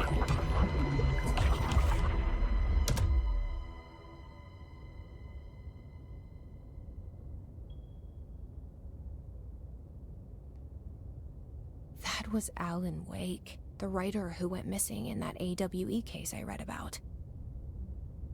What's he doing here? Okay. Thomas Zane was with him. How do you know about him? The poet. No, wait. He was a filmmaker. Oh. I always remember that wrong. Okay, so Thomas Zane is a famous filmmaker in this world as well. Everyone knows about Thomas Zane.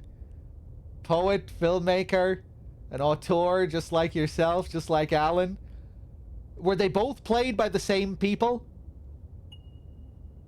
Remember those psychologist interviews of Jessie? Yeah. The audio logs where she was being interviewed by where she was being interviewed by the therapist or the psychologist, the woman. Hey, Shizzle. The dialogue line here changes depending on if you have the case file or not. Okay, that's nice. Makes sense. She mentions a poet from Tom Zane, and the psychologist is like, yeah, he doesn't exist. Oh, okay. Right, yeah, I remember that now. And I remember recognizing the name. Because I do remember this Zane character being brought up in Alan Wake. But I don't think I played for long enough to really learn about what was going on with his character. And it seemed like there he was being presented as like an Alan Wake doppelganger, like he was talking to himself. They were both played by the same actor there.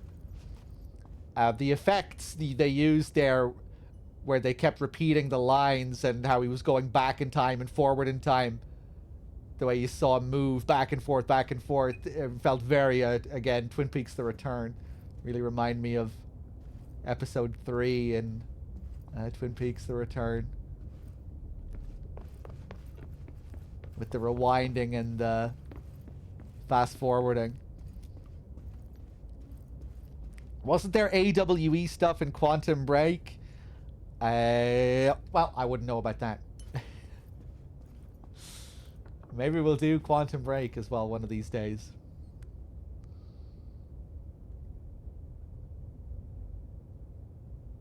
See America. What are these new posters here?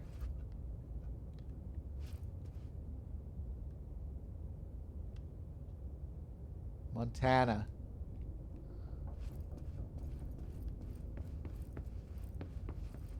Ooh, that looked nice there. That shade of red. Ooh, are the colors changing outside? I think they are.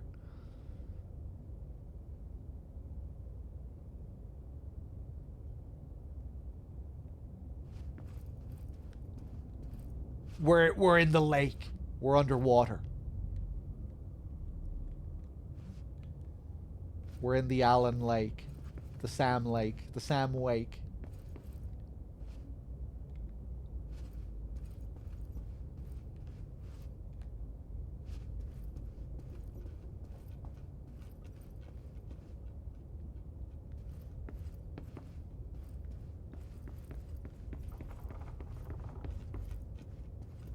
Ooh, that red.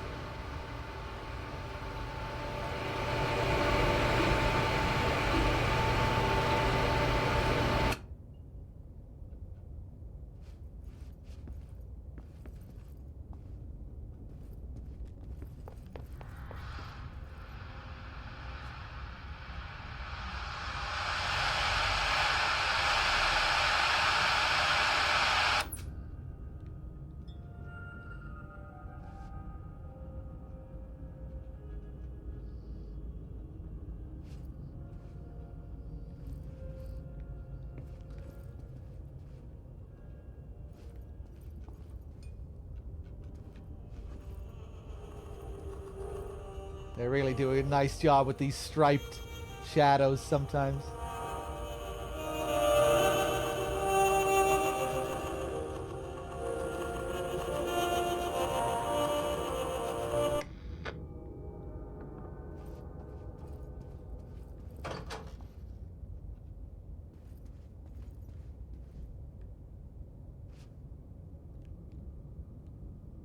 Okay, pyramid key again.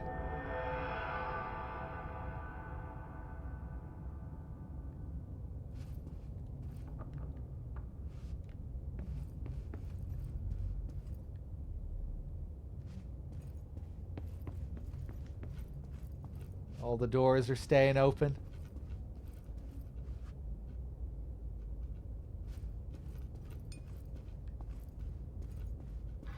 Dr. Emil Hartman, devoured by hungry darkness, became the thing that had been Hartman.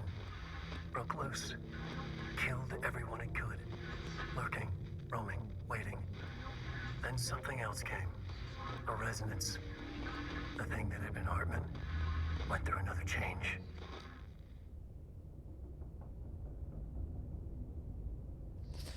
Quantum Break had the same problem that Max Payne had with rights, so Sam Lake had to redo his idea of the world of Control in Alan Wake. Ah, okay, okay. He couldn't be as, like, direct with his tie-ins in Control. I thought it was funny when we found that elevator earlier called Payne Elevators. Spelled P-A-I-N-E.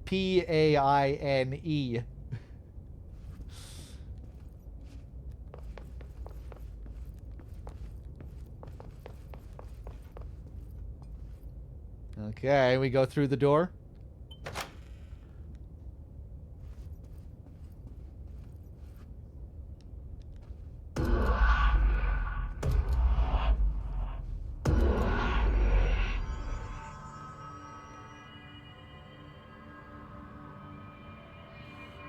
Okay.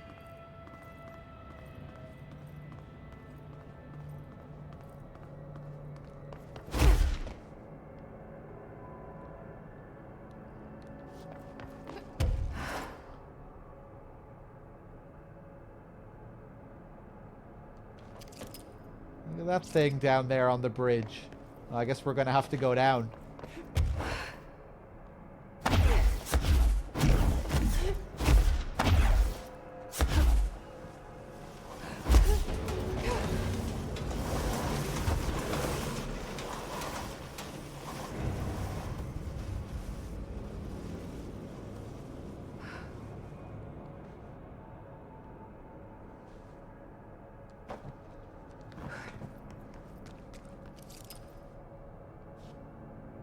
Oh, this poor guy.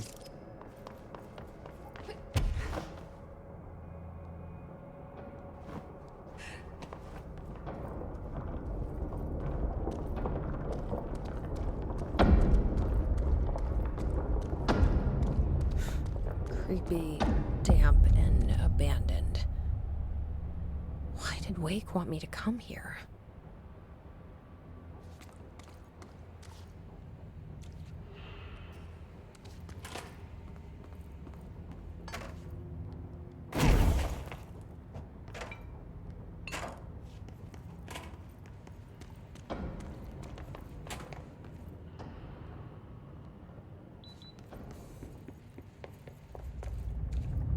Whoa!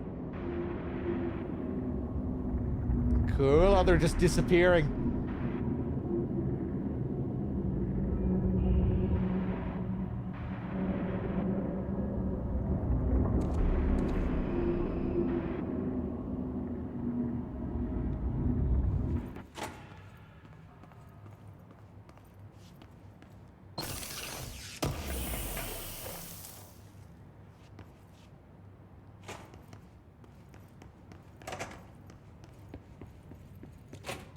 That doesn't look like a house shift. Do I even want to know?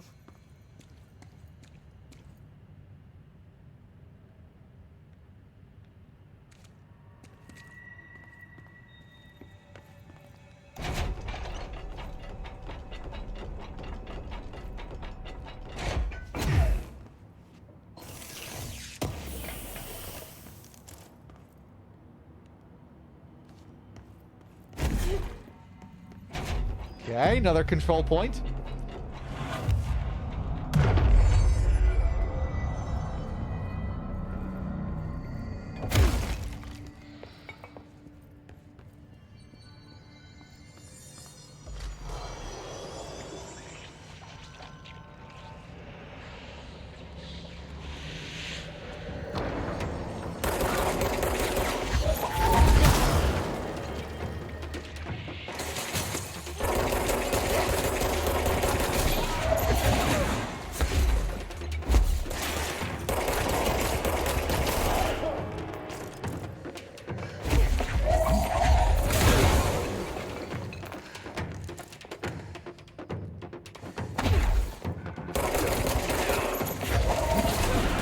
Oh my god. The hiss are already in here.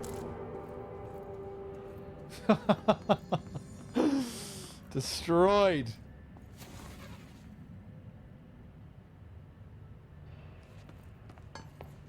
Yeah, I don't even know anything about these name changes or what you're talking about right now.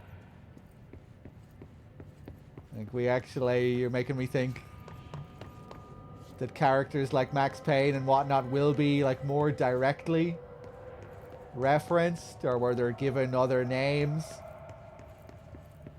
Maybe we just read about people who don't really... Maybe we read about other people's reports on Max. Someone who doesn't know what his name is.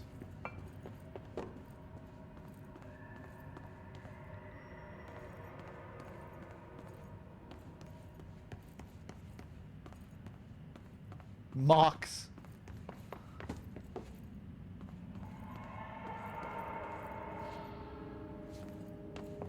Yeah, maybe we'll find some reports written by someone who just thought his name was Mox Payne. But we'll know. We'll know they misinterpreted and who they're really talking about. Maybe that's how they're going to do it. Let's see here. Hartman arrest. Offender names. Hartman, Emil. Victim names. Alan Wake. Tor Anderson. Odin Anderson. Yeah, these guys. Redacted. Lane. Rudolph. DeSole. Wendy. Emerson. Thomas. Redacted. Officer names. Special Agent Remy. Denis. Charges. Code 4. Kidnapping of altered individuals. Code 8. Sanctions against altered organizations. 1 count. Code 37. Obstruction of Bureau investigation. 1 count. Code 74. Breaching the Ash Act. 6 counts. Additional notes. Offender's property seized as evidence to be used in conjunction with an ongoing AWE investigation. Offender's personal effects have been sent to research for analysis. After being cleared by Bureau researchers, all victims have been released. Biannual surveillance orders were assigned to each, except the Anderson brothers, due to their senility and wake, possibly deceased.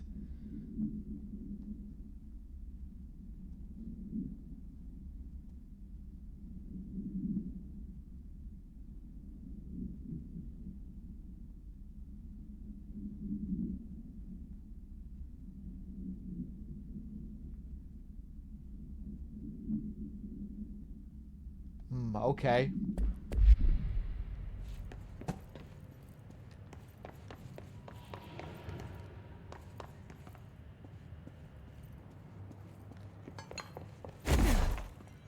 Let's take a look around. Foot gossip.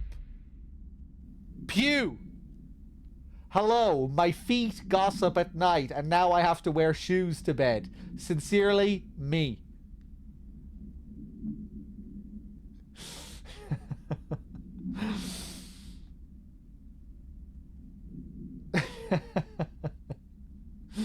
Well, I guess wearing the shoes fixed the problem here. At least they didn't keep gossiping after you put your shoes on. Doesn't seem like too much of an inconvenience.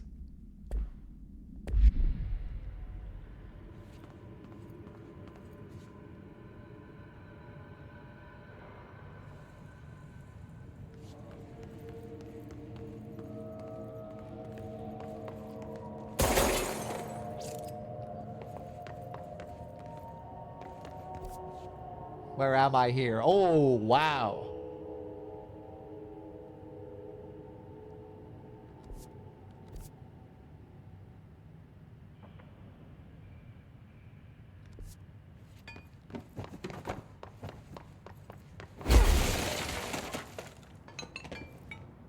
That's a fair bit to explore here. An image of a broken wall.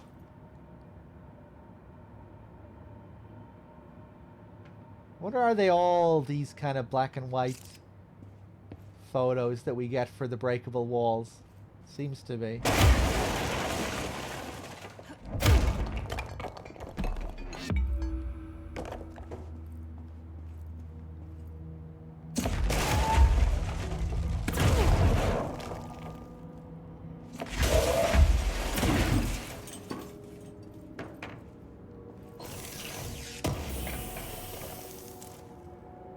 Ooh, that's a new material.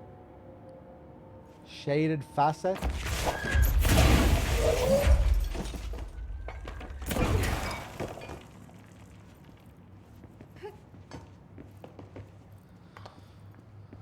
You missed it, Pew. It was just a file that we found about feet.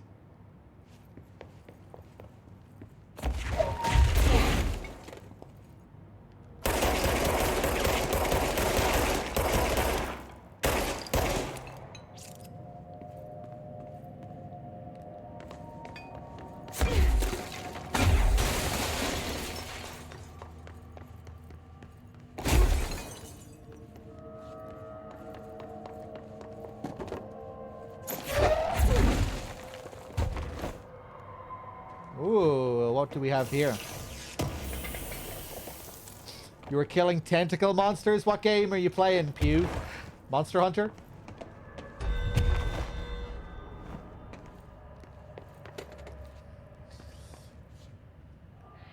Are you much of a Monster Hunter player, Pew? Have you played World? I didn't know you were a Monster Hunter player.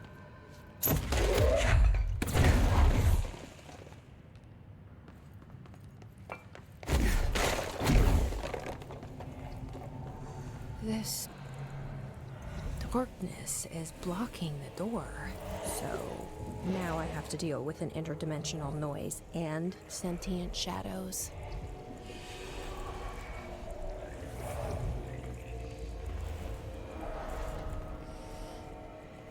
Alright, so I remember this is, of course, another Alan Wake tie-in. Aim a powerful light source at the darkness to destroy it. It was those dark creatures that were the enemies in Alan Wake.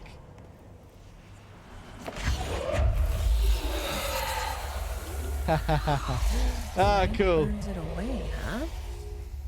Makes sense. The effect is similar too, that's cool.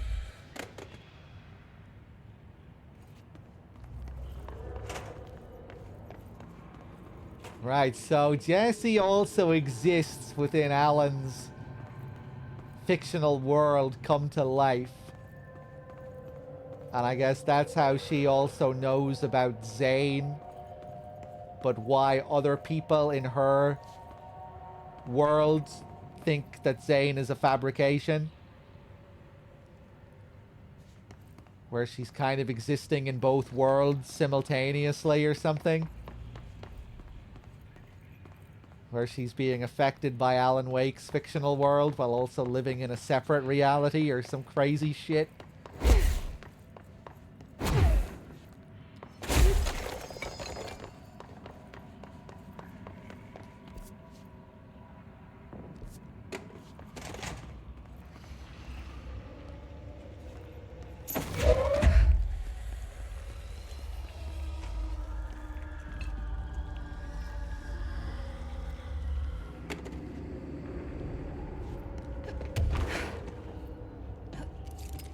Oh, damn.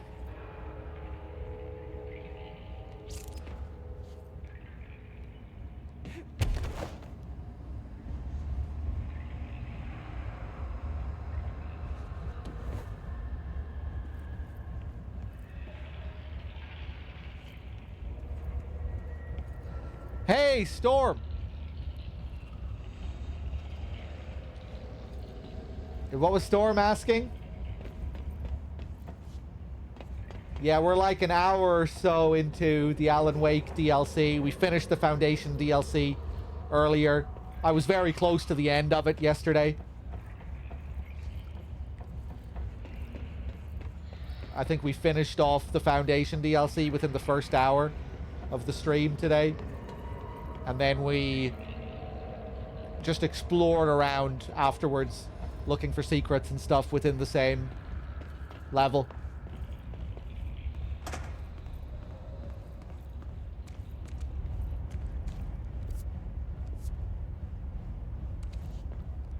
Okay, let's see what we have down here.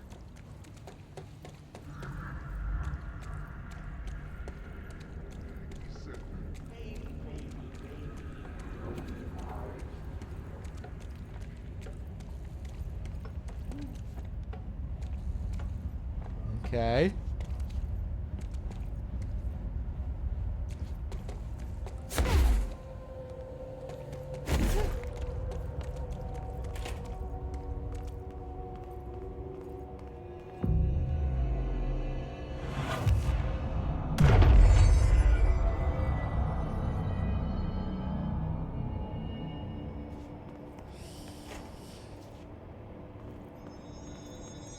Storm, you were out tonight. You had a few cocktails and some Thai food. That sounds good. What cocktails did you have? I had a few cocktails when I was over in Ireland as well, visiting my dad. I had a couple of pina coladas, which were very tasty. Actually, I had a mojito and a pina colada. A white Russian boba tea. Interesting.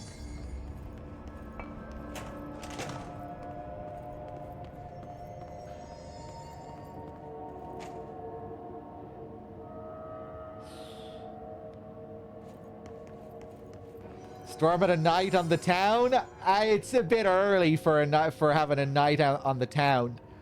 She's back and on Twitch before 10 p.m. I don't know if you can call that a night on the town, can you?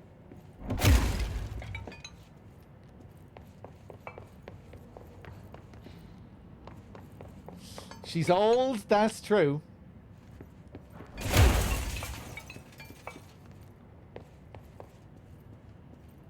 Operations Center. Sorry, Star. I'm just being playful. The third thing. The sound made darker, the darkness made louder. Hartman was stretched, like a worm through time.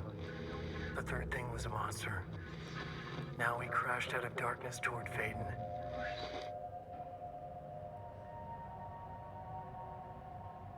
Okay. I think we actually have a couple of these to look at.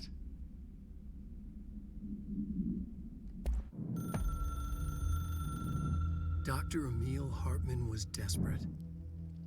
The Federal Bureau of Control had stolen his life's work. This was his last chance, his final experiment. What he'd been too scared to do before. Hartman dove into the lake, was taken, devoured by hungry darkness, became the thing that had been Hartman. Only an echo of him remained, fragmented impulses on autoplay, violent, bloodthirsty darkness in the driver's seat. Emerging from the lake, the thing was captured by the FBC, brought in, contained, studied. The thing broke loose, killed everyone it could. The FBC fell back and sealed the sector. The thing was alone in the dark, lurking, roaming, waiting.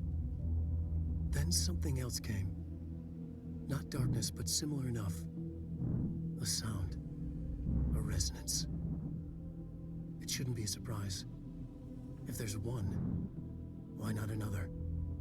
The darkness inside the thing could have been immune, could have resisted, fought, could have been passed by, passed through with no effect. But it didn't, and it wasn't. Maybe it had grown weaker over time, not aged. It was timeless, but weaker with no link to its source. A metamorphosis followed. The thing that had been Hartman went through another change. The thing that had been Hartman. Very Lovecraftian. The thing that should not be. The third thing. The resonance carves its way through the thing that had been Hartman, vibrating, remolding. The sound changes the darkness, and the darkness changes the sound. They both changed what remained of Hartman. They all turned into something else. A third thing. The sound made darker. The darkness made louder. Hartman was stretched. Stretched as anyone when seen from out of time, like a worm through time. Almost an Ouroboros, a spiral, a maelstrom. The gravity well of a black hole, twisting inward, tightening, taking you deeper and deeper to the bottom, the heart, and through to the other side. The third thing said, when you hear this, you will know you're a new you. He said, we build you till nothing remains. He said, under the conceptual reality, behind this reality, you must want these waves to drag you away. He said, baby, baby, baby, yeah, orange peel. The third thing was a monster. He'd tear apart any ordinary person crossing his path. Now he crashed into darkness toward Faden. There was nothing ordinary about Faden.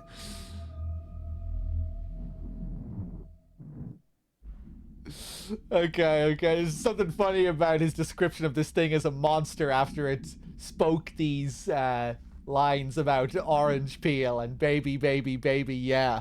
What a hideous creature. What a truly terrifying thing. Okay.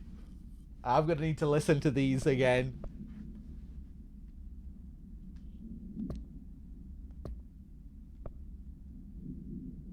Who is this Emil person again that we've been reading about?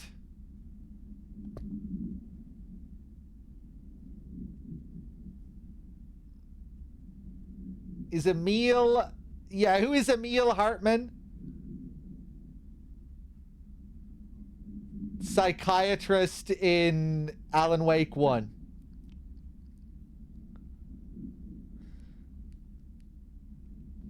Oh, what the fuck is going on here? Gooch, are you getting angry again? Are you getting riled up for no reason again? And telling people to shut the fuck up? Or are you parodying yourself? What's Gooch doing? He's just being silly? Okay, but just make sure he's okay, Storm.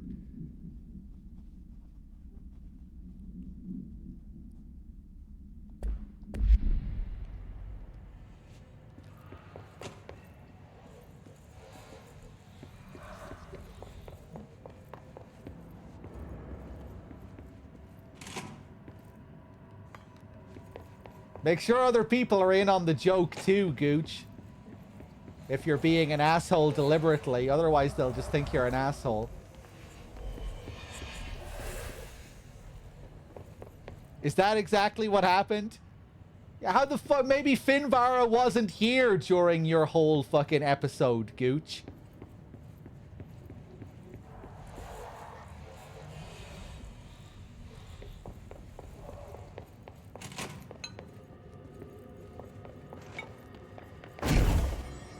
You need to account for these things, Gooch.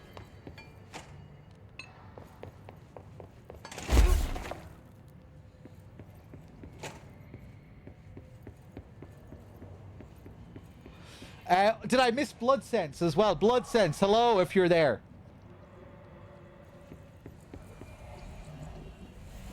Yeah, I completely forget who this Emil person is from Alan Wake.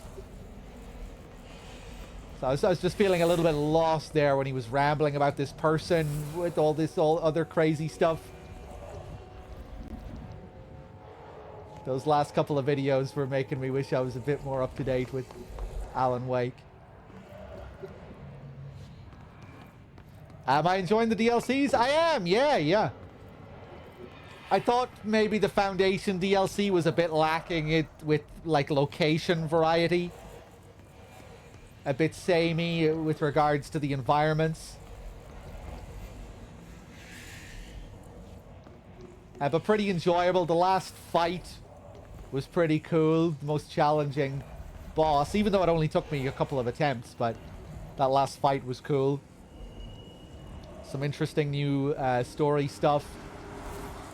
So far, it seems like the environments will be a bit more varied in this one, and it also looks really big too.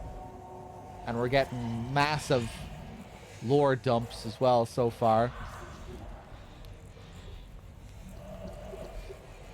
Specialized in treating artists. He was also Tom Zane's assistant in his younger days. Okay.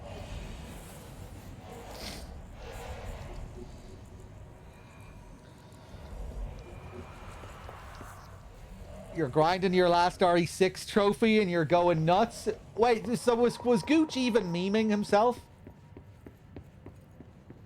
Are we sure that Gooch was even fucking around? Maybe he was just being an asshole. He was? Okay.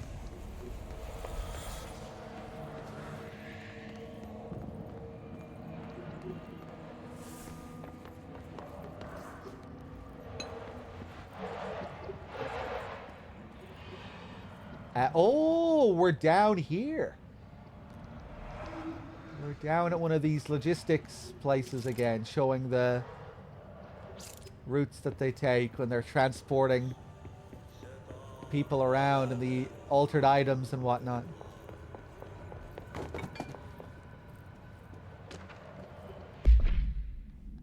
Interrogation complaint. Kirkland, so you put me on desk duty just because I did the thing I was fucking hired to do? My job? Want to know what I call that? Bullshit. Asking us to interrogate these scum without using words like altered items or AWEs or paracriminal is the stupidest thing I've heard in my life. And I've heard some fucking stupid things. They already know the facts. Hell, they know just as much as us, if not more. And they get to sit there laughing at us while we dance around our words, trying not to leak classified terminology. They already know the fucking terminology. If you think pulling me off the case will stop me, then think again. That piece of shit blew up those tracks. He killed those people, all to make a train turn altered. We have him dead to rights, and you need to let me back in that interrogation cell so I can get him to flip on his buddies. These people are terrorists and deserve to be treated as such. This won't stop unless we stop them. You can go ahead and put me on suspension. See if that slows me down. Agent Hewitt.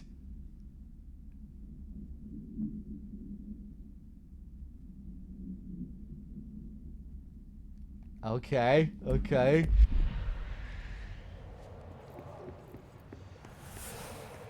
I'm sure we'll be reading more about this train.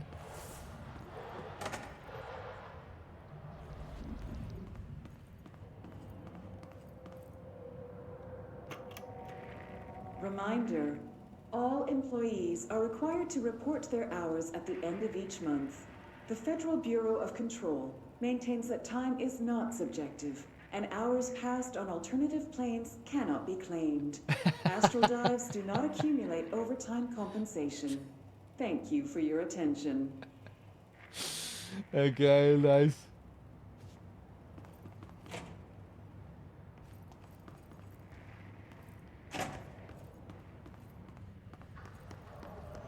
A nice mention of the astral divers there.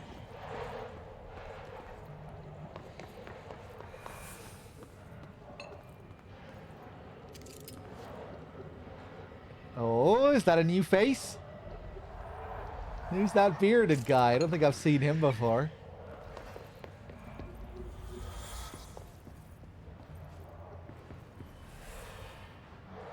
Agent Fisher, B6 inside the motel. Utilized surveillance methods are as follows. Fiber optic cameras slid under the individual room doors. Motion detectors in the lobby area. Tripwire, triggering a flash camera across the main entrance. Even fingerprint powder on the front desk. Results are very mixed. Mostly just inconclusive and unusable. The footage is corrupted. Sometimes even the equipment is damaged. I don't know how exactly. I think this place is making fun of me. That's the only explanation. I can hear them laughing and screaming behind the closed doors. I can hear the call bell go and ding multiple times a day, but when I look, there's no one there. I know I'm supposed to stay out of sight, but I've seen the doors closing just before I can catch even a glimpse of anyone or anything. They're messing with me, whoever they are. I think... Wait, shh. There's something. I gotta get this. Gotta get the cable out. Come on, you fiber optic fuck, cooperate. Okay, there we go.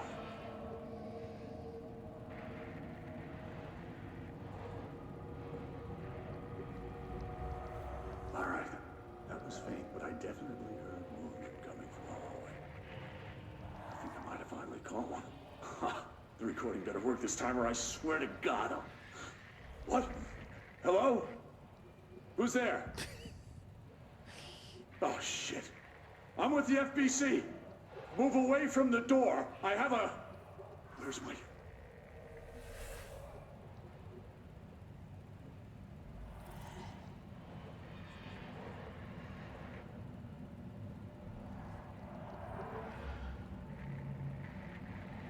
It's still going.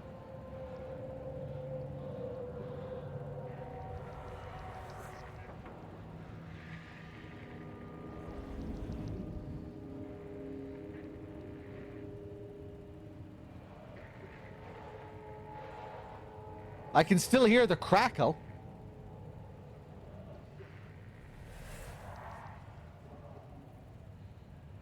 And we had that long pause earlier before he said something.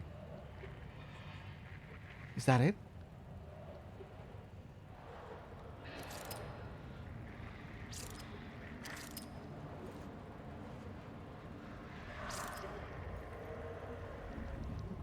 Okay, I guess that's it. I kind of want to stay here, though, because I don't think it is... It usually goes completely silent when it ends, right? Please watch Dr. Darling's Dynamite again? No. Not now. I mean, I will at some point. I'm not going to watch it now, though.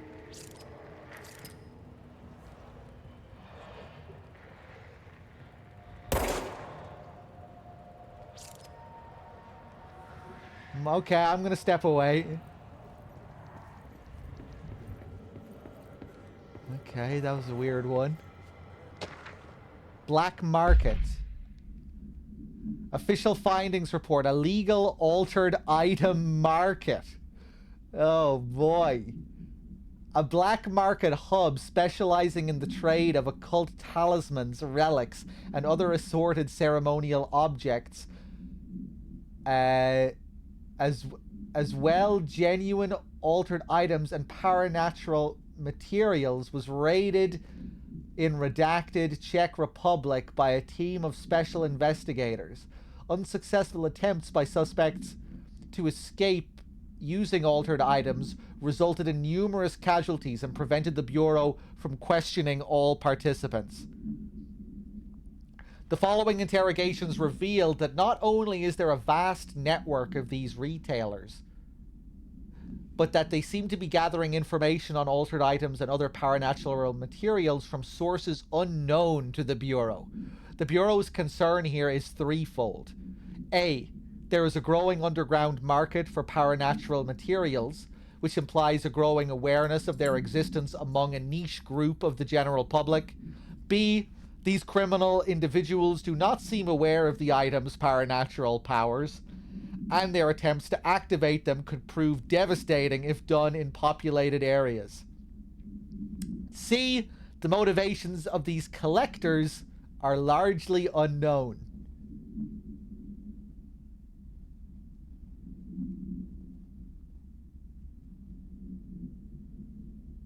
Okay, okay.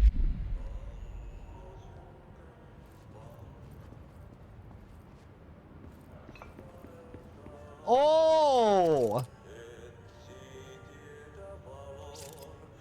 You're just gonna leave these jobs for me? You're not even gonna show up?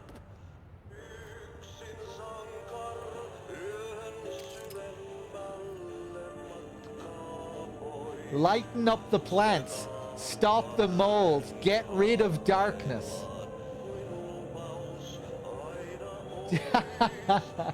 Janitor work order. Is that his signature down there?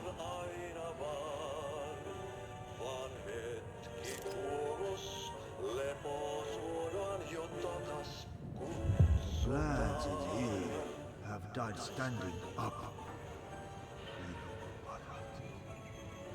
Lighten them up. Ah, more plants. Okay, All right.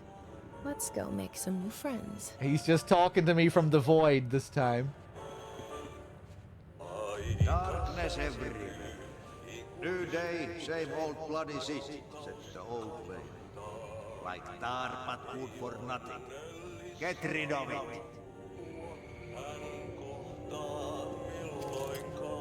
And the mold. Here is getting bad. The vents, they are full of mold shit. It's not good for you. Headache, nausea, mold, depression. But how can you tell when you are fit? Helvetin home. Eikö siitä nyt saatana pääse eroon? Okay.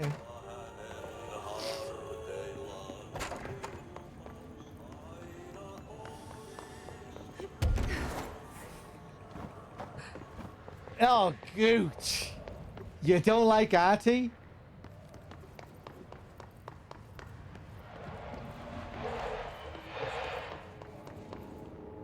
His voice is great, though. You don't like all his random bits of Finnish and that accent that he has with his staccato cadences.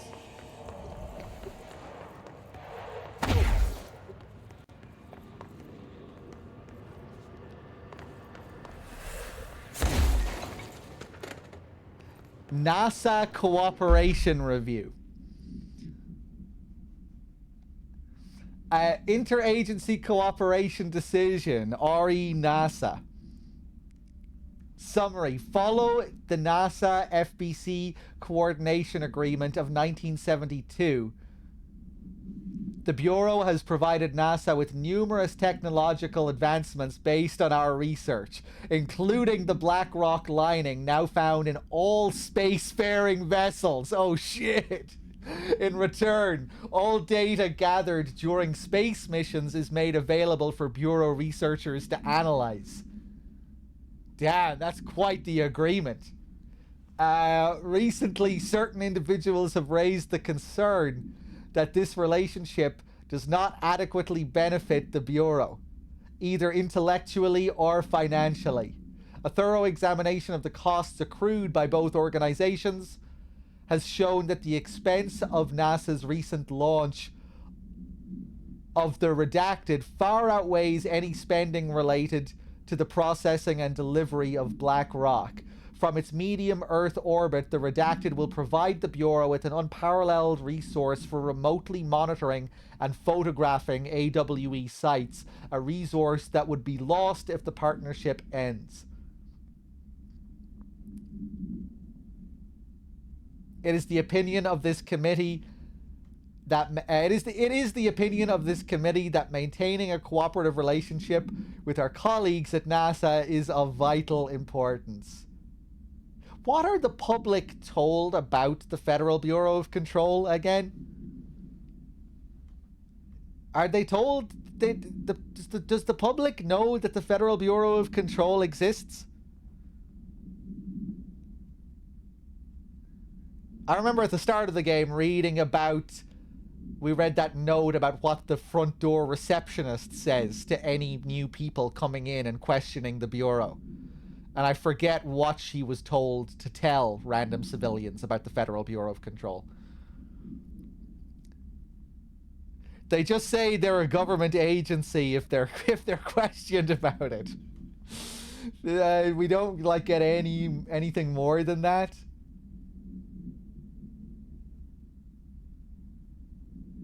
You'd think they'd have some greater narrative than that. Ba-dum,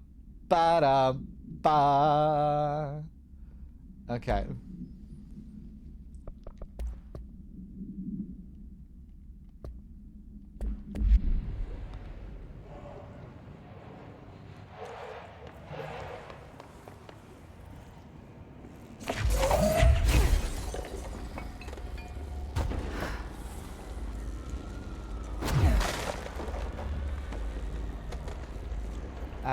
Okay, I guess I'm taking this up here.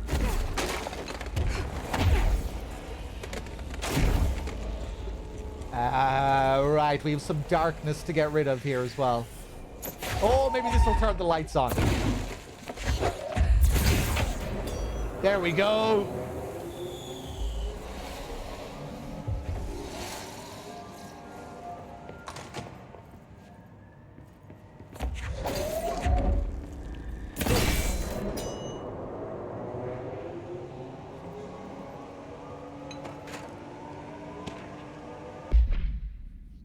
Eagle Limited summary. The Eagle Limited.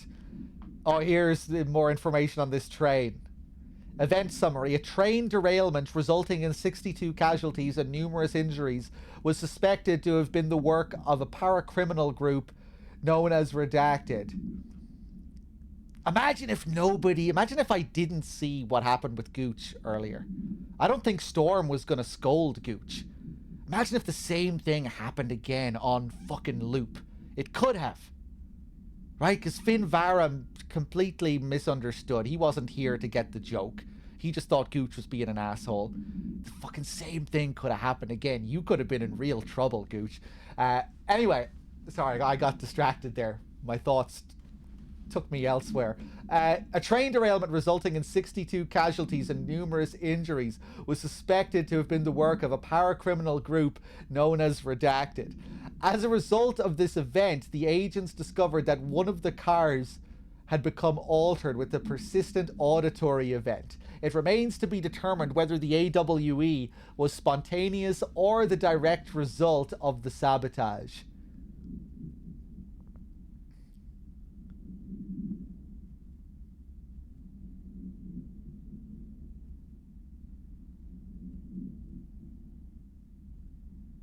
Okay.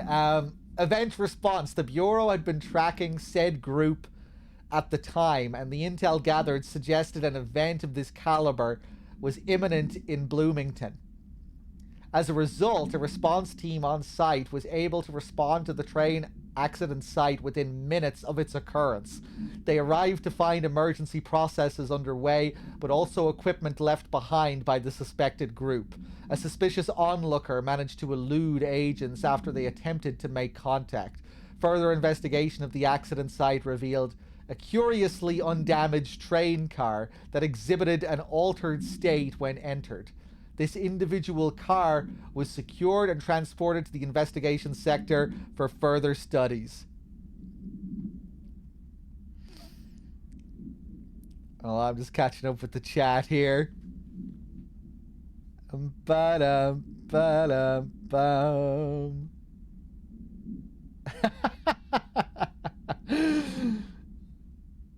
I like the mob emote with the torches. That's good. Is that a new one?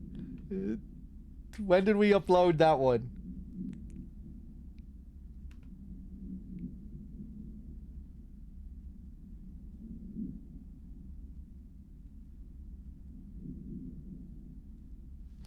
Okay.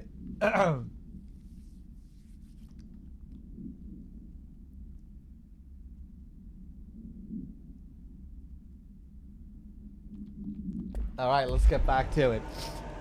I'm probably not going to go for much longer. Get ready for disappointment soon. I'll be wrapping up soon. The Shadow. Jesus Christ. The amount of redacteds we have in the files today. Examination of paranatural entities. The Shadow. Paranatural entity A10, aka the Shadow, is an aggressive redacted consisting of 3 known types. Type A, localized manifestations of sentient redacted capable of occupying organic and inorganic material as well as exerting redacted over its surroundings. So these are going to be like the Alan Wake shadow enemies that we have to use the lights on. Type B, shaded individuals, human bodies redacted by the Shadow. These individuals become notably more aggressive, but do seem to retain redacted of their previous selves. Research is ongoing as to whether this condition is reversible. Type C, shaded objects similar to Type B, except that inanimate objects are redacted solely to be used as destructive tools.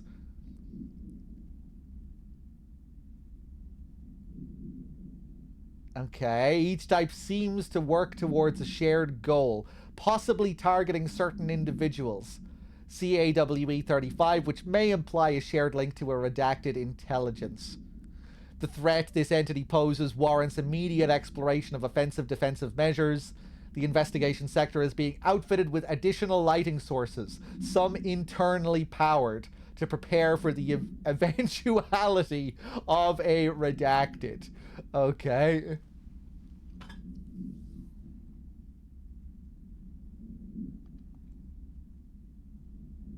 By order of William Kirkland. Compiled by Ezra Cruz. Okay. My understanding of the darkness is fragmented, incomplete. This abyss, this void, it very much does not wish to be understood. If light symbolizes knowledge, then it stands to reason that darkness would equate to ignorance. By its very nature, it abhors comprehension. Nice description. Of course, my own nature drives me to comprehend all. We are opposing forces, destined to collide. And given this conflict of natures, we know that the light of truth will burn away the darkness, both figuratively and literally. Any significant light source can be used as protection, even weaponry against this metaphysical gloom. And then there are the artists. I know for a fact that Tom, Wake, the Anderson brothers, and Lane all had some involvement with the darkness. The question is whether their uncanny ability to affect reality through their art beckons the darkness, or did their work perhaps even create it? With Wake now secure in my lodge, I expect I shall grow closer to learning the answers to these questions. Assuming he cooperates, which is proving quite the challenge. Well, perseverance is the foundation of knowledge. Speaking of, I must be off on my rounds. Okay, interesting. Is that the same guy who voices Emil in Alan Wake as well? Did they get the same VA?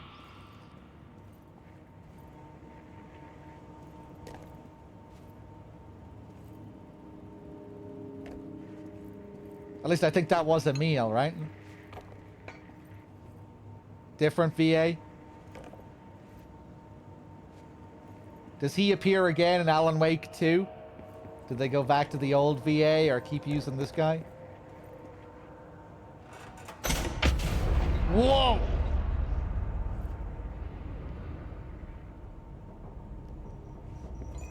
Oh!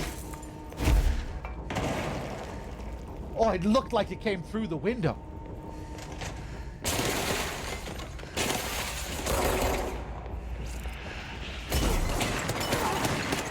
Oh my god. I'm pressing the wrong button.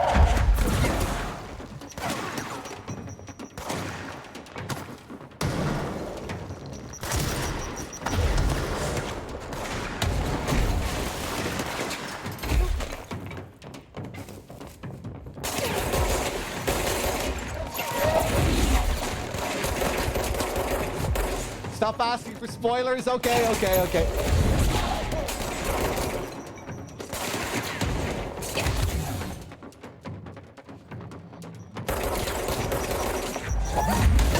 Fuck you.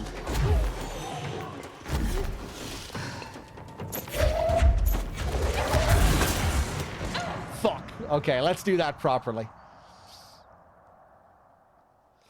The original VA died.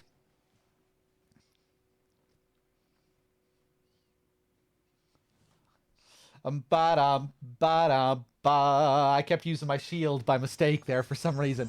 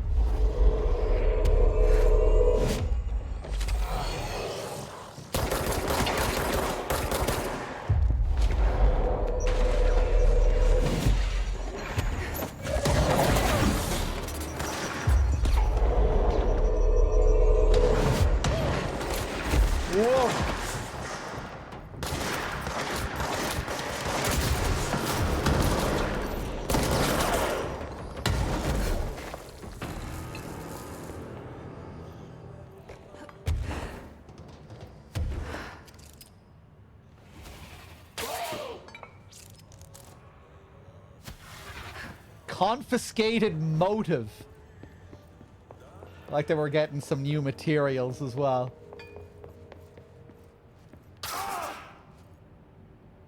Okay, we read about these guys, see what their deal is.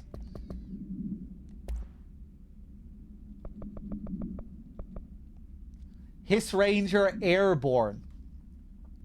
This subgroup of Hiss corrupted Rangers has manifested the ability to levitate, similarly to Hiss elevated agents. However, these airborne Hiss Rangers display no telekinetic abilities and simply continue to use mundane Bureau weaponry. I wonder if some of these files we're reading are supposed to be written by Alan Wake. That would be a really cool little detail. Like if just some of the random files were written by him and just like manifesting for us.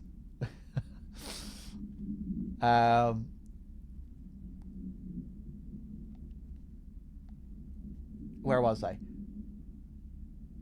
This evolution being so similar to the elevated possibly indicates that Hiss can share can share permutations through a type of network or perhaps osmosis. However, the fact that this development in Hiss Rangers has only been observed in the investigation sector may indicate that an environmental factor is responsible. They could be responding to an altered item or other paranatural element found only in that sector. Or perhaps this is the natural progression of the Hiss Ranger phenotype. Not enough time has passed to determine a conclusive trajectory of development for each of the Hiss manifestations, assuming any such trajectory exists. Refer to file redacted for full report. Okay.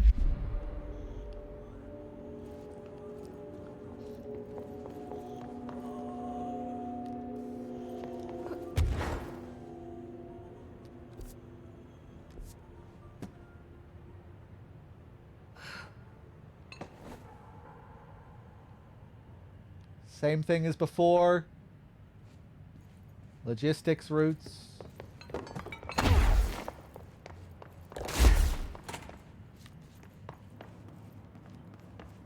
Ba-dum, ba-dum, ba.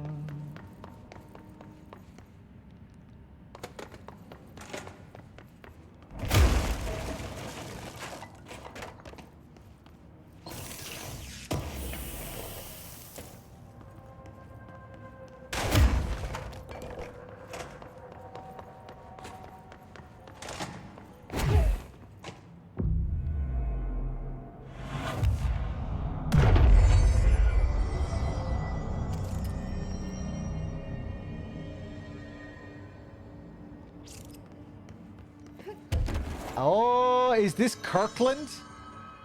Whoa! Or originally I thought this guy was Northmore. Who is this guy?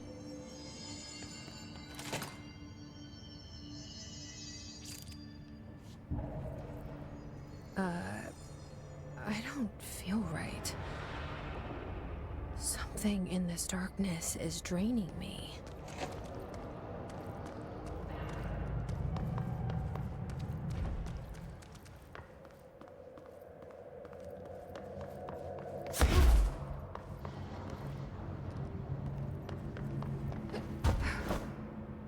Okay.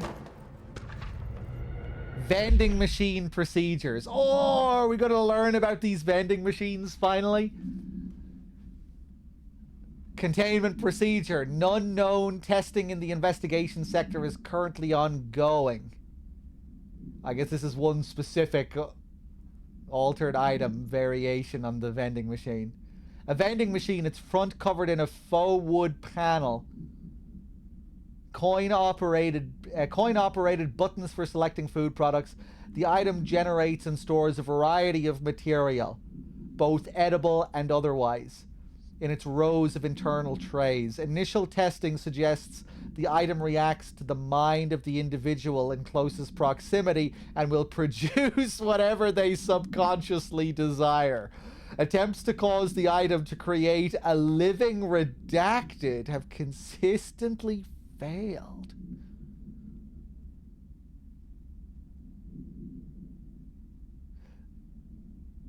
The item was discovered in a nursing home in Redacted, Alberta, after a resident named Muriel Redacted called a local news station about a magic vending machine.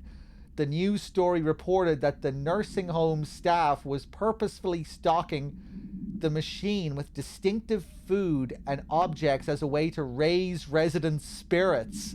Aww. The Bureau response team encouraged this story while confiscating the item.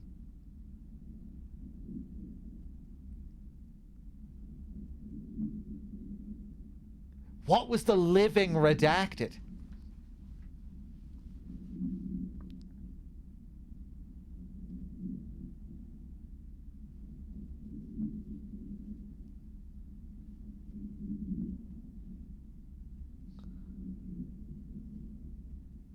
Attempts to cause the item to create a living redacted have consistently failed. Living being? You would think would have something to do with the items that were inside it, right? The previous paragraph talking about how it generates what they subconsciously desire.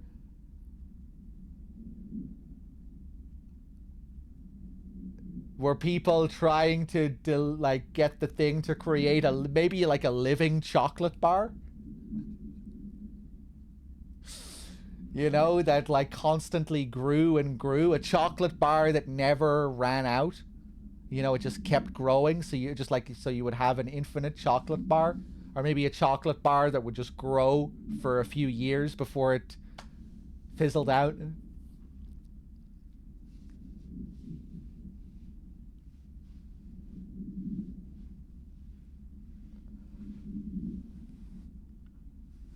Oh boy.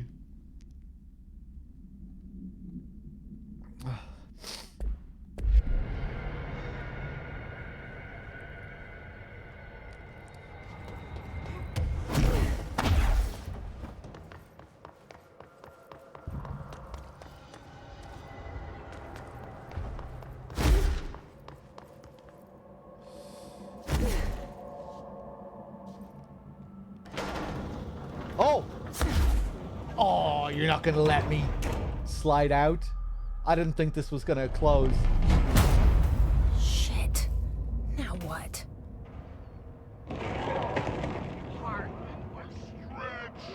What is that?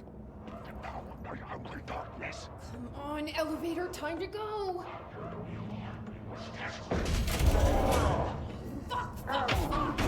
Oh! The light got him. So you don't like the light?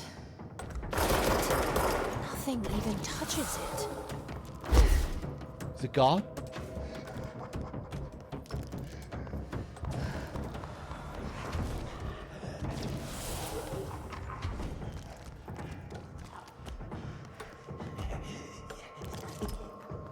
That thing looks pretty cool. Ah!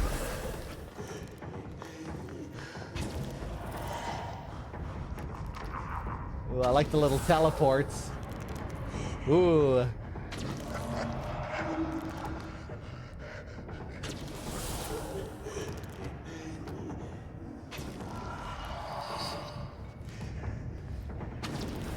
Is it also kind of, yeah, it looks like it's rewinding and fast forwarding like Alan Wake himself in the videos. Okay, let's see if we can get these lights on, I guess.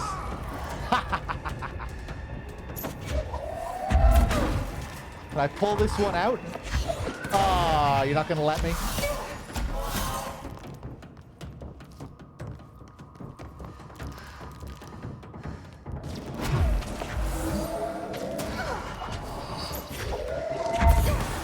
Grab it!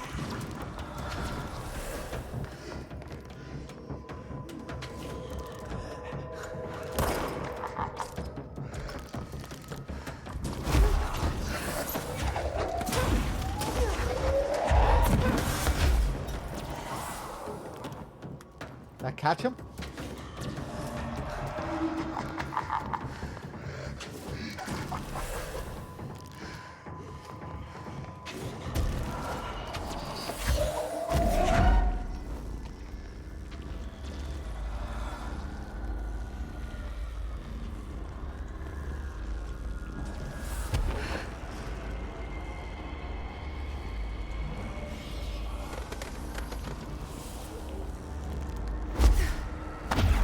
Not even sure where to throw this next one.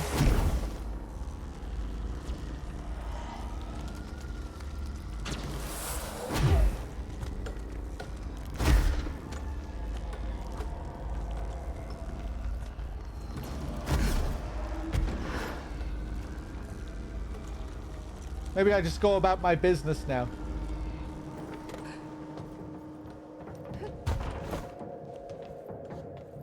Okay, this room is really intimidating and all, but I know my rights. It's not a crime to try and get a book signed. Making unauthorized contact with a dangerous paranatural entity is indeed a Bureau offense, Mr. Langston, and can be prosecuted as such. Okay. Well, I didn't know that. Listen, this is being blown way out of proportion. All that happened is I heard Dr. Hartman had been brought in, and since I'm a huge Alan Wake fan, I thought it'd be cool to get a copy of The Creator's Dilemma signed. That's a book that Hartman wrote about. We know what it is. Okay, good. So yeah, I was just looking to fill out my Wake collection. I certainly didn't know Hartman had turned into some kind of shadow zombie. That's a completely inaccurate description. Whatever, listen, I'm just a desk jockey. I sort papers, do data entry, that kind of stuff. Don't come down on me like this. I made one mistake. I mean, I see people break the rules all the time and no one is pulling them into dark rooms to yell at them. Yesterday, Dave Gleason and his crew were talking to that empty spacesuit and laughing their heads off. We're letting you off with a warning, Mr. Langston. But this is going on your record, so one more screw-up and our next chat won't be so friendly. Great. That is just great to hear, guys. Thank you. Thank you so much. Hey, is there any chance I could get my copy of The Creator's Dilemma back? Get out. Okay, when he spoke about coming in here to get an autograph, I thought, oh, wow, did they capture Alan Wake? I wasn't sure if they had him here or not. I didn't think they did. Then it made more sense because we already heard the recording from the other guy, Emil.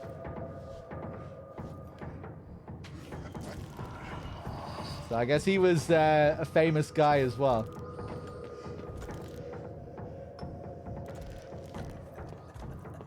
Was that Diana's VA? Maybe. It sounded like it could have been her. Diana's VA also voices the main character in Returnal. There's another excuse to reference Returnal again.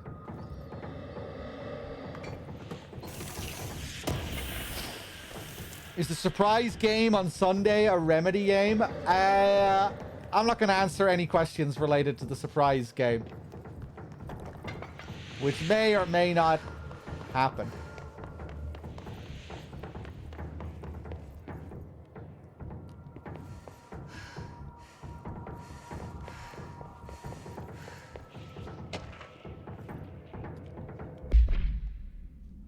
Night Springs screenplay, page 1. Note, this screenplay was found after the Bureau acquired the Night Springs television series and all its past episode scripts. It appears to be written by Alan Wake as part of an application to become one of the show's writers. Okay.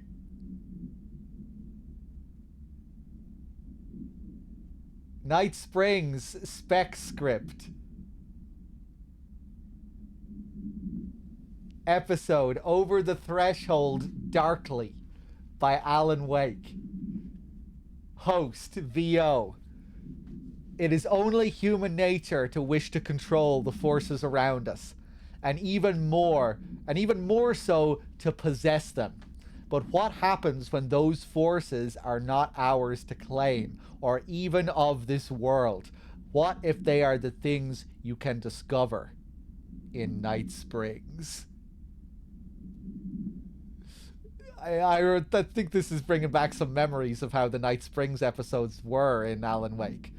Did they all open like that, with kind of a lead into in Night Springs, and then have like the opening jingle play, like the opening theme? Maybe not. I'm probably just making that up in my mind. Yeah, most of them were like that. I can remember the music coming on when they said Night Springs like that. Secret lab, night. We are in a secret lab. The large sign on the wall reads, the Federal Bureau of Night Springs. Scientist, I've told you several times, Director, it isn't ready. Director, it's ready when I say it's ready, Doctor. Scientist, but the being beyond the portal. We have no control over it.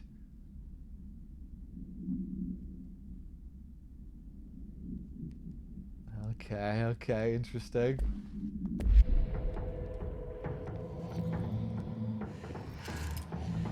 These two lads again.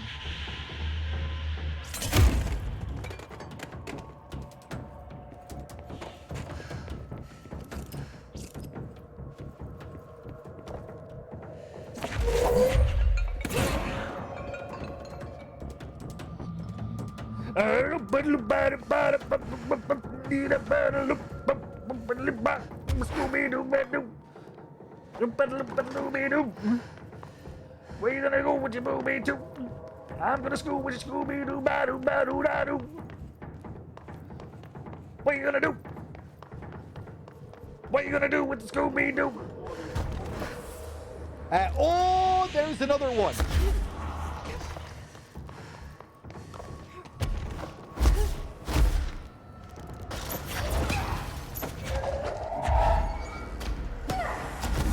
Fuck off.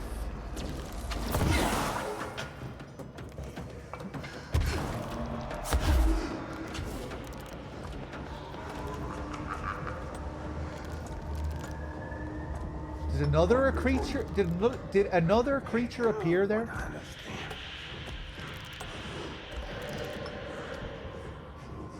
Like a worm through time.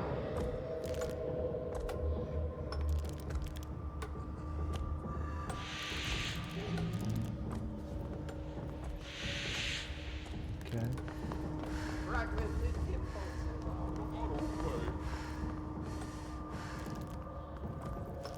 The pitch of his voice is going all over the place.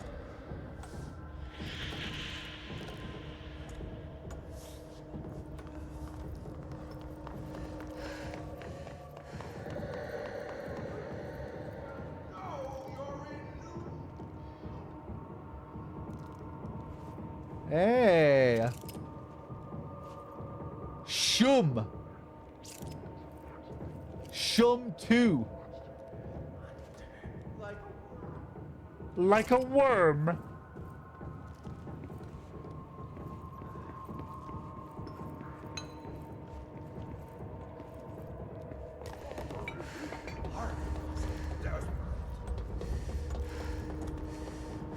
Okay, oh, we've another one here as well, huh? Christ, I'm gonna die.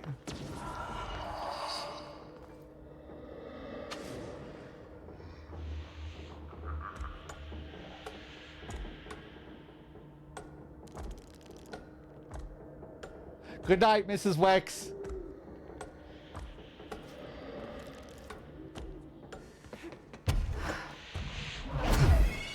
Ah!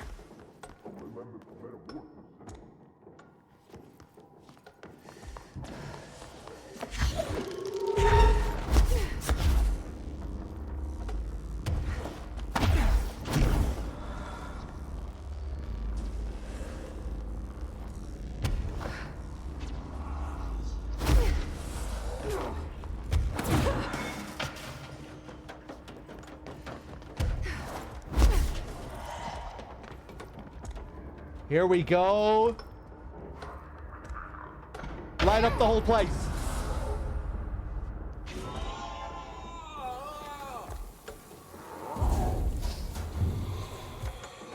Yeah, how do you like that?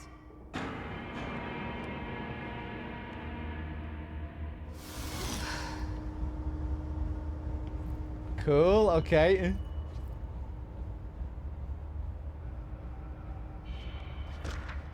What do we have here? Hartman background.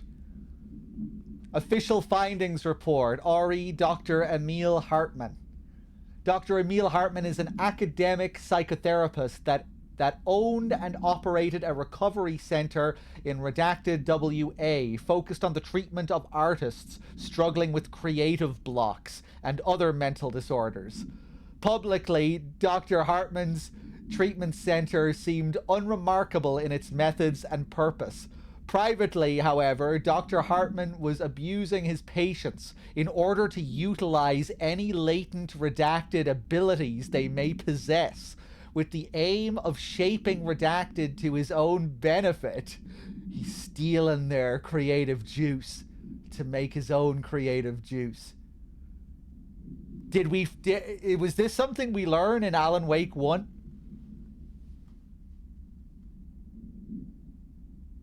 You do find out about this. Okay, I don't remember any of this or if I even got this far. which has earned him a Class 2 paracriminal designation.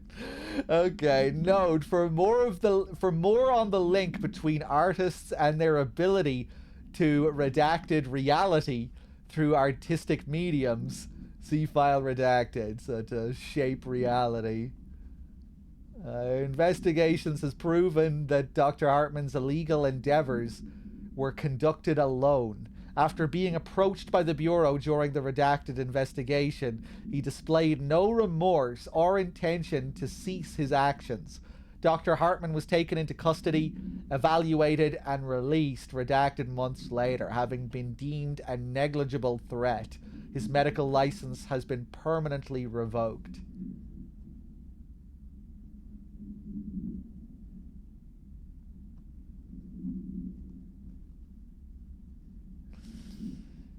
Okay, so this guy who started shaping reality to his own benefit, this Emil guy, I guess that led to like his own books being written and sold, and now he also has these super fans like that guy who wanted to come in and get his autograph.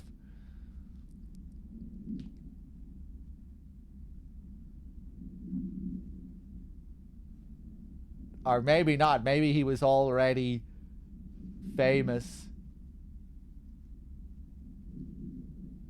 before all this and he wanted to shape reality for some other purpose. I stopped soon after the Hartman chapter when Alan makes his escape from Hartman's clinic, right?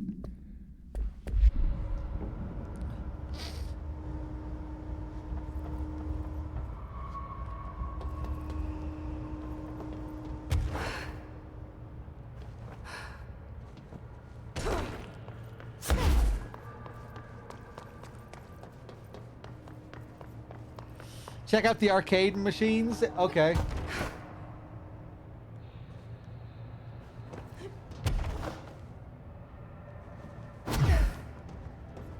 Arcade machines. Shoom. Shim. Shoom. Whatever. Okay, we can play. You should have let me discover that, Snake.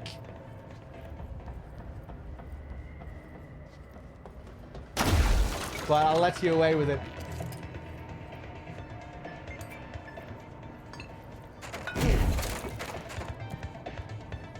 Crowd control or deadline? Let's go for crowd control.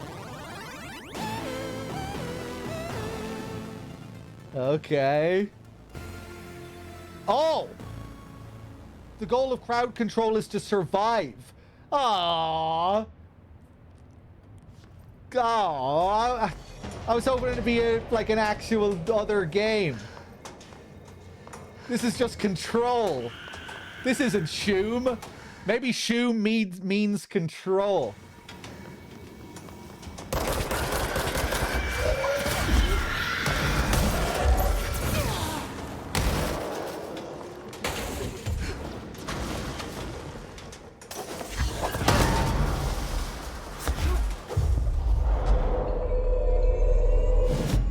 Okay, let's see how long I can last.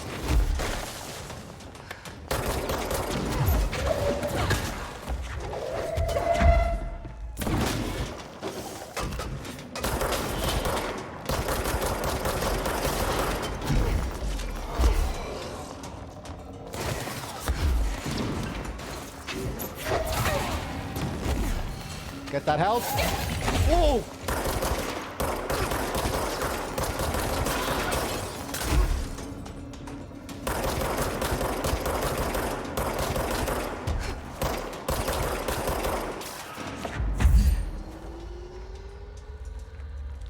Hello there, sir. Whoa.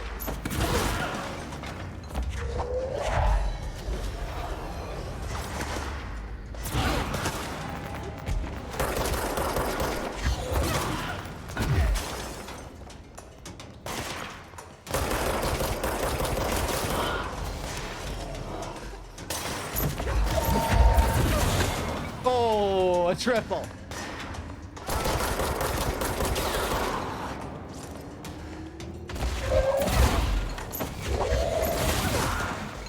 A double.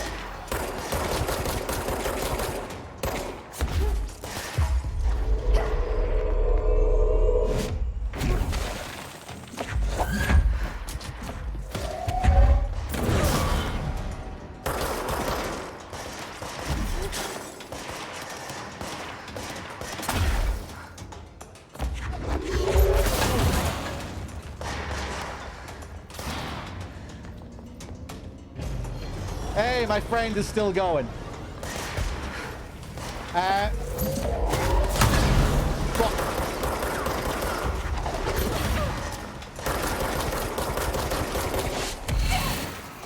Fuck.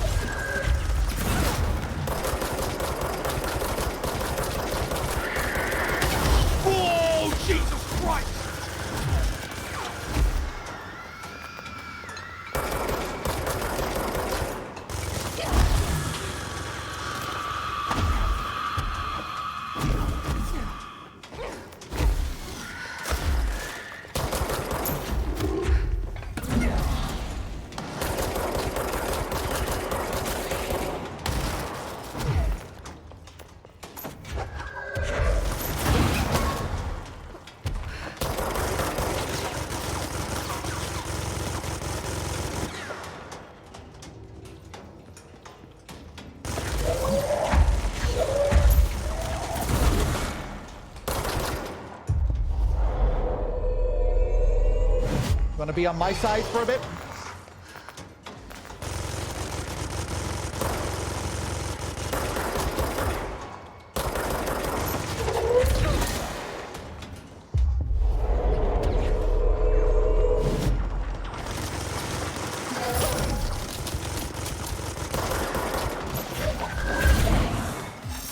Nice.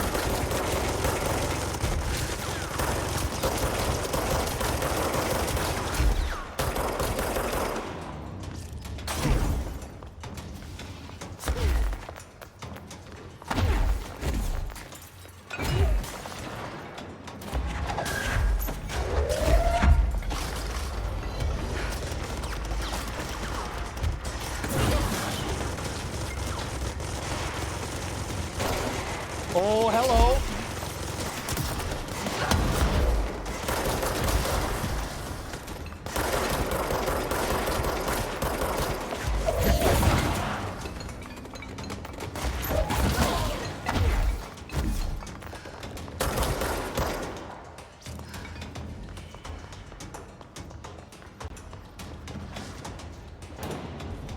See the last one left?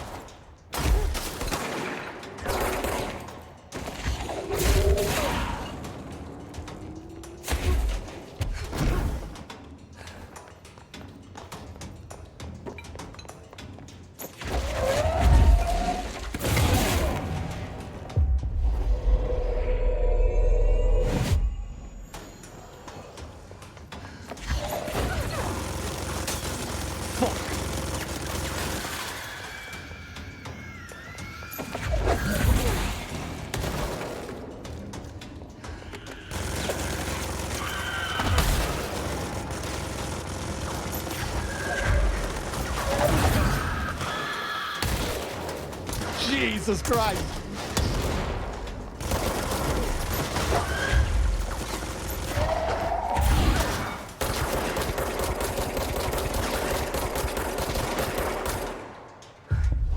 Some pretty cinematic stuff. Okay, you want to help me?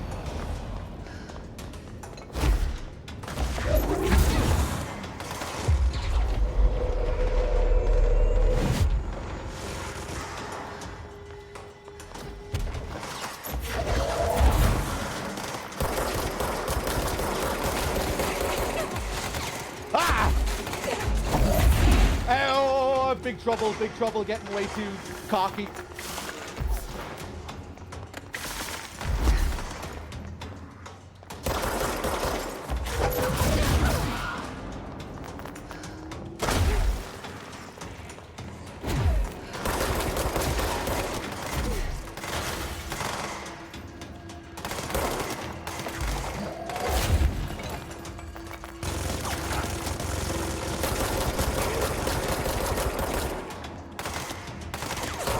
health back already from that thing.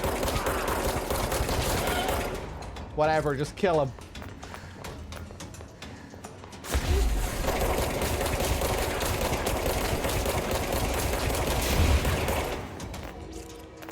Did I just kill it?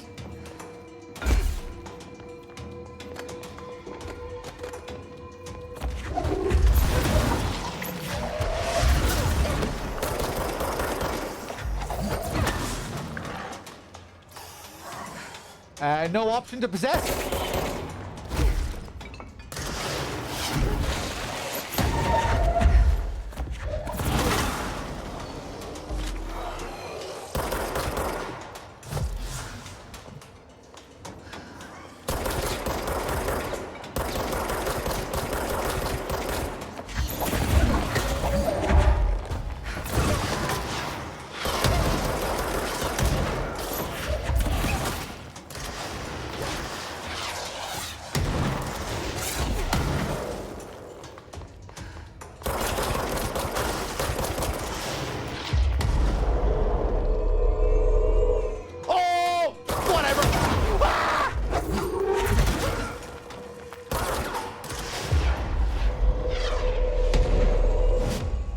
That was pretty slick.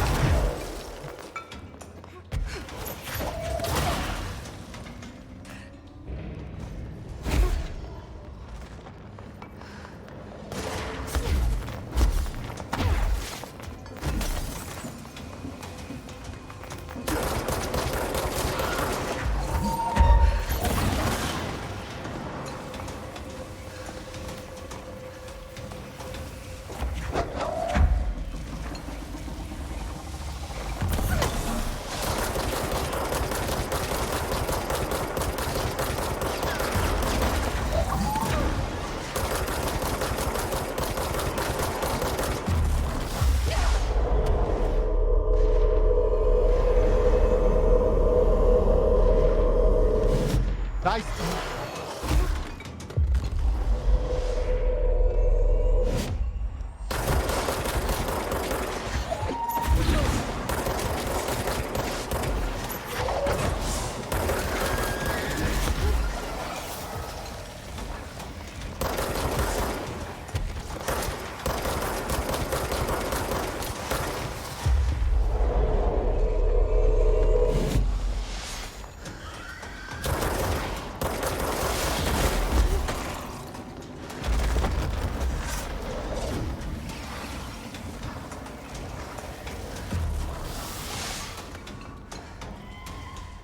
Get him!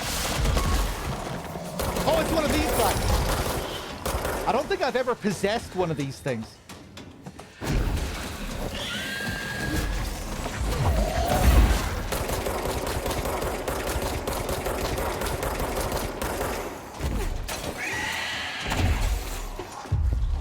Get him!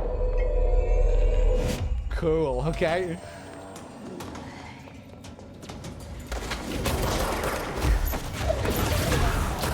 Oh, pickaxe boy! I'm not really used to these guys yet. Oh, God!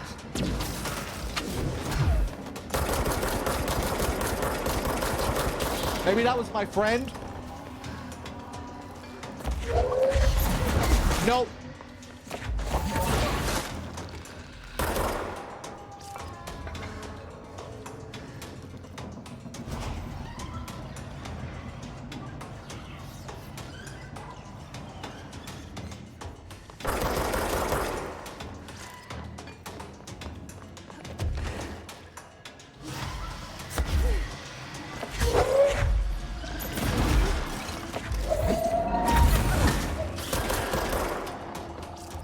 I'll try and possess this guy if I can.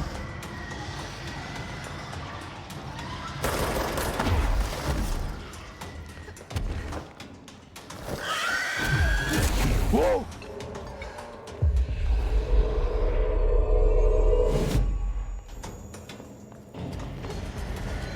Oh, Jesus, here we go.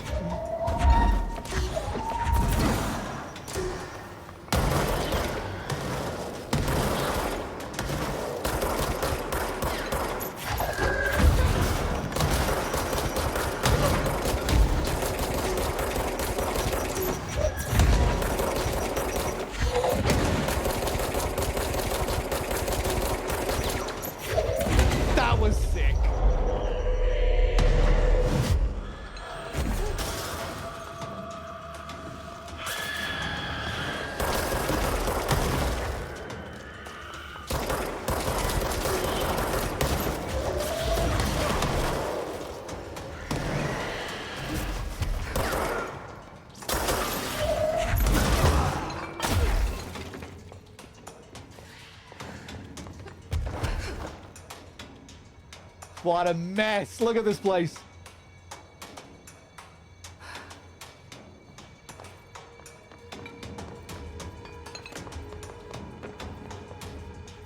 Woo! Who's left? Hello?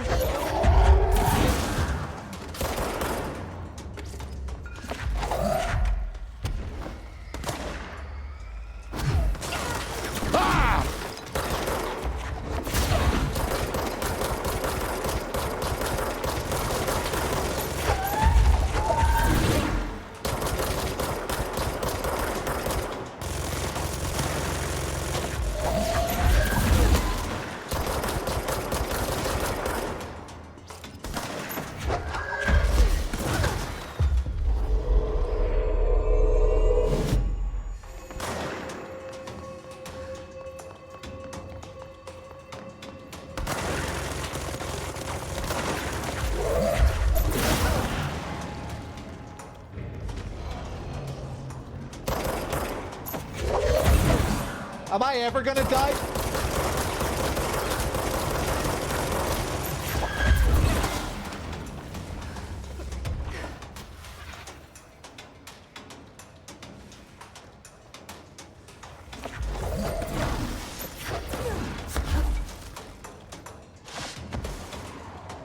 He's coming for you.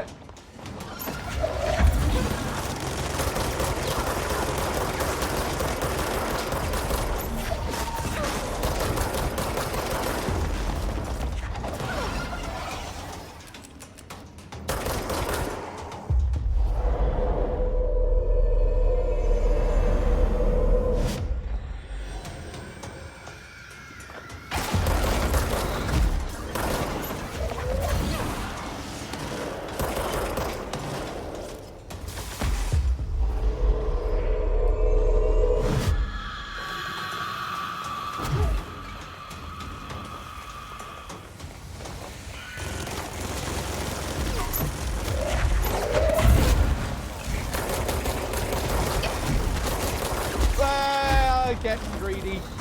Or getting careless.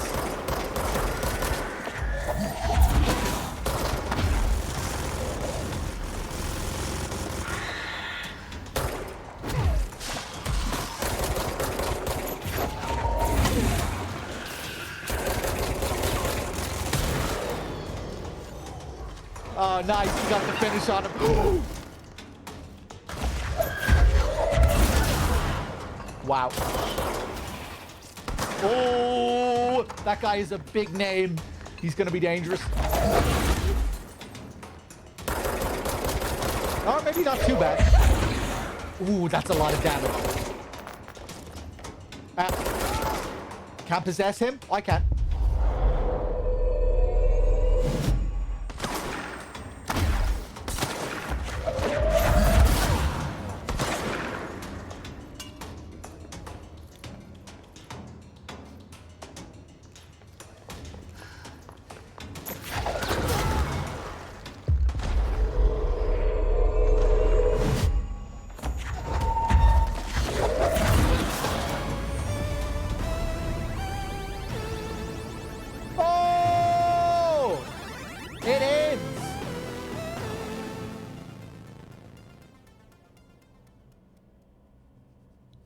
Okay.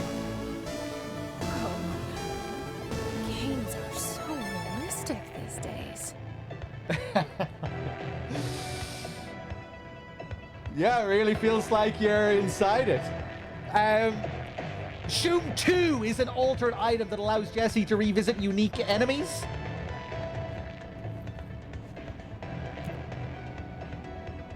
Oh, okay, boss mode.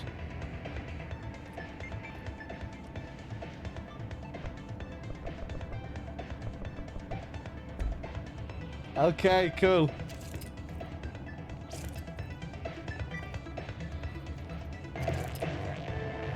Yeah, I thought it was just going to keep going until I died. But if you last for a certain amount of time, you'll get a load of rewards. What did I get there? Did I get any super special mod or anything? The high score is still at nothing. Amazing. That was fun.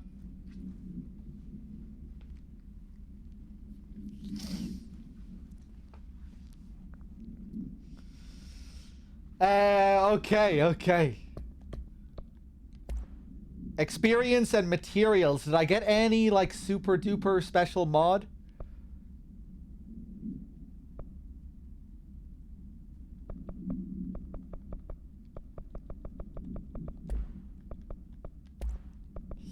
At this point, do I even really need materials for anything? Case files. Arcade cabinet. Hey, we got a bit of lore as well here. Shoom arcade cabinets. Background. Both items were purchased from a closing arcade in Redacted, Michigan, as a part of a program to improve employee well-being through recreation. The program was cancelled before any game machines were dispersed throughout the oldest house, but not before these altered items were discovered. Supplementary information. Teams in the research sector have voiced considerable interest in the items due to the fact that they only exhibit an altered effect when physically paired together, a codependent relationship previously unseen in altered items. See research specialist Pope's paper titled The Parasensitivity of Sequels for more information. However, after proving the item's altered status, the investigation staff insisted on keeping them, claiming that they are important for sector morale. To date, numerous petitions have been filed by research sector personnel to move the items there for more extensive analysis.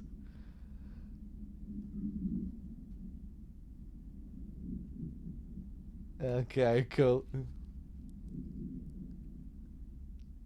Acquisition date 1992.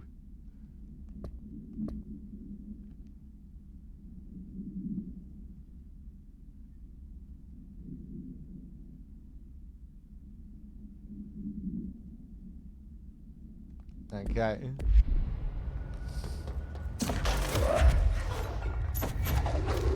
Oh, there's another file tucked away there. That's easy to miss.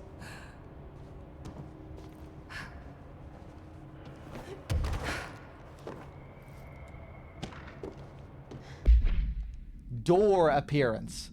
Ocean View Motel observation report.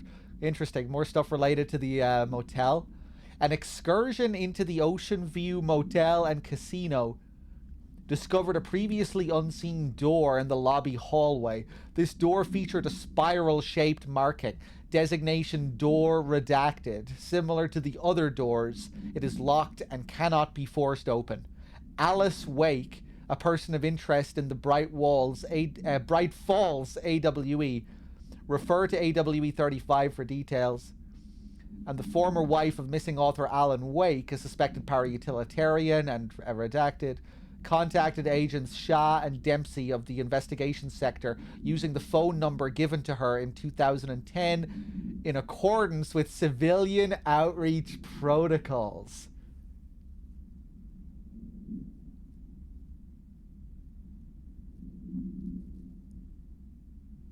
Okay, the call resulted in Mrs. Wake being brought into the oldest house for an in-person interview. Okay, this sounds like something that might tie in with the game Alan Wake in a pretty cool little way. Like I'm just remembering at the start of the game when you go... I just remember at the start of the game being with your wife, things starting out relatively normally, going to this cabin with your wife, and then you go missing, and then I think you're separated from Alice for most of the game.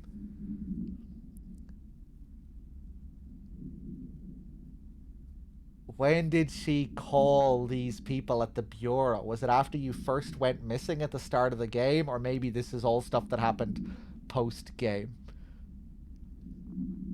Check astral constructs. Okay.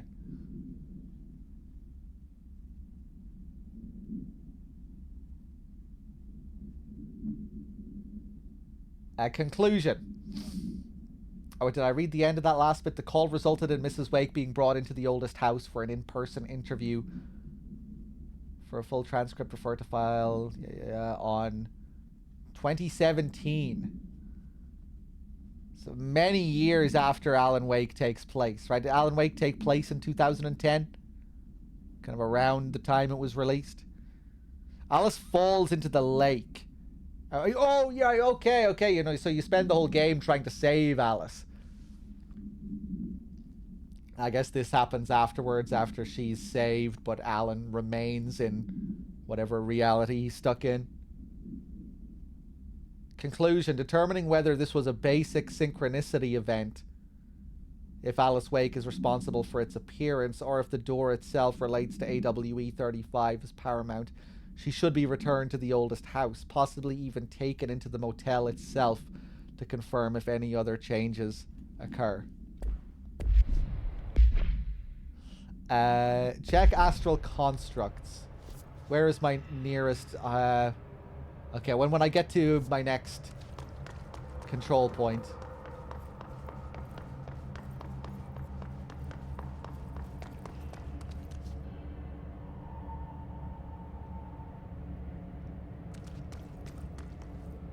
Another cool looking room.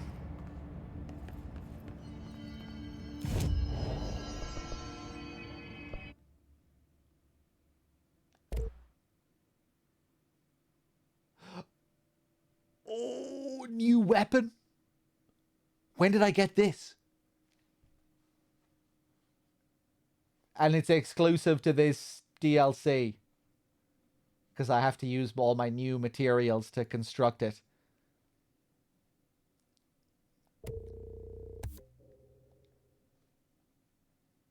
As soon as you make it to the DLC area. Okay, we can't afford any upgrades. Let's take a look at this thing, shall we?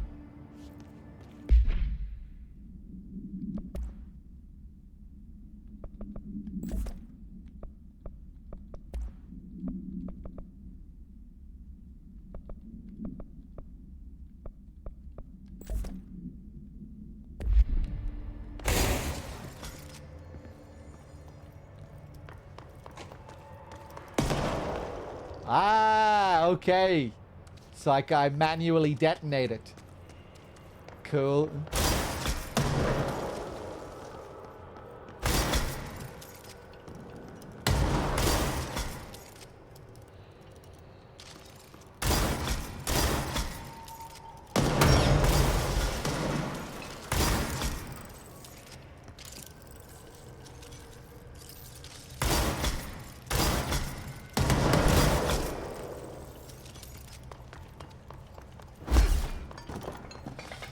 Doesn't seem as good as charge. I have no idea. I haven't even used it on an enemy yet. And with upgrades, who knows? Maybe you can get the radius to go crazy on this thing as well.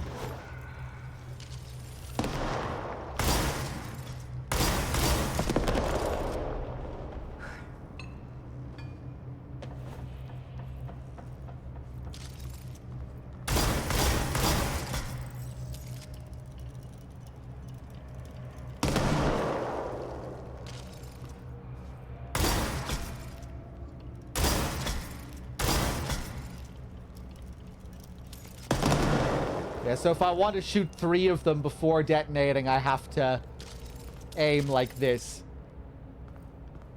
From the hip, I can only do 1 at a time.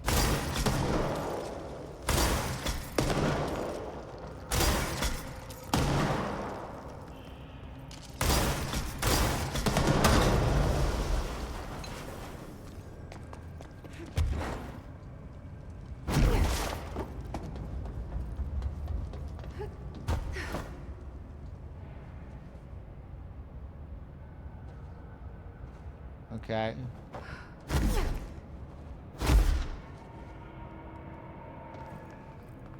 Brian Hennerman, 21 years old, resident of Southern Texas. This guy. I'm sorry, ma'am, but I really don't understand why I'm here. Fucking kill this guy. What Jesus. You did, Mr. Hennerman. I do? Tell me about Delivery Disaster. The movie? I mean, it wasn't very good. That's not what your review said, but we'll come back to that. Tell me where you got the movie from. Movie night with a, a K, not an N. Not night, like nighttime. Who contacted you? Who told you to review that film? No one. I just did it because it looked obscure. I didn't even like the movie. Oh. I shouldn't have given such a high score, but reviewing obscure films makes you look smart. And I thought if I looked smart, I would get listeners. My podcast would take off, and I could move out of my parents' basement, and maybe even go to college and get a film degree like I've always wanted to. I swear. I swear, I swear, I swear. Okay, I'm feeling a little bit sorrier Okay, for him now. the kid doesn't know shit. I'm ending the session.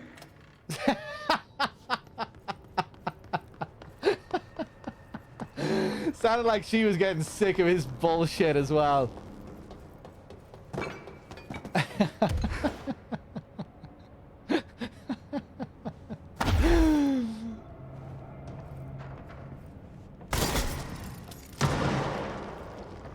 Okay. What time is it? I need to wrap this up and go get some food. That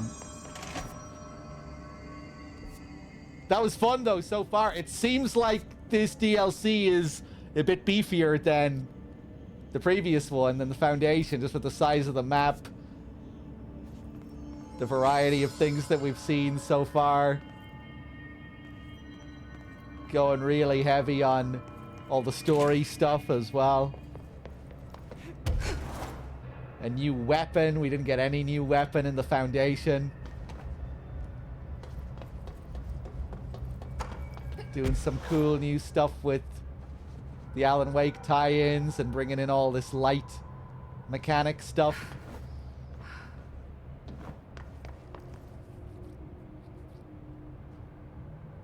I just brought my entire extended family to watch Dog together. Ah, that's a shame. Bacon Bits. I'll have to disappoint them, unfortunately. Guys, we'll leave it there for tonight. I may not be on tomorrow. If I'm not on tomorrow, I will be back on Sunday.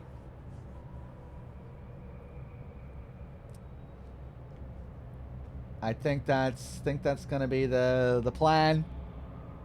But yeah, maybe I'll be on tomorrow as well. We'll see. But either way, I'll be back on Sunday. Guys, thanks for being here.